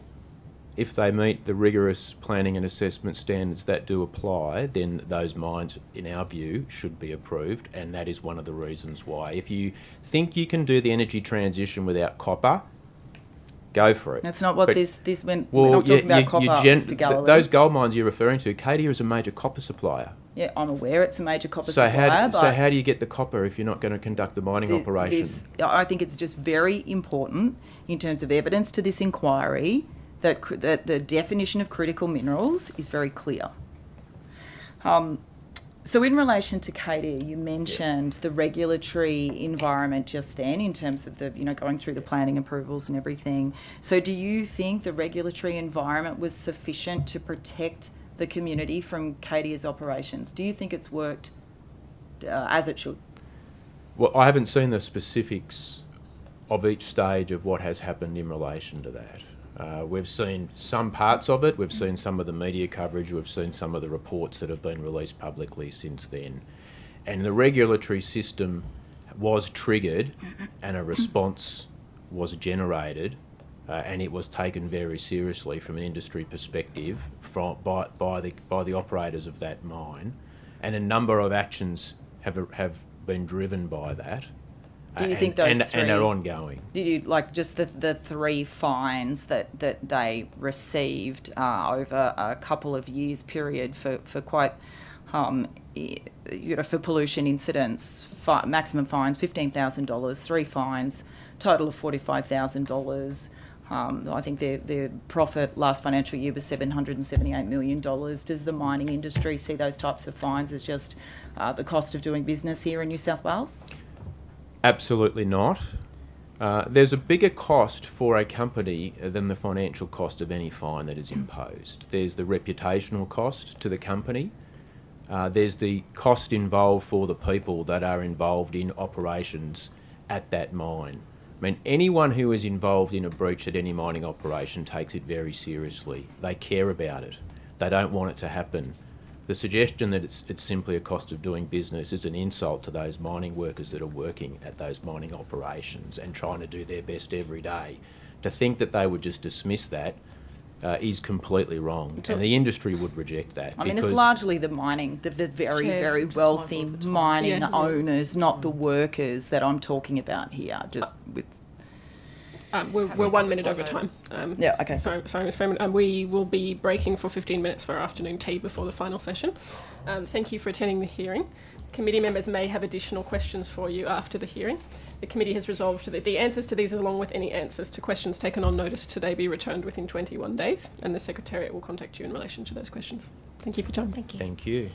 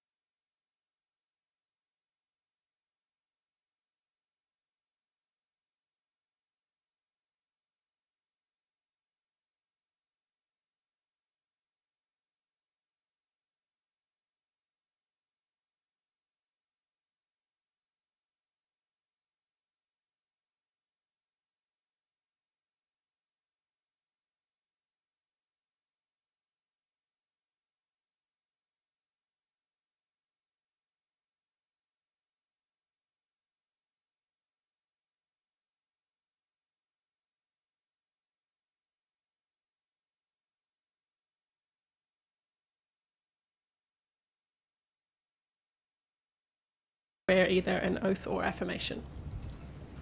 Georgina Beattie, CEO of Mining Exploration and Geoscience in the Department of Regional New South Wales. I solemnly, sincerely and truly declare and affirm that the evidence now about to be given by me shall be the truth, the whole truth and nothing but the truth. Thank you, Ms Beattie. Just for the sake of the recording and people watching online, if you could move slightly closer to the microphone. Thank you. And I'm Peter Day, Executive Director of the Resources Regulator, and I swear that the evidence now about to be given by me shall be the truth, the whole truth and nothing but the truth, so help me God. Thank you. Would you like to start by making a short statement? I'll do that, thank you. Thank you for the opportunity to speak today before the inquiry. Mining Exploration and Geoscience is a group within the Department of Regional New South Wales and is the New South Wales government agency responsible for administering the Mining Act, the Work Health and Safety Mines and Petroleum Sites Act and related legislation for exploration and mining in New South Wales. It is the objective of the department that the mining industry operates safely and sustainably. A key role for us in administering the legislation is to assess applications to explore and mine, and where those applications are approved, to impose conditions for operation. An important requirement is the need for mine operators to progressively rehabilitate disturbed land and achieve safe and sustainable final landforms. This is enforced by the Resources Regulator. The rehabilitation obligations include the requirement for a title holder to lodge and maintain a security deposit that covers the full cost of rehabilitation. The rehabilitation security bond is a guarantee to be used if rehabilitation is not undertaken or obligations are not met. It is a tool of last resort and would be used alongside enforcement action to ensure rehabilitation is covered at the cost of the title holder, not the State of New South Wales. The Resources Regulator, a division of Mining Exploration and Geoscience, is a specialist regulator focused on the exploration and mining sector, with responsibility for ensuring the resources sector complies with its obligations under the legislation. The Resources Regulator takes a proactive and risk-based compliance and enforcement approach to ensure the industry meets its regulatory obligations. It can and does take quick and strong compliance action where appropriate. This can include issuing notices and directions to stop or prohibit unacceptable activities, issuing penalty notices, suspension or cancellation of authorities, enforceable undertakings, and prosecutions which can lead to substantial fines. The Resources Regulator has strong powers under both the mining and workplace health and safety legislation and has a proven track record of enforcement action, the details of which are published on the website to support transparency. Under the Mining Act, the New South Wales Government also has a role to ensure that New South Wales receives the social and economic benefits from extracting the state's mineral resources. Currently, there is an opportunity for investment in critical minerals and high-tech metals. The geology of New South Wales has many of these minerals, with occurrences of 17 of the 26 nationally identified critical minerals. These include scandium, rare earth elements, and cobalt. And we have copper and silver in New South Wales, which we call high-tech metals, given their importance for our future. There is global demand for critical minerals because of the importance of achieving net zero objectives. While the New South Wales Government supports the development of these minerals, and there is a commitment to develop a new strategy to support this opportunity, the regulatory framework that surrounds the assessment of these projects must be rigorous and best practice to support a safe and sustainable industry. The Department of Regional New South Wales works collaboratively with other parts of the New South Wales Government to oversee the regulation of this sector. I want to assure this inquiry that Mining Exploration and Geoscience and the Resources Regulator take our responsibilities for mine worker safety and mine site rehabilitation very seriously. Thank you. Thank you. Move to questions from members. I'm happy to jump in with a few. So mine rehabilitation, firstly. So I've heard a lot about how difficult it is to successfully rehabilitate mines, and in fact some say that mines really can't be successfully rehabilitated. What are some examples in New South Wales where open cut coal mine has been successfully rehabilitated? Or an open cut mine, I should say. I'd have to take on notice to give some specific examples. Obviously, mine operations go for a significant number of years, and there's a lot of operations that are continuing to operate now under the current regulatory framework, have been around for some time, and often seek expansions or extensions to their original consent conditions.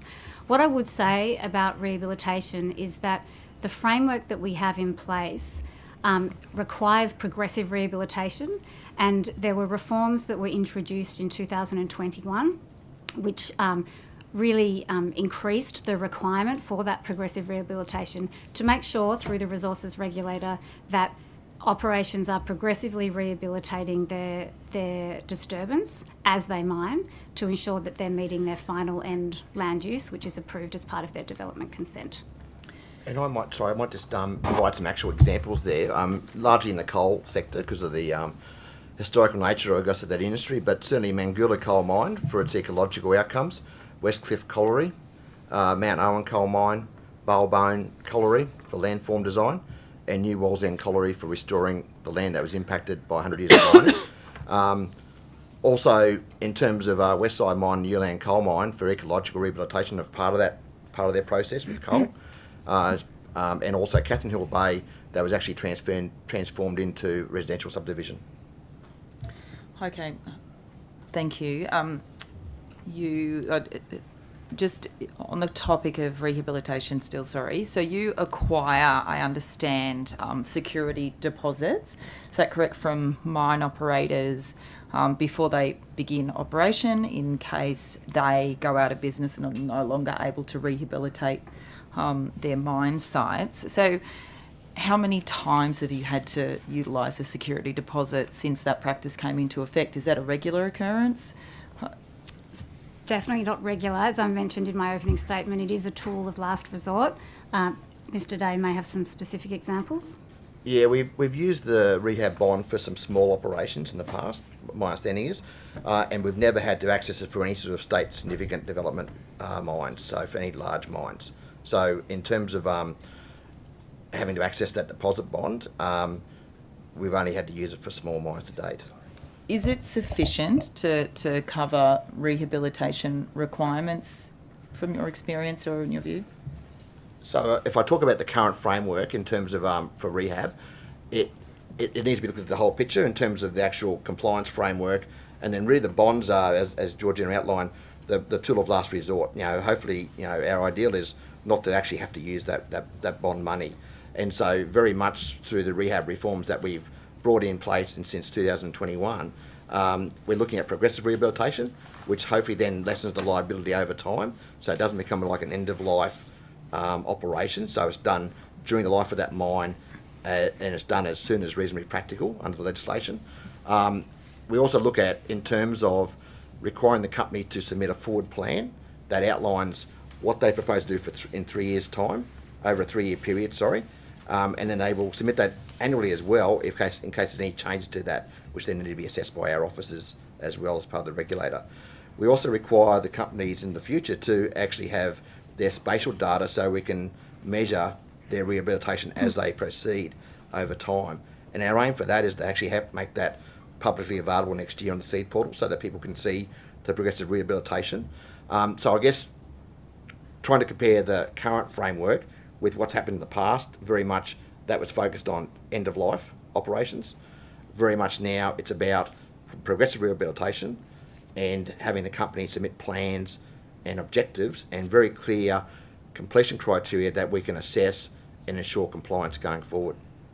And if I may just add to that as well on the security bonds, as part of the reforms that were rolled out in the last couple of years, we are, as Peter mentioned, having an annual report where we're assessing what's been done, but we also have a rehabilitation cost estimate tool, which is used by the companies to assess the cost of that rehabilitation. And like so much, construction materials, the cost of rehabilitation is increasing. So as that cost increases and we look at what the cost for full rehabilitation of that site is, we will require additional coverage from the companies to cover that amount. And we did a major review of that rehab cost estimate tool a number of years ago, where it was actually benchmarked with 3 or 4 industry experts to make sure that the costings that we use to estimate the bond are current and accurate, and then so the companies will complete that tool, and we assess that when they submit that to us.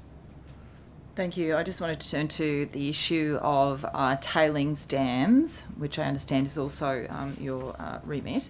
I understand you have something called the Compliance Priority Project, which has identified that further research and innovation should focus on dewatered tailings and a shift away from conventional slurry tailings dams. Where is this up to? Is that starting to be required in practice? Because this is a potential issue, of course, with Cadia. Certainly, and I guess our remit with tailings dams is very much once again based on how they impact rehabilitation, and certainly a tailings dam facility on a mine site is a major concern in terms of adding to the complexity, I guess, of rehabilitation into the future. So we put a lot of our time and effort in that in terms of our compliance programs. The work you're talking about there was actually instituted after the Cadia tailing dam wall failure back in 2018, where as part of the process, a multi-agency task force looked at that. We put on a specialist workshop that invited a number of experts, Professor David Williams from the University of Queensland, to look at basically providing industry with a whole range of alternatives, a whole range of research around innovation with tailing dam storage. And so that, I guess in the scheme of mining, that wasn't that long ago. Companies are looking at that, and that I expect over time that there will be some movement towards that in the future. But certainly in terms of actual tailing dams themselves, they form a major consideration as part of the review of the rehab cost estimate tool. And so there certainly will be incentive there for companies to explore innovation and other alternatives going forward. I've still got one. Yeah. Does Cadia have a rehabilitation plan? They do. They've had to submit a new one as part of our reforms. They're classified as a large mine. Large mines in New South Wales under our regulation are those defined as having those with an EPL from the EPA. Okay, one last question, sorry. I understand that Cadia is responsible for rehabilitating the Annandale copper mine as well. Cadia committed to that 4 years ago to fully rehabilitate that site within 4 years, and nothing has been done. Are you aware of that? I'd have to take that one on notice in terms of I'm not aware of that one, no. Okay. If you could, thanks. Thank you. Are there questions from a member of the government? Yeah, thanks, Chair. Thank you to you both for appearing today. If you could just explain for the committee what is the demarcation, I suppose, for what the EPA looks after and what the mining regulator looks after. I'll start off, and Peter may want to add. So the Resources Regulator, which sits within the Department of Regional New South Wales, is responsible for regulating under 2 pieces of legislation primarily, the Mining Act, and that's largely focused on the rehabilitation of mine sites, as we've just been talking about, and also the Workplace Health and Safety Mines and Petroleum Sites Act, and that is for the workers at mine sites. So that's the primary focus of what we do. The EPA focus is on pollution. So they cover a very broad range of environmental impacts off-site, away from the mine site. So we work very collaboratively together with other parts of New South Wales Government and with the Department of Planning and Environment as well, but we have a very clear remit in terms of our responsibilities. Is there anything further? You mentioned safety as well. Yes. Yeah, so that, I think Georgina covered the bulk of that, but very much our operations are confined to the actual mine operation itself, very much the workers on the safety side and the rehabilitation controls as well as part of under the Mining Act. Thanks for clarifying. And if you could just explain for the committee what was the New South Wales Resources Regulator role in uncovering the Cadia pollution, if any? Given the issue that around the pollution, that's very much a issue for the EPA. Thank you. Are there questions from the opposition? Sorry. Deputy Chair, the Honourable Susan Carter, and we'll go to the Honourable Rick Donnelly following. Thank you very much, and thank you for being here today. So as I understand it, you're primarily involved with the health and safety of mining workers and with rehabilitation of mine sites post-mining, but you're also moving towards a framework where there's ongoing rehabilitation rather than a whole end of life. In terms of rehabilitation, if, for example, there has been lead released into the atmosphere, can that be rehabilitated, or are you just looking at the physical mine site itself, or what do you mean by rehabilitation? So rehabilitation basically means restoring that mine site to a environment that is safe and stable when mining operations are completed. So very much we're dealing with and focusing on the actual mine site and I guess the impact that has been caused by the mining operations. So very much based on that location itself.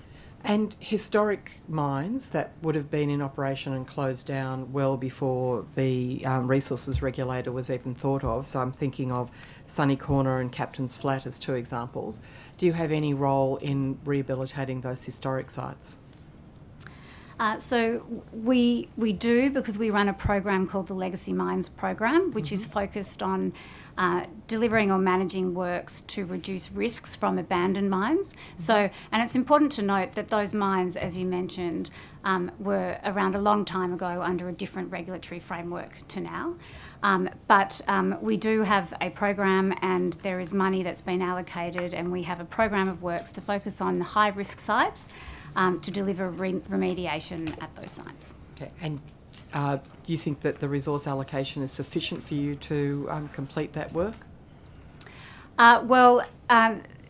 A couple of years ago, we were allocated $107 million over 10 years to deliver remediation works, and that was been a significant boost, and we are busy rolling out a program of works at those sites, yes. Okay, thank you. And in terms of your focus on the occupational health and safety of people who work in mine sites, are there, if a mine itself is safe in terms of air quality, particulate for those who work on the site, what different risks might exist for people who live adjacent to the site?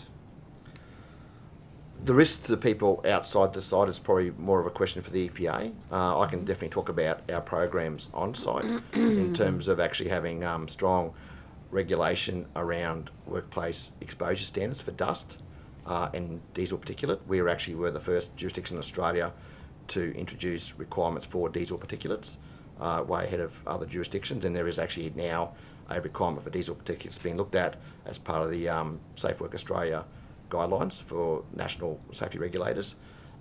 In terms of dust exceedances, we have a program where I guess airborne contamination for workers is deemed to be a principal hazard, and so mines have to have a control plan in place to monitor that and to notify us at the regulator if any of those standards are exceeded for inhalable dust, for carbon dioxide, for respirable dust, silicosis, and also for diesel particulates as well.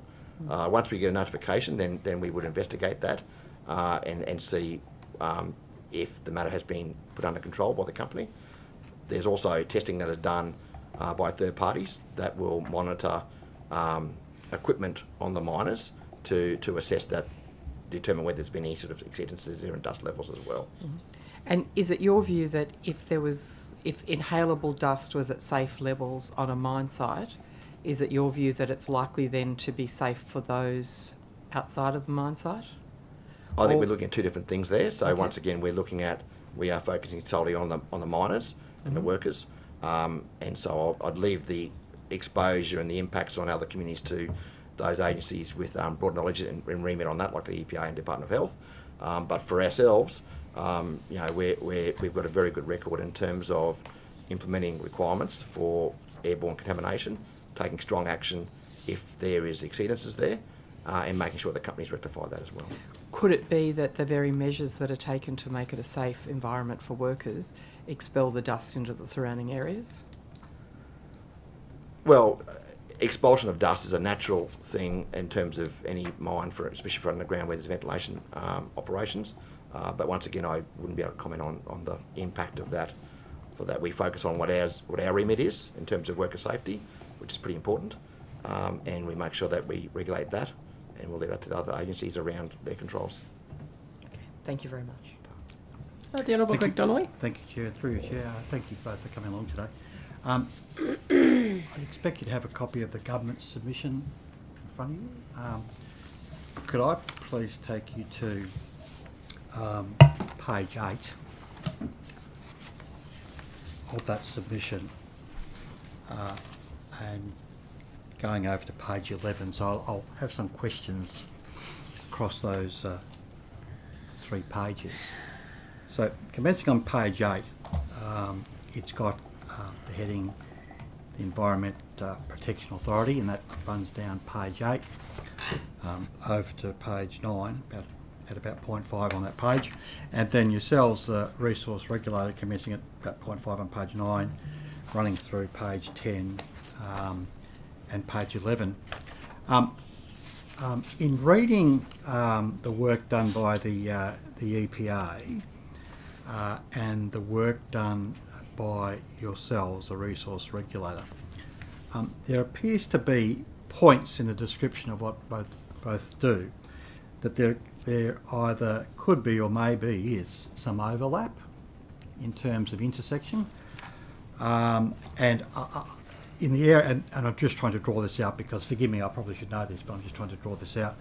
But with the Resources Regulator, matters to do with, I'm now jumping over to page number 10, audit programs, compliance priorities, then going over the page to enforceable undertakings and prosecutions. These are all discrete to yourselves. They're, in fact, they do sit apart from and separate from the EPA. Is that the case? Yeah, so essentially they're compliance tools, and Yeah. you'd basically find them with any compliance agency in New South Wales. Yeah. Not everyone's got the power of enforceable undertakings. They're a very powerful tool. Hmm. But in terms of EPA, planning, fair trading, liquor and gaming, a whole range of agencies, you tend to find we've got the same tools we use. Yeah. But what we then cover with those tools is our area of remit under regulations and the acts. So, with respect to the Resources Regulator, in dealing with issues on a mine site, is it common or uncommon? And these are issues around matters like that we're looking at as part of this inquiry. They're quite broad, but nevertheless, you find yourselves working side by side with the EPA to deal with the matters that are there. Certainly. So that's desirable. So Yeah. we have good collaboration with all of our agencies, and I guess what I would call our key partners, definitely Department of Planning, because of our input in the planning approval stage. Very much we provide comment on and provide submissions on any planning approval applications from a point of view of looking at what impacts rehab down the track. And so very much recognising that if you want good rehabilitation of a mine site at the end of its life and progressive rehabilitation, that's got to be designed into the project at the very start. And so that's what we focus on there. With EPA, often there are a range of projects or issues that will affect the community that are outside of our remit, but they come from a mine site, and so they're very much, we will work closely with EPA. A good example of collaboration was the Cadia experience. We were part of a multi-government task force with EPA, Dam Safety, New South Wales, planning as well. We led that process in terms of one of our tools was a Section 240 notice under the Mining Act, which has pretty broad powers and remit. And so by applying that, we provide the regulatory framework for particularly dam safety in New South Wales to operate and investigate the failing, which was their remit, and requiring basically an independent investigation into why it happened and also what would have to happen to rectify that going forward. We've got a whole range of other activities that we work with EPA out at Broken Hill with the mines out there with the community. Brula King's another one. But I mean, we work with EPA a lot. They've got an operation next week called Bust the Dust in the Hunter around mine sites, and of course we're collaborating with them on that operation as well. So once again, I think that you would expect that regulatory agencies, if they're effective, will collaborate and work together on issues that often aren't specific to one act or regulation, that actually traverse the range of operations that agencies would administer. So just going on, so we've got the EPA, we've got yourselves, you've got a planning. Now with respect to planning, in addition to planning, is there any other government agency that you're regularly dealing with? And if there is, could you please explain who that is? Crown Lands is an agency that we would work closely with because of their, I guess, ownership and tenure of a lot of lands where particularly legacy mines were based on.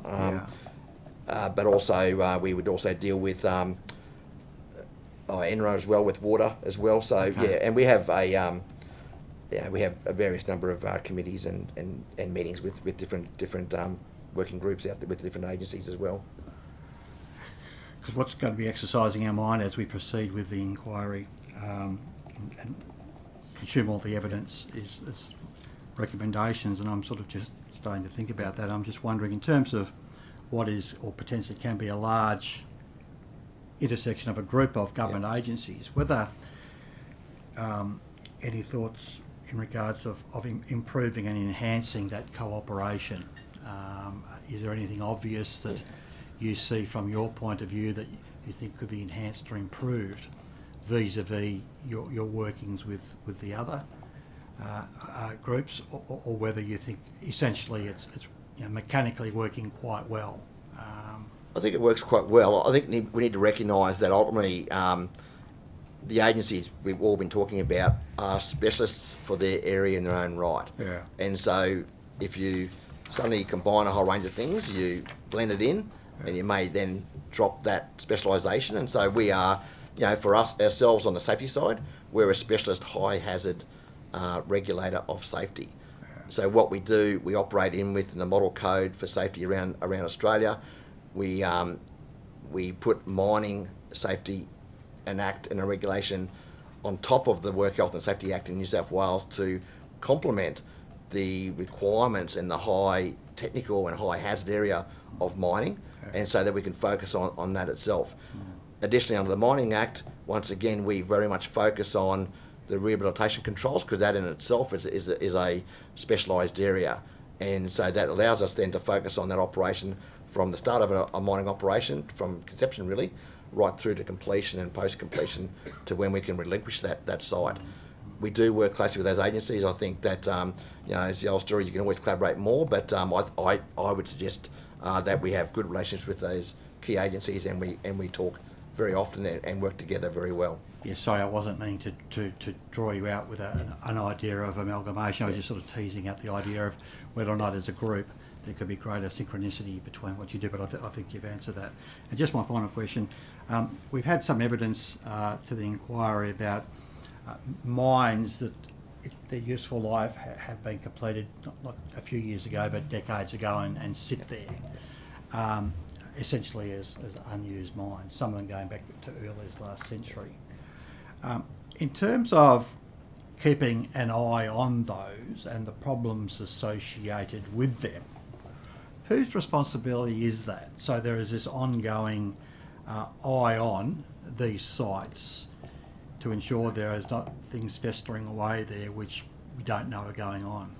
So there's two things there. Once, I guess you could be referring to legacy mines, which I might hand to Georgina, but if an active mine goes into what we call care and maintenance and shuts down as dormant, but still has a mining lease and as an authority to operate, the current requirements for rehabilitation don't allow them to get away with not doing anything, and so they've still got to comply with the rehab, progressive rehabilitation, and we would monitor that. And so if they might park their operations, but they can't park their rehabilitation, so we would then take action. They've got to get approval from us to go into that care and maintenance, and also we would monitor that going forward to ensure that they can't do that. That's under the current framework, which strengthens the process to a great degree.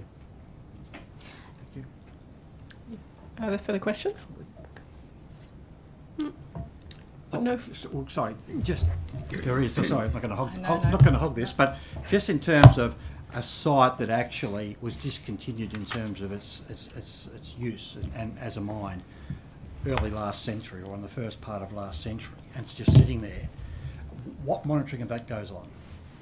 I'm not talking about one that recently maybe moved into a rehabilitation stage, but one that's just sitting out there in the back and beyond.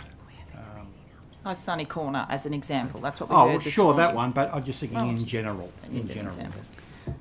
So I guess there are many historic mining sites in New South Wales, given the long history of mining in this state, and the majority of those historic sites sit there without any negative impact on local communities.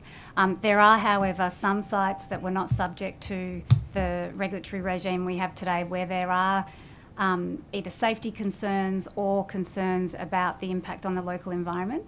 And we have a legacy mines program where funding is allocated to remediate some of those high-risk sites. So that is a program that we run within the department, and on the identified sites we would we do monitoring at some sites, we do remediation works at some sites. So it really depends on the priorities and what's in the work program. But as I said, the majority of historic sites have very little impact. Some of them are on Crown land, some of them are on private land. Okay, thank you.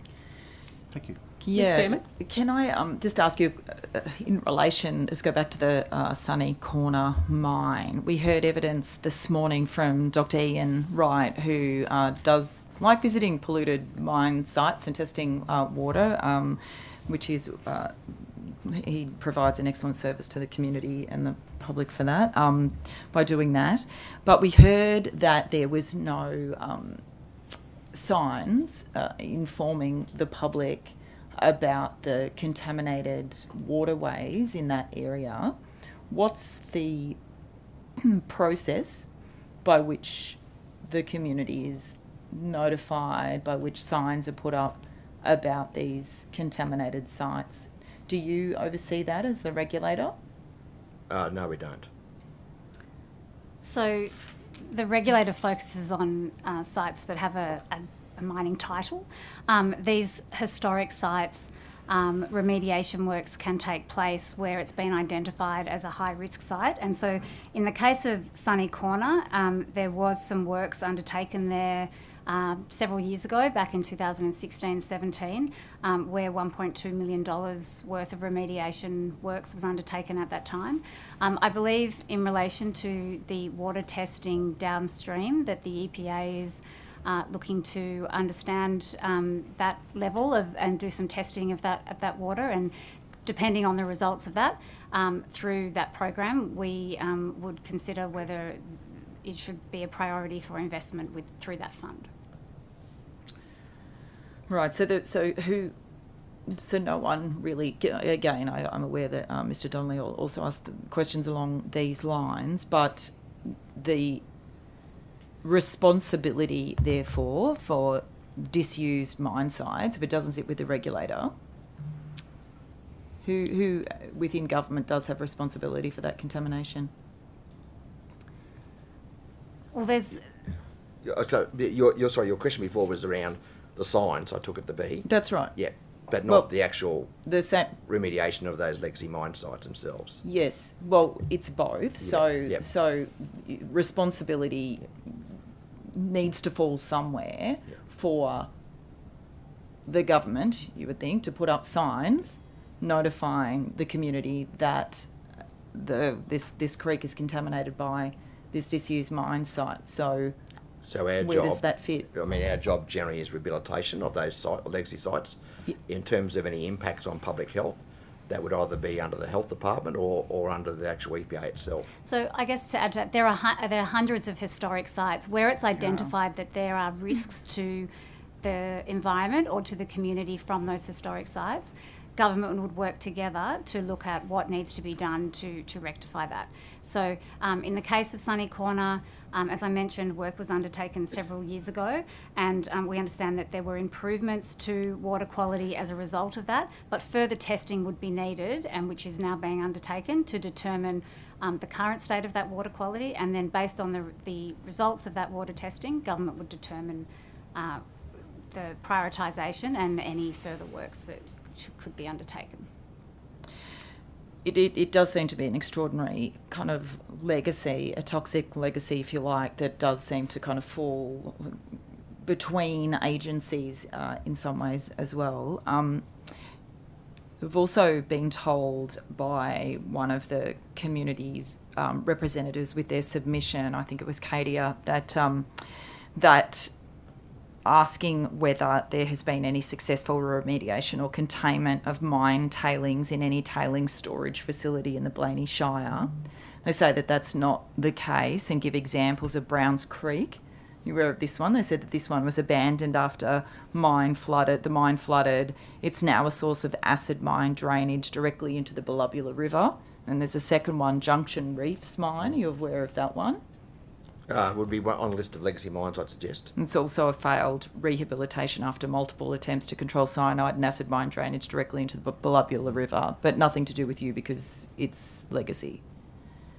In terms of MEG itself, MEG does legacy mines in terms of rehabilitation, so there's a work program going forward in terms of targeting high priority mine sites for remediation that have been identified as legacy mines. So I would have to check whether any work has been undertaken on those sites in previous years through the Legacy Mines program, but I don't have that information to hand. Okay, thank you. Thank you. If there are no further questions, I thank the witnesses for attending this hearing. Committee members may have additional questions for you after the hearing, and the committee has resolved that answers to these, along with any answers to questions that you've taken on notice today, to be returned within 21 days, and the Secretariat will contact you in relation to these questions. Thank you very much for your time. Thank you. Thank you.